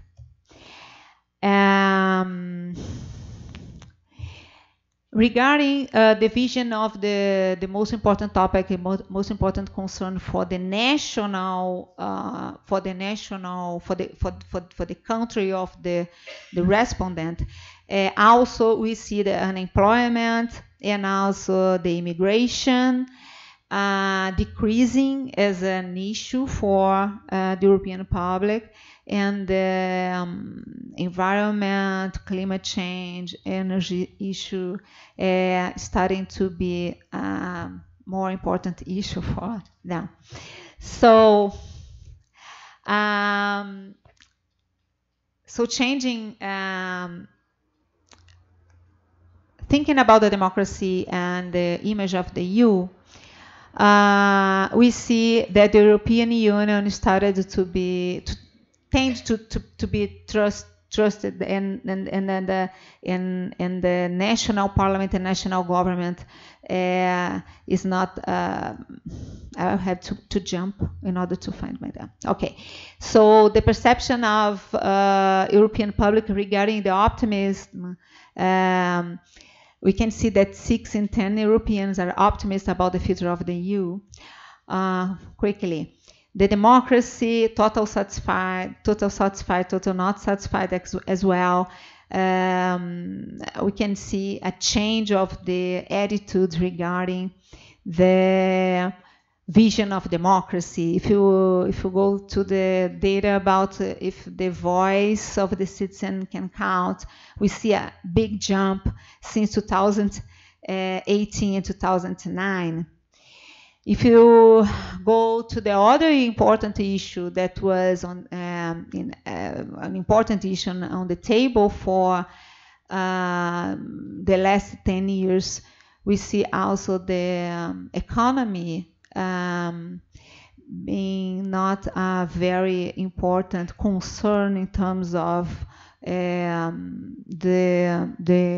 perception of the whole of the EU, and also the expectation of the public for the EU policies. Also, the support for the euro is growing as well. Okay. The last election for the European Parliament also, if you follow that, showed us that there was a growth of support for the radical groups for the right. However, there was a growth of support for liberals and a more democratic agendas. So if you compare the spectrum from right to left of the occupation of the European Parliament, we see about 50% a growth of the spectrum from the liberals to the left in the European Parliament, and also the turnout. That was a big concern regarding the democracy in the EU. We saw the turnout for the elections for the EP also growing. So very quickly, I don't have time. If you think about the perception on choices and go to a new survey about the evaluation the British people can make now about the choice for the Brexit, we also can find about the Brexit, you know, a completely, you know, support for actually a change of vision about the role of the Brexit for the national economy, and also a new concern about the future of the UK after the Brexit. So I don't have time. So what I would like to provoke here as for discussing is about, you know, what does it mean, the rise of the environmental issues, the rise of the concerns about, you know, change, the environmental problems in terms of the climate change, and also the growth of the green representatives and the UP, and also in local elections as well, and the lessons from the Brexit, and how we can understand the rise of the satisfaction with democracy in the EU regarding the new perspectives of the actions of the European Parliament. So what my provocation is just for myself, stopping thinking about just the crisis of the regionalism and the regional integration, and trying to find new signs about possible potential change of the vision of the future of the EU, especially considering also that an important lesson from the Brexit is that the one that demanded by the divorce, you know, don't want to leave home. So it's just for us to discuss. So, thank you. Thank you very much for this tone of optimism. Let's see if the optimism remains until tomorrow. So I'll pass now the word to Geraldo, please.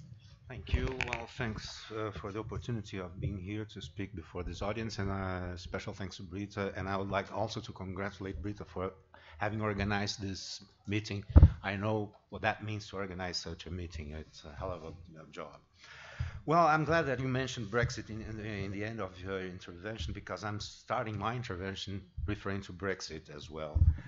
And actually, I would like to refer to an article I read in the beginning of this year in March in the Financial Times, where the author analyzed the claims that were presented by both Brexiters and those who were in favor of the European Union.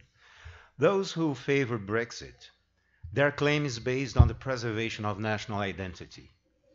And those who are against Brexit, those who want to remain in the European Union, they argue, they present economic reasons. So it's a crazy debate, because on the one hand, people argue present nationalist arguments. Now, they want to preserve the national identity on the one hand, and on the other hand, those who say no, it's better, it's economically better if we stay in the European Union. So I want to concentrate on this claim presented by Brexiters. And the orienting question is, do migrations really pose a threat to the national identity of the United Kingdom or of any other country in the world at all? And what enables this presumption? So the first presumption is that, okay, you have to be a member of a collectivity. That means you have to have an identity, a national identity. And if you want to preserve this national identity, you don't want anything related to any integration at all. But what does that mean, to preserve a national identity? Do you really want to freeze the society in a certain point in history and say, okay, from now on we go no further, we stay here, we stop here? And where exactly should we freeze the society? In the 19th century, where in the case of the United Kingdom, where England had an empire where the sun never set, or after World War II, or today, where exactly are we supposed to stop and say, okay, from now on we go no further? That's the presumption, because when they have this nationalist speech, when they want to preserve national identity, they don't answer this very question. What kind of identity do we want to preserve? Imagine if we had such a discussion in Brazil in the 19th century, and Brazilians in that time said, okay, we have to preserve our national identity. What that means? Should we preserve slavery? Should we not go beyond slavery and monarchy? Should we stay as in the 19th century, in that society that we had here in this country? That sounds a little bit crazy for me, but anyway. Okay, so we have this presumption. They want to freeze the society in a certain part of the history, but they don't tell when this should be preserved. National identity is a totalitarian and excludent idea, because it suffocates individual identities. You're not a man, you're not a woman, you're not black, you're not white, you're not homosexual, you're nothing, nothing but Brazilian or English or whatever. And that's it. So you suffocate any other differences among the people who belong to this nation. You have equality among nationals.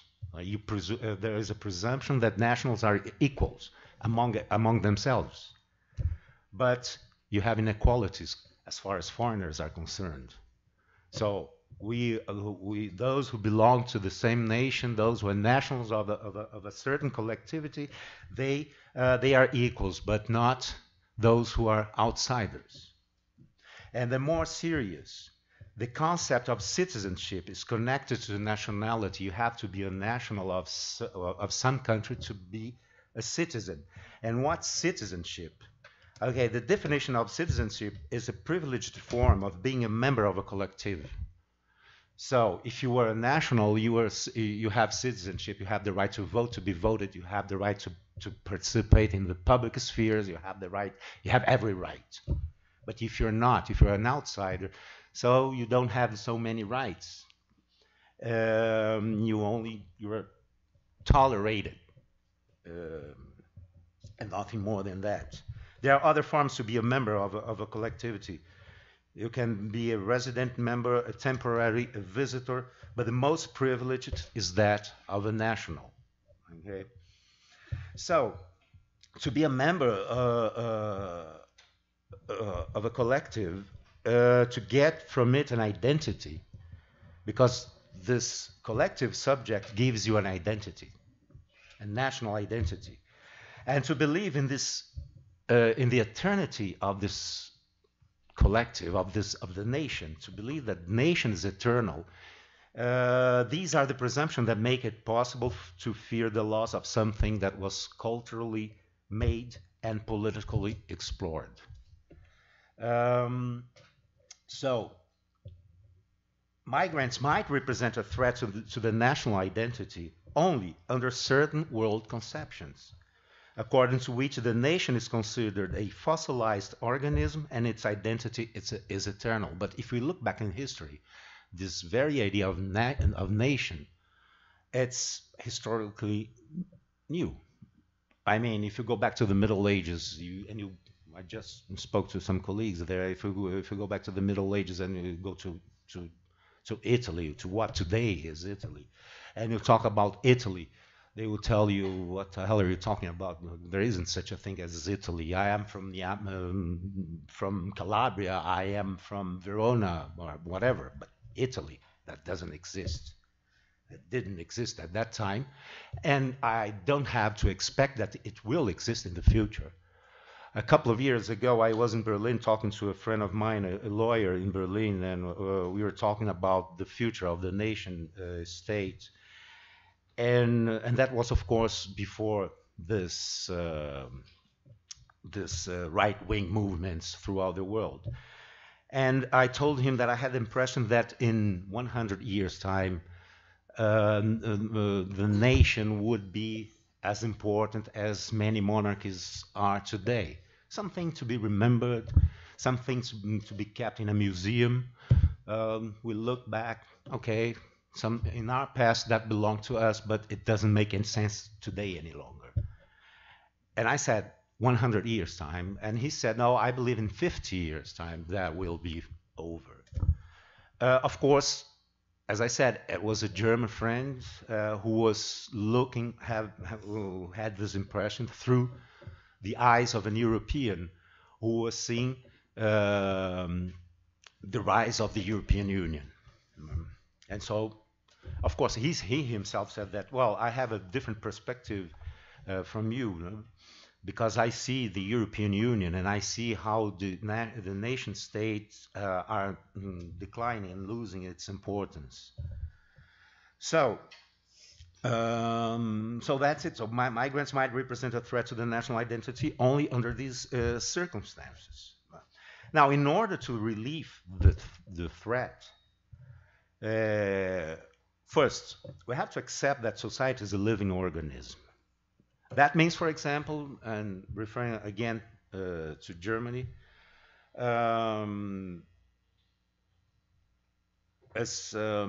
Germany today is not only a country built on Christian traditions or Jewish Christian traditions, but also on Jewish, Christian, and Muslim traditions. If you go to certain, there are many cities in Germany where the Turkish language is spoken out on the street as often as German. And it's impossible to deny that Islam is not part of the German culture. It is. If you want to have a fossilized German culture, you have to leave Germany. You have to go to other countries. You have to go perhaps to South Brazilian, or to the United States, or to Africa, or to those areas where there was a German colonization. I was born here in this city. I was born and raised here, and I was born in the Japanese area here, in a couple of meters from here. It's a Japanese town. Well, a Japanese friend from me said that these people, they are in the Meiji era. You know, even they're Japanese. I don't know. I don't speak a word of Japanese, but they told me that their Japanese is completely old. So that's a fossilized culture. So if you go to Japan, you will see another society. If you go to Germany or to France, you will see another society that has nothing to do with the past. So we have to accept that societies are a living organism. And we have also, I don't want to sound normative, I hate that, but anyway, we have to replace the state-centric view with a transnational conception of international relations. Okay, that's a little bit difficult, but because, okay, we see that in the concept of nation, nationalism, these are very problematic, because they cause many problems. But anyway, it seems that humans, they need some sort of idea that brings them together and puts them together. In the past, that was God, that was religion, and then the nation came after the Illuminism to defy God, to challenge God. That's the only idea that was able to challenge the idea of God. Because, And so now we need another idea to challenge the nation.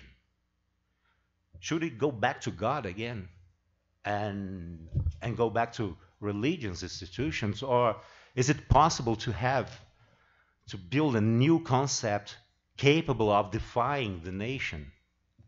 It's very difficult. The only concept I see is through liberalism, through the individual. Because the individual, if the individual is put in the center, then the individual can defy, can challenge the nation.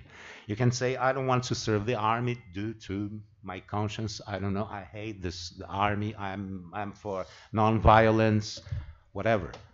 And I have my right as a person to deny this. So I believe that if we focus on a liberal view of society, then perhaps we can find there something that is able of challenging the nation and challenging God as well. But the most serious problem today is not is the nation, because you see, I know many people here in Brazil who have no religion. Okay, it's okay if you say I'm an atheist, but try to say I don't like the nation, or try to favor a national team against when the national football team plays against Brazil, and try to favor the other team. You will get killed at once. It's very, very, very dangerous, okay, to defy the nation, because the members of this nation won't allow you to live. So, but we need this concept of citizenship, and this concept of citizenship must be focused on the individual person. That's the only the way out I see to substitute the idea of nation, an idea that suffocates individuals, that suffocates individualities. But of course, what kind of group would be that? Focus on the individual. A whole bunch of egoist people who can only think of themselves. They have no consideration for the other. Because the nation, the members of a nation, they might have some consideration for the nationals, for the fellows. If you get rid of this idea, it should be replaced by something else. So, because today the types of citizenship we have one type of citizenship founded on the national constitution. That's the most common. Then we have another type of citizenship founded on the fundamental rights, on the individual person. That's what I mean, and also founded on regional integration. But that's only in the European Union to see. And so, I'm almost done. Thank you. Citizenship as a criterion to measure integration. So the more citizenship rights a migrant is entitled to, the deeper will be his or her integration. However, citizenship rights depend on nationality. Therefore, naturalization is a natural way towards citizenship, and sometimes it's not very easy to get a naturalization. Consequences of integration. More integration implies more competition for jobs, housing, education, etc. And there we have a problem. The members of the local population expect that migrants adjust themselves to the majority, thus expecting a fossilized society. However, if we accept the idea that migrants and other minority groups expect recognition for what they are, then they expect a living instead of a fossilized society. So that's where we stand today. Okay, we either go for a fossilized society, a society that was frozen in time, which is of course impossible, it doesn't exist, or we expect a living society, a living organism that changes throughout the time. Okay, so I just like to make this provocative statements. Thank you very much for your kind attention.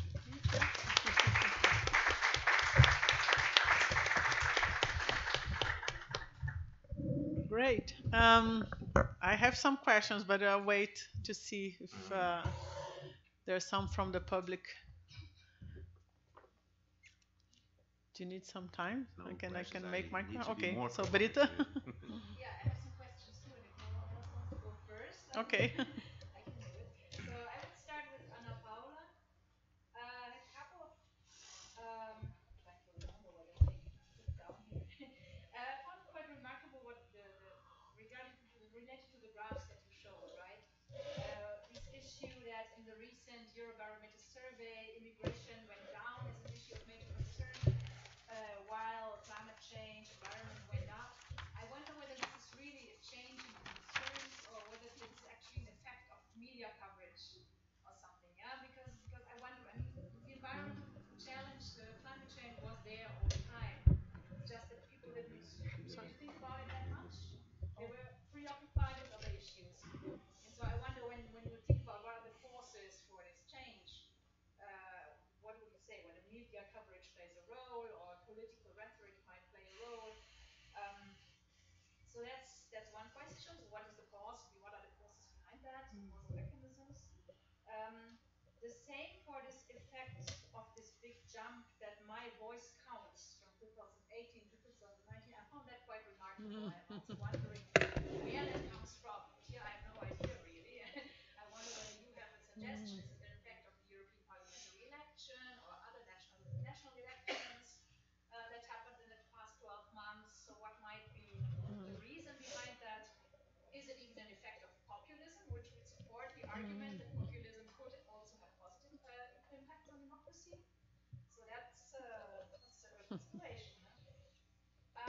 And then just a remark on this Brexit slide, which you showed very quickly. I found quite remarkable the polarization that they reflect in terms of who would now vote in favor of remaining, who would still support Brexit. So all of them had like 40 something percent versus 40 something percent division of the public. So that's no question. That's just kind of a thing I wanted to highlight. Regarding Geraldo's presentation, I was wondering about this question of nationalism, because you said at the beginning that nationalism is based on commonalities, and also that there is the assumption that those that belong to the nation are equal. However, the nationalism is defined in contrast to foreigners. However, what we also often have is that within people that are formally belonging to the nation, still divisions are being constructed on the basis of religion, on the basis of gender identity, on the basis of skin color and other criteria that are being mobilized to discriminate against groups, even though formally they all belong to the nation. So again, this is just an observation. And then another, which would be more like a question, is the relationship between citizenship and nationality. Because, for instance, I was wondering, in Germany, I'm not a lawyer, obviously, but in Germany, this concept of naturalization doesn't really exist, right? You become German when you decide to take up the citizenship. And depending on your situation, whether you can have dual citizenship or you have to give up your previous citizenship. So it's much more defined via citizenship and not so much via nationality. So I wonder whether this varies across when we look at legislation of citizenship law, whether this varies across countries. Good. We could try to combine a couple of questions. I think there was. I'm sorry. Yeah. Yes. Okay. Thank you very much. I would like to somehow comment on the first statement of Ana Paula. Very interesting, the graphs you showed. However, that were results of opinion polls on the European level, on the level of all, I mean, everything together, all states together. And that somehow permitted to construct a rather optimistic outlook on things in the European Union. I would, well, to some extent, put into doubt this optimistic outlook, actually, because if you would look into determine some of the member states and the public opinion there, they tell a very different story, depending a little bit on which country you are looking at. But I mean, if you look at Italy, for example, Italy is really in a big, deep crisis that will be the next crisis after Brexit. The European Union will have to deal with, and it might be even more destructive and explosive than the Brexit crisis is. Italy is in a deep, deep debt crisis. Politically, I mean, a fascist party is leading the opinion polls, and there might be new elections ahead. Poland, as far as I know, after 3 or 4 years of conservative PiS, Nomen ist Omen, PiS government of the party of the conservative Jaroslaw Kaczynski, still this party leads in the elections and may win the next elections on the national level. So, I mean, and this is a very Eurosceptic party, as we know. So, I mean, looking at different countries, the results are very differently. And I just wanted to well, yes, hear your opinion about that, because I'm not so sure if we are really if there's really reason for too much optimism. You're right on what you told about. I mean, the election results of the latest European elections that came out so bad as some observers feared or had suggested, but there are also very, very deep problems, very, very deeply split societies. Not only the Polish or the Italian one, but also the British one, and deep political and cultural and ideological divisions that are very difficult to overcome, from my point of view at least. And not much hope for optimism. I mean for. Good. So we have Alberto then also now. Thank you very much. My question is to Ana Paula. Apart from optimism and Euroscepticism, how do you view the rise of green political parties in the latest European elections? And how do you view the potential of those parties to renew the European politics? Good. So I think we can have close this round, and then we can have Ana Paula answering first, and then Geraldo.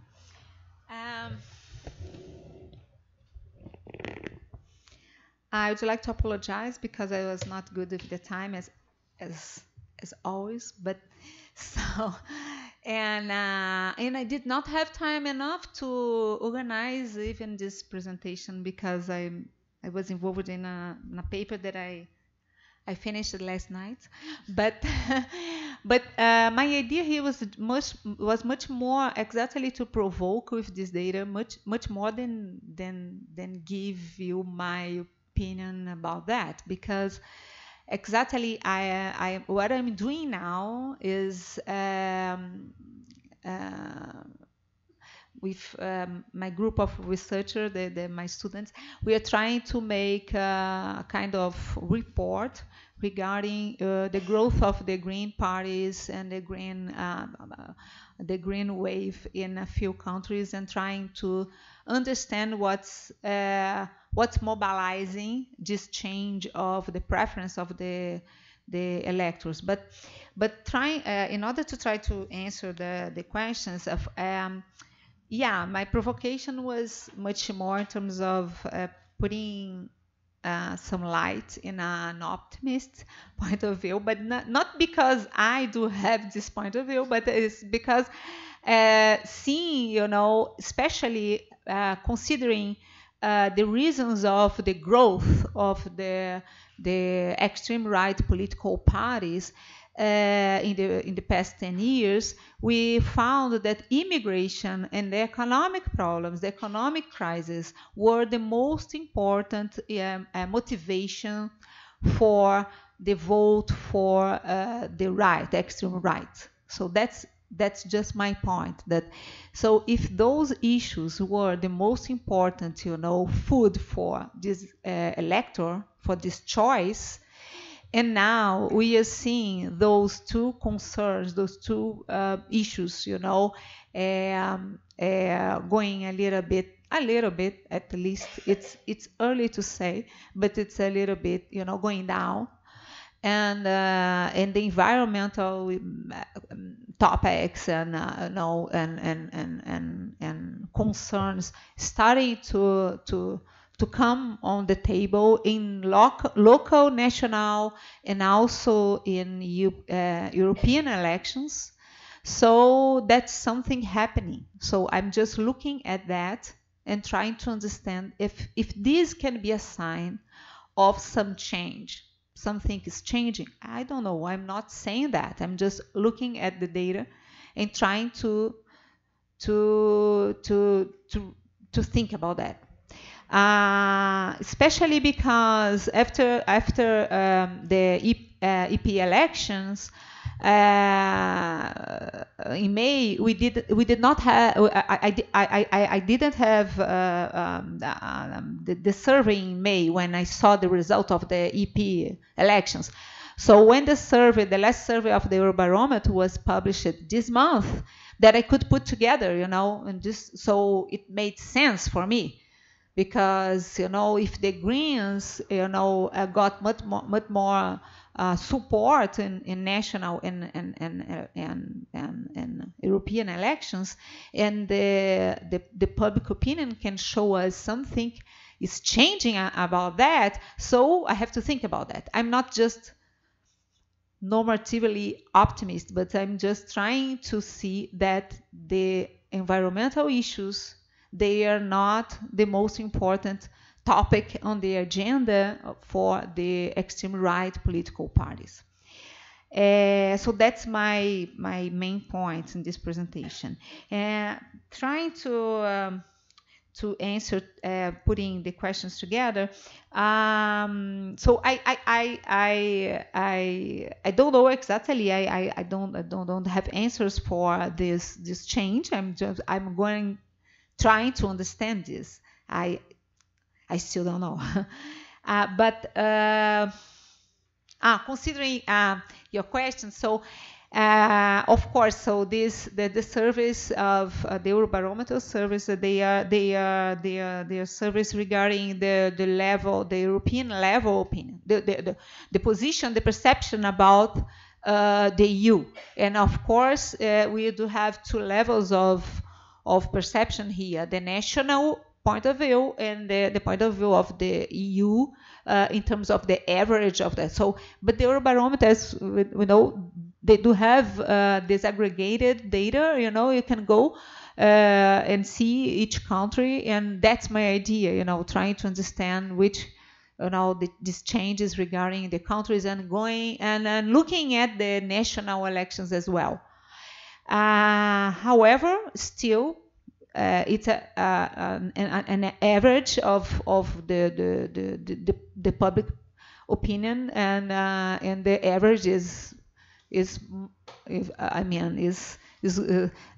can show us something. So now there's something to think about the European level of the expectations regarding the European institutions.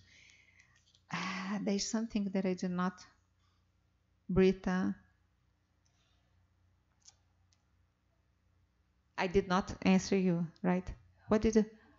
Yeah, sorry.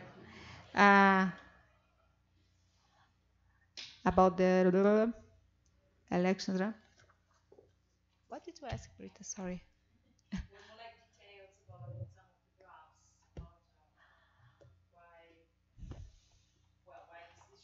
The jump. Yeah. I agree. If I understood what you said, I don't know if I made some confusion here, but if I remember what you said, and if I understood, thinking the perception that my voice can count can be interpreted as the populist countries, the populist political parties, they are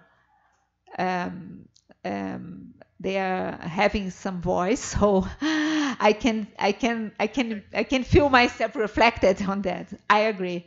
But if you put together this data with the perception on democracy, so I don't know, but there are data about the perception on democracy as well, and the perception on democracy was went very went down during the economic crisis. And after the economic crisis and after the EU crisis and the immigration crisis, so we started to see it growing again. So just for us, to think. I don't have an answer for that, but I can. Okay, thank you. Okay, so the first question, when I said that the equality among nationals, I meant the equality of rights. Nationals, okay, people who are nationals in a certain country, they all have the same right, although they have material differences, that's for sure. But there is also this discourse, this nationalist discourse that somehow tells them, okay, you might be poor, but still you and I are Brazilians, and that's a good reason to be proud of ourselves. So it's merely a discourse thing, and of course the equality of rights. But of course, the equality of rights doesn't mean equality of opportunities. Okay. And citizenship and nationality. Okay, citizenship. When I refer to citizenship, I refer to the concept that is related to the right of having rights, to the right to vote, to the right of vote and to vote and being voted. And if you are not a national, you might live your whole life in a country, but you're not even allowed to vote for the mayor of your city. I know that in certain countries in Europe there is a movement, so in order to recognize, at least for the local elections, to allow foreigners to vote, even though they remain foreigners. They don't they don't go through a naturalization process. This is not even in Brazil. This is not even possible. I know people who were born in Argentina. I have a friend, for example, who was born in Argentina. He came to São Paulo when he was 5 months old, and he never went back to Argentina. He's not Brazilian, and he speaks Spanish, but his Spanish is worse than mine, and he's not allowed to vote here. So that's what I mean. He doesn't have citizenship rights. You need, and today, because what I'm saying is that we have to think a way of having citizenship rights that are not grounded on nationality, on the nation. You have to have citizenship rights that is grounded on something else, not on the nation. You have, although you were a foreigner, you can have this citizenship rights. But that's something that doesn't exist. But these very rights, they depend on nationality. That's the problem, and it's not very easy to acquire a nationality. Some countries make it almost impossible. You have to die and be born again in that country so that you can be a national of that country. In other countries, the process are a little bit more are easier, or not as complicated, and as in certain countries. Okay, that's what I meant. Good. I think we can make another round I can join myself, but do we have more questions? No? So I make my I'm sorry. Okay. So please, if you can tell your name, yeah. Yes, Sven, thank you, Ronaldo, for your thoughts about nationalism and about a new concept that's going to come 100 years from now. I thought that very interesting. Now you don't see that at the very moment. So where do you see the transition or the I promising signs? I was very optimistic till a couple of years ago. I'm no longer that optimistic. I mean, as I said, when I had this talk with this friend in Berlin, that was before all these things that are going on here in Brazil, in the United States, and in other countries. Because I mean, we today, 100 years after the Weimar Republic, we are still having the same discourse, the same kind of problems.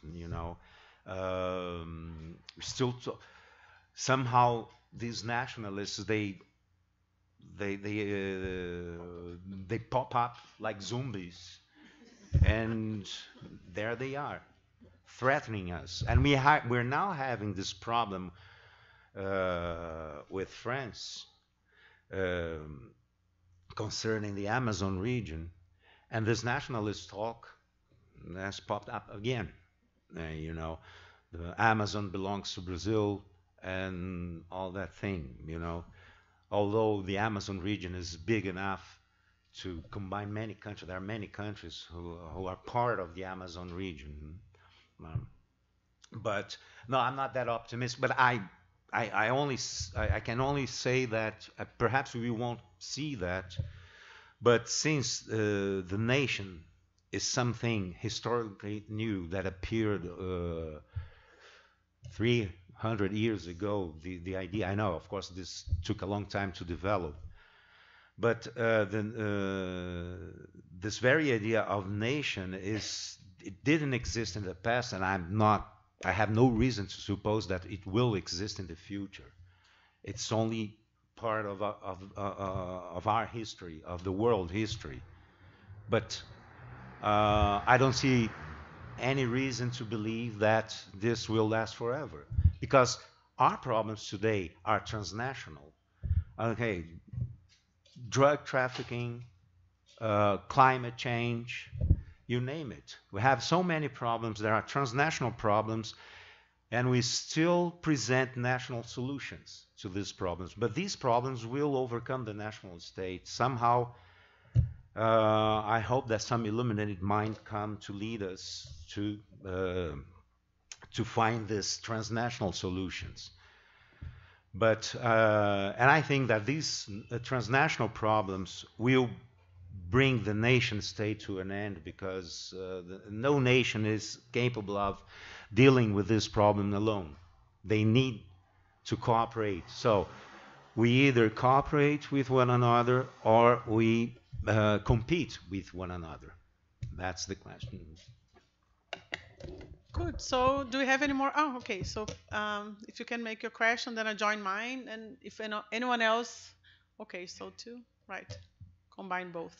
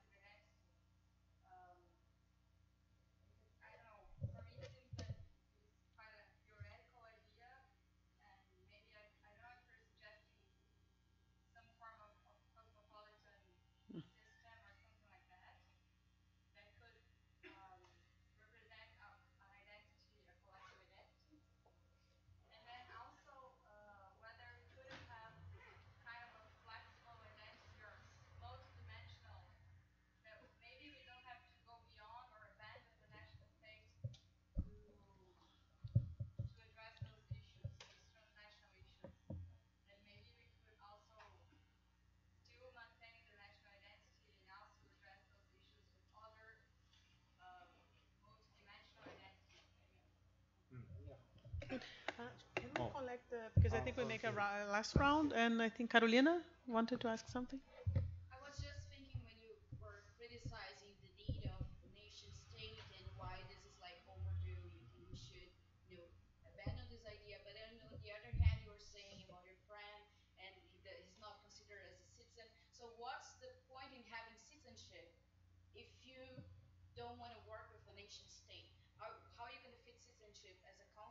without the nation state, because the two are very much combined, right?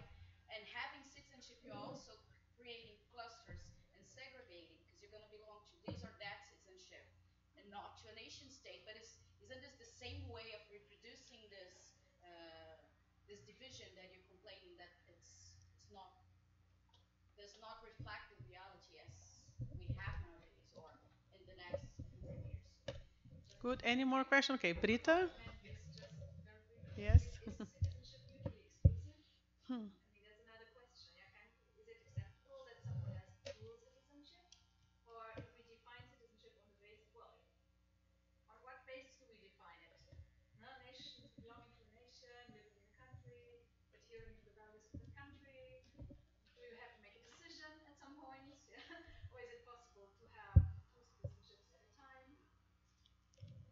Good. Anyone else? I guess that this discussion can go also for hours and hours, but I find it very inspiring. So I'll just add also another element, which I mean, I think you are being very normative. I mean, I think it's good actually. You said you are sorry, but I think it's good in a way. If we have to think about new ideas and utopias, I think there's the way to do. And I was remembering.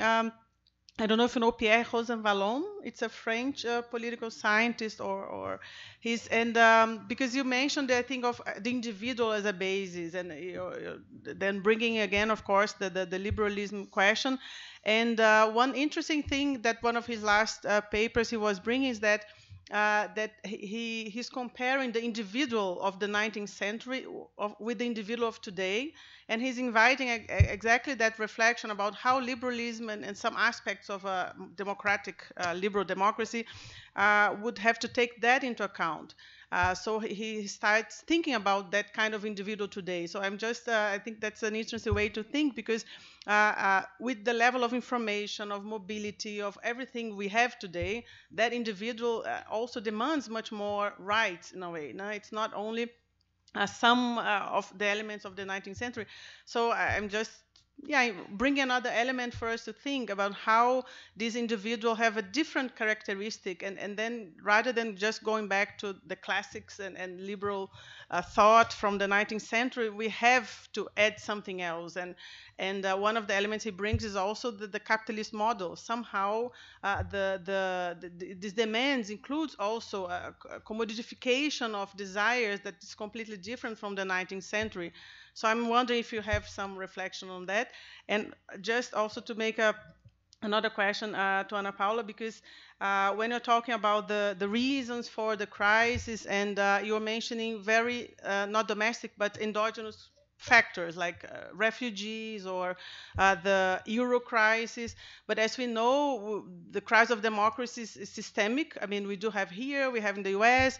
So how would you connect that? I mean, which elements of the European crisis you think have some structural, also systemic elements? And this is only a specification in Europe, but we share the same problems. So just to be sure, no one else wants to add anything, because then you have a last intervention, each of you. And good. So if you want to start, Ana Paula.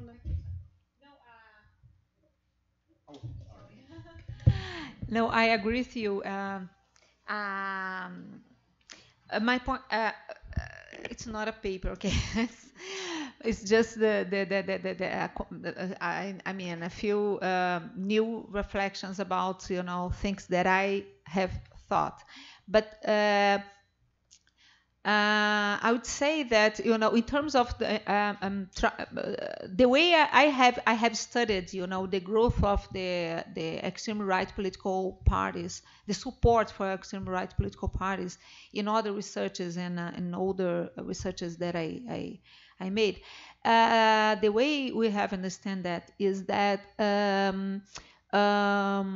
even during the time that this nationalism, the growth of populism, was not a systematic international global wave. Since 90s, the European integration started to somehow combine the integration with some resistance for the integration. So since 90s, we do have studies and reports from the EP trying to understand the occupation of the EP, with candidates that were Eurosceptic.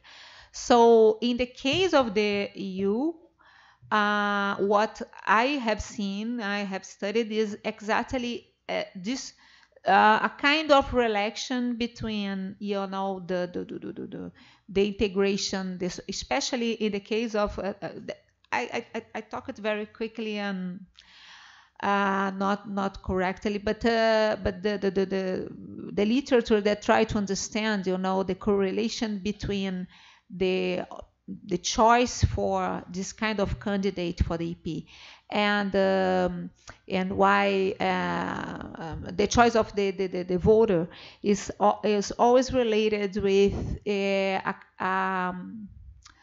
position against the social integration. So even before the immigration crisis, even the internal EU circulation of people used it to be seen as something that was not acceptable for the Eurosceptic. So when we saw the international, the European crisis is 2015 mostly, we saw, of course, the growth of this argument, regarding, okay, so we were dealing with, the internal immigration. Now we have the several issues regarding the borders of the EU, and all the things we saw. So my point is the problem of the resistance for the integration in the EU is much older than the systematic wave of the nationalism. But for sure, considering the context, the international context, we have much more motivation and much more arguments for Eurosceptic inside the EU. So it's hard to separate that. It's impossible to separate that now in terms of facts, but the correlation, so trying to answer you shortly, the correlation between the Euroscepticism in the EU and the issues regarding economic and unemployment, economic performance in national level, and the immigration, they were already there even before the world wave of nationalism. That's it. Yeah. Okay, so well, as far as these national problems, these transnational problems are concerned, I don't see how you can solve problems such as migration or climate change through national solutions. I mean, migration is today a problem precisely because we have borders, and it creates a terrible situation because everybody has the right to move, everybody has the right to leave his or her country, but nobody has the right to enter a country. This right to enter a country depends on the other country, but you have this movement.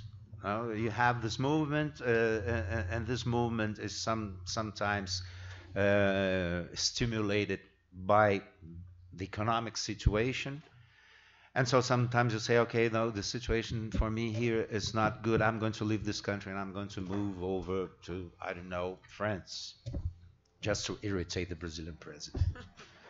And but when I get to the French border, they say, no, you're not allowed in. I'm not going to allow you in this country. So you have this. This is an abnormal thing. This needs a transnational solution. This migration problem needs a transnational solution because you have the right to leave your country. It's okay, but you have no right to enter another country. So I don't see how this particular problem can be solved without recourse to a transnational solution. Of course, there are other problems that can be solved locally, but I mean the more complicated problems, communication problems, terrorism. Terrorism is also what surprised me in one of the talks here is that people are more afraid of migration than of terrorism. Well, I'm more afraid of right-wing parties than of anything else, you know. But it's that's the thing. That's what I mean, because people are more afraid of migrants than of terrorism. How can that be? And this is only possible because of this mentality that is national oriented. Okay, citizenship. Okay, when I mean citizenship, I use it almost as a synonym for human rights, fundamental human rights, those basic rights that we are expected to recognize in every human being. The right to be respected, but also political rights. Citizenship has also to do with political rights, the right to participate in the community where you live. So you live in a community, you should have the right to have a say in the business of your community. And this is not the case if you're a foreigner. You might, if it were possible to have a citizenship grounded on something else other than the national state, so that even a person that has no country, which is a problem today. Today, it's one of the most serious problems is those people who have no nationality. That was not a problem in the Middle Ages. If you remember Romeo and Juliet, for example, and Romeo was expelled from his community because he killed the cousin of Juliet. That was the punishment for him, to be expelled from that community. That in that time made a lot of sense. That wouldn't make sense today. Today we need to put people in prison, you know.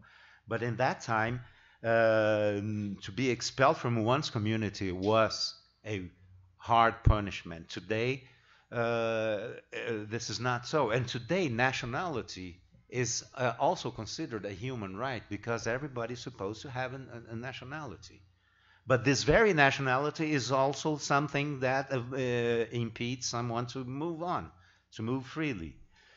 So when I talk about citizenship, I talk about human rights and also political rights. I think. We can discuss that later. Okay. Okay. Thank you. Good. So thank you very much for the very inspiring discussions, and I think we have half an hour now, and another table or round table at 7 o'clock, right? At 7 o'clock. Please. Yeah, let me just make a logistic announcement. Besides thanking everybody for on this panel and on the other panel this afternoon. So now we are going to have a reception, like a cocktail, unfortunately for rules of the university, without alcoholic drinks. But we have good food, other nice beverages that is going to take place. Not even German beer, no. But it's not my fault. I mean, you have to discuss this with the rector of USP. So it's going to happen downstairs at Sala Visconde de São Leopoldo. And you are all welcome to join us here at the reception and to get something to eat. Before then, at 7 p.m., the roundtable will start on the EU-Mercosur agreement, and this is going to be here in the same room. But just to let you know, because it is not yet in the printed program, that the reception is going to take place downstairs. It's actually close to the Sala dos Professores, and some people may know it because of the Banca de Defesa, that sometimes happen in these rooms. Yeah, so you're all welcome to join us, and hope to see you there or later at the round table.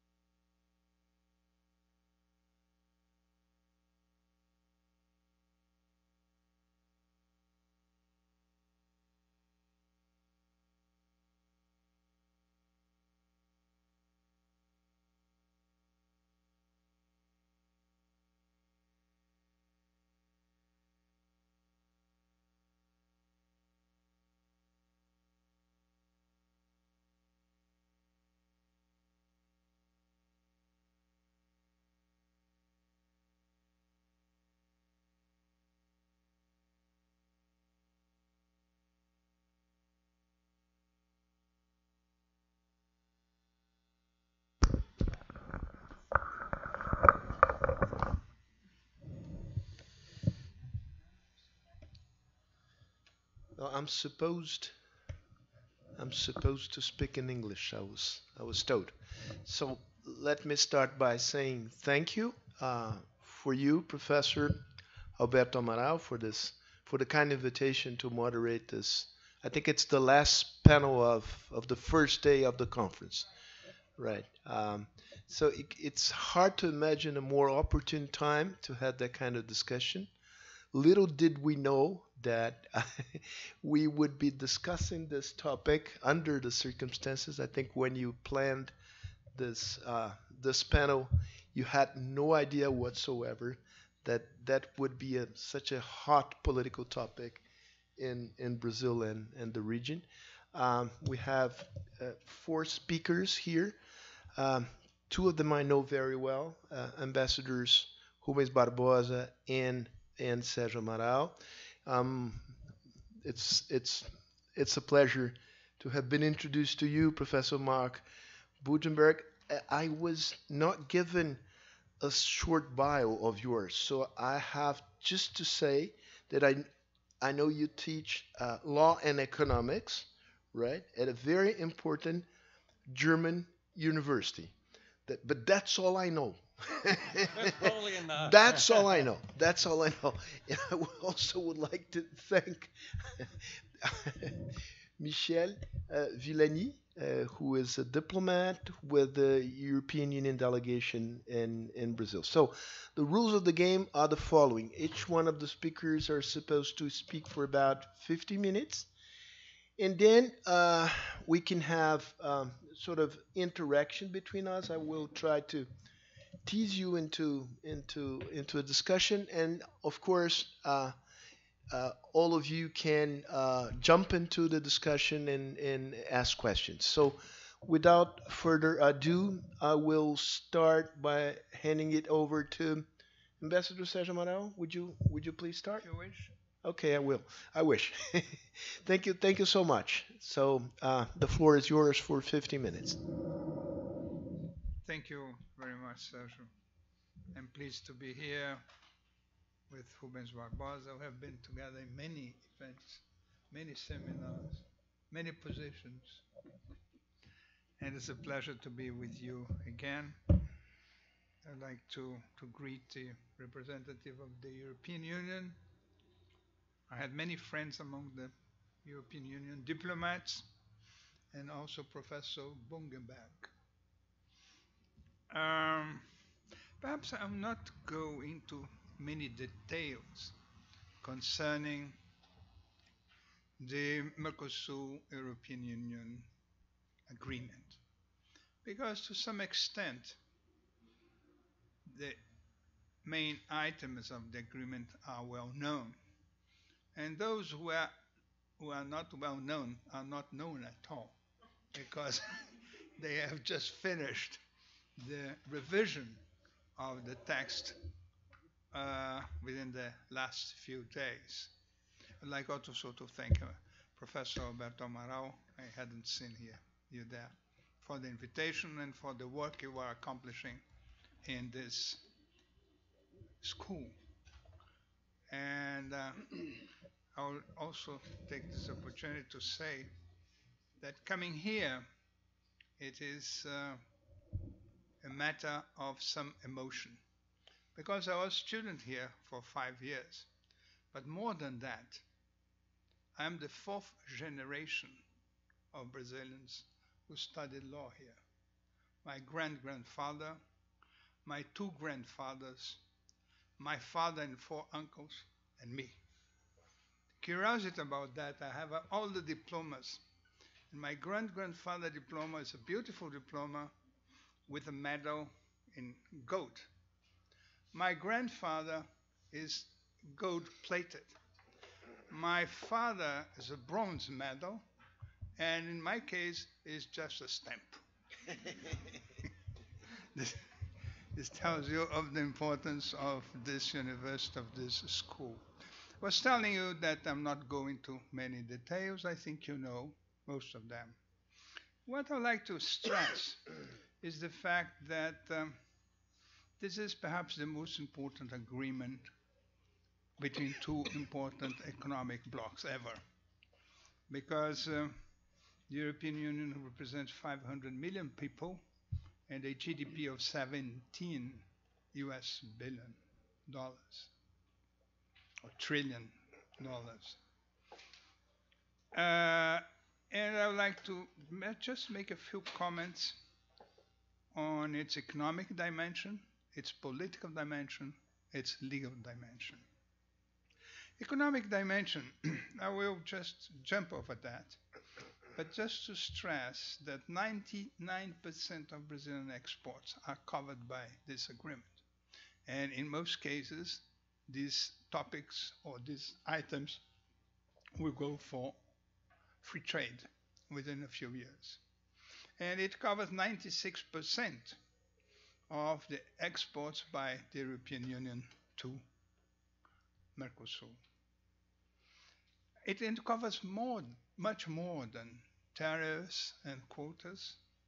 It covers rules of origin, geographic denominations, non-tariff barriers, the sustainable development, and also, which maybe have been a surprise for us Brazilians, the concept of precaution.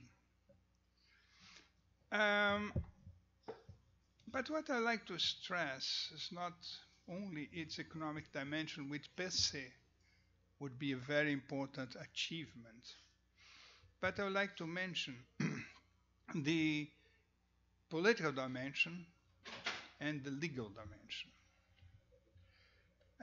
As to the political dimension, I think there's nothing new in what I say. It's the fact that we are in a transition period in the international scene. We are moving from half a century in which multilateralism, despite its shortcomings, prevailed. And in more recent period, we have the eruption of the emergency together with a multilateralism which is declining, the emergency or the coming back to geopolitics and to a world which is ruled mainly by a group of countries, a multipolar world with some aspects of the balance of power. And perhaps both live together, but the new fact is the balance of power and the multipolar world, which for us it's a very important thing because we have good relations with all these countries of this multipolar world. The United States, China, Europe, Japan, Russia. And for us, it's very important that we may keep our space of autonomy. And what's going on may be of concern with respect with this point. Because if we are going in the direction of a multipolar world, it's also true that inside this multipolar world, there is a main axis. And this axis is China-US relations. And China-US relations are going through an escalation of challenges. And this is not just a trade war.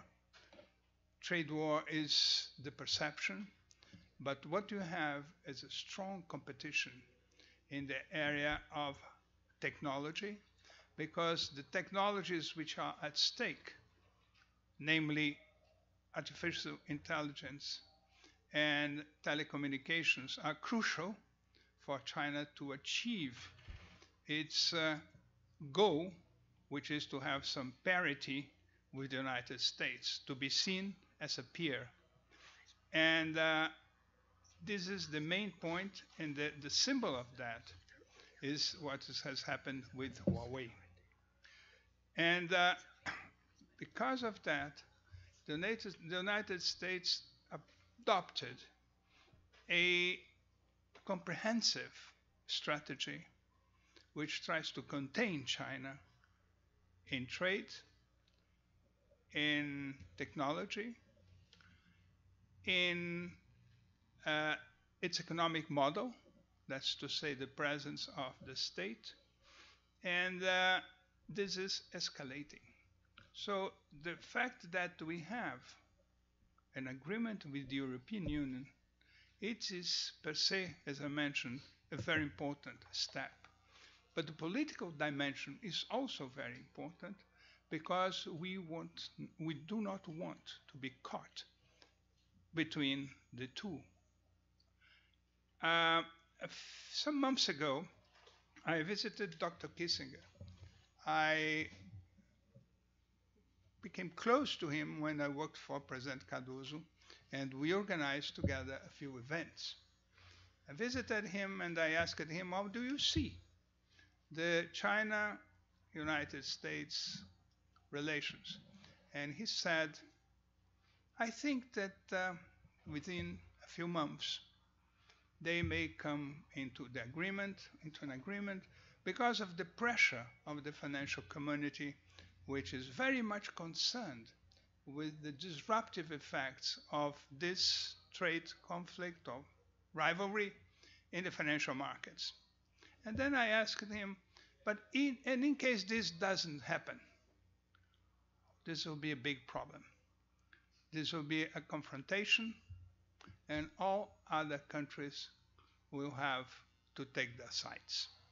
So for us, this is a very bad prospect, because if you understand, if you know, as I'm certain I'm in the midst of experts, all our efforts have always been to keep our autonomy, not to say to talk of independence, but I think having some spaces of autonomy in the world scene is something very important for us.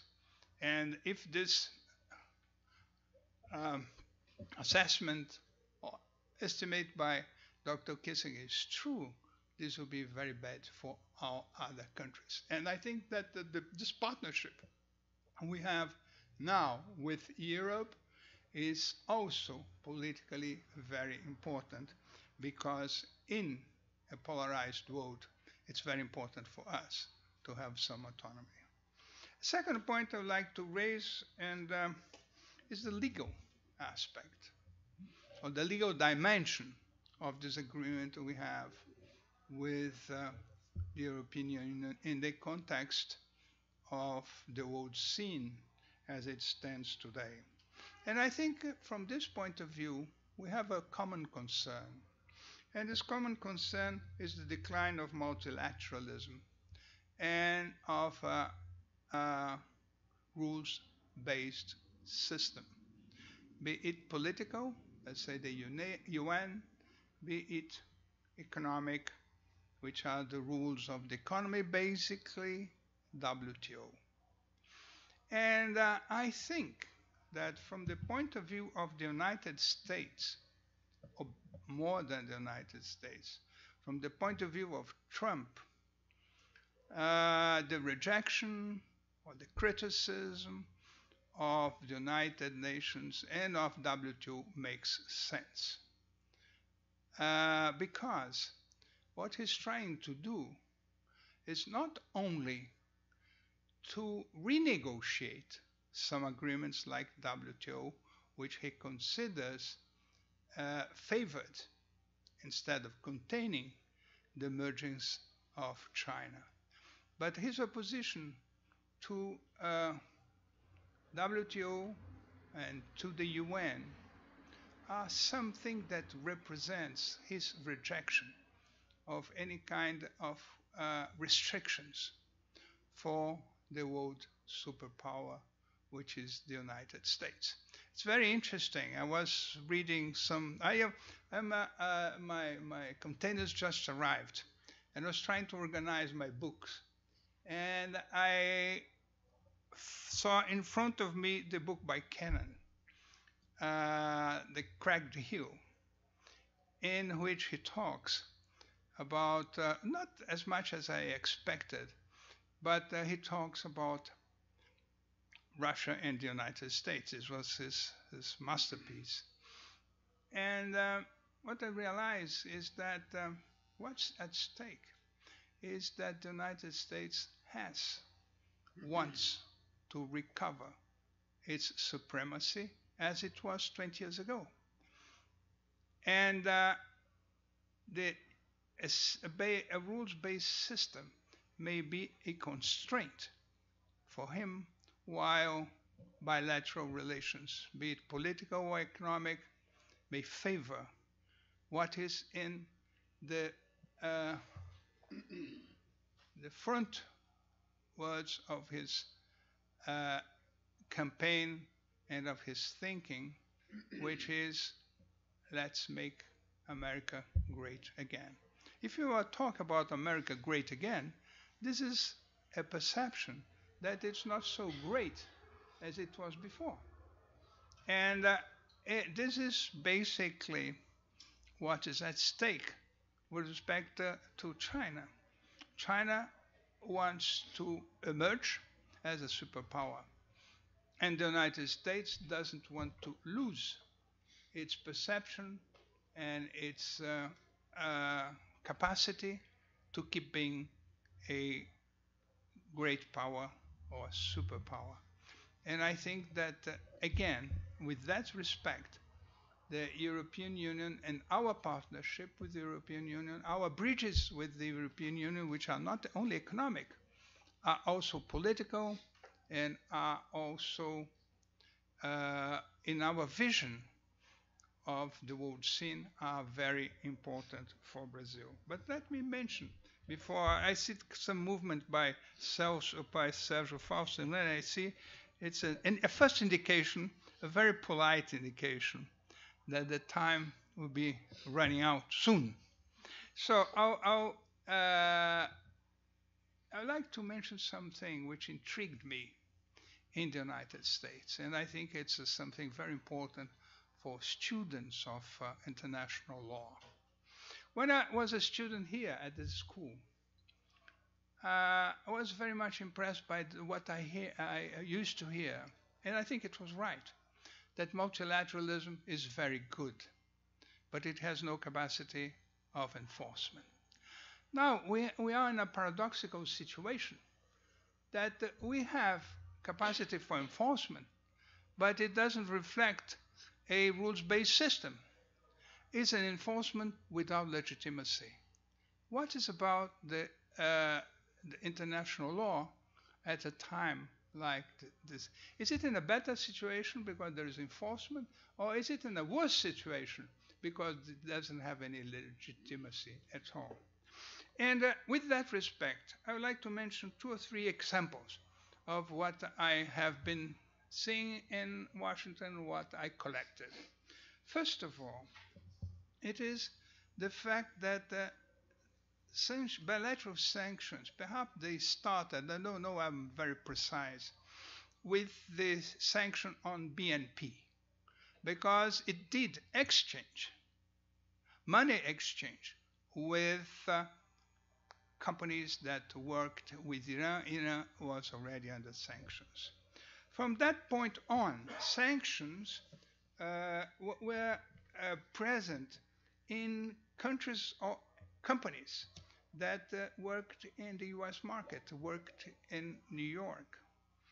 For instance, Petrobras, one of the problems Petrobras had, it was that it was affected by corruption, and there was a lot of complaints in the US because investors feel they have been betrayed by Petrobras, and they lost money, and they had a class action which won. And also in the US government, because nobody can use the resources of the US market and do something wrong because it is subject to sanctions. Then you have some very strange or odd sanctions. For instance, an American priest who lived in Turkey. Turkey was sanctioned because there was a priest from the United States in jail. Then you have the case of Huawei. And then you have the permanent threat against Germany for the gasoduct and northern part of the European continent. And then now in case of Mexico, there was a threat of sanctions because they didn't behave well vis-a-vis immigration, or they didn't comply with expectations. So I think that these are new issues that I think deserve some studies or some reflection by students of law. And I know people in the United States who are already doing that. Finally, I would like to mention one concept that I saw in the Financial Times, which has to do with the regulations on competition. And there's a new regulation or new concept going on. And I always thought it was very strange, all these rules on competition, but there was no rule at all on the world scene. And now I think that maybe, and these rules are against the tech giants, because it's not that they do some dumping and they manipulate prices, is that they destroy their competitors. And in Europe, there are some rules already in this respect, which I think is a big change in the approach to rules, international rules. Thank you. Is that okay?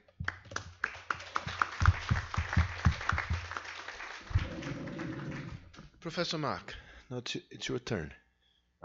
Thank you very much. So thank you from my side to the organizers. Thank you for inviting me also for this evening event.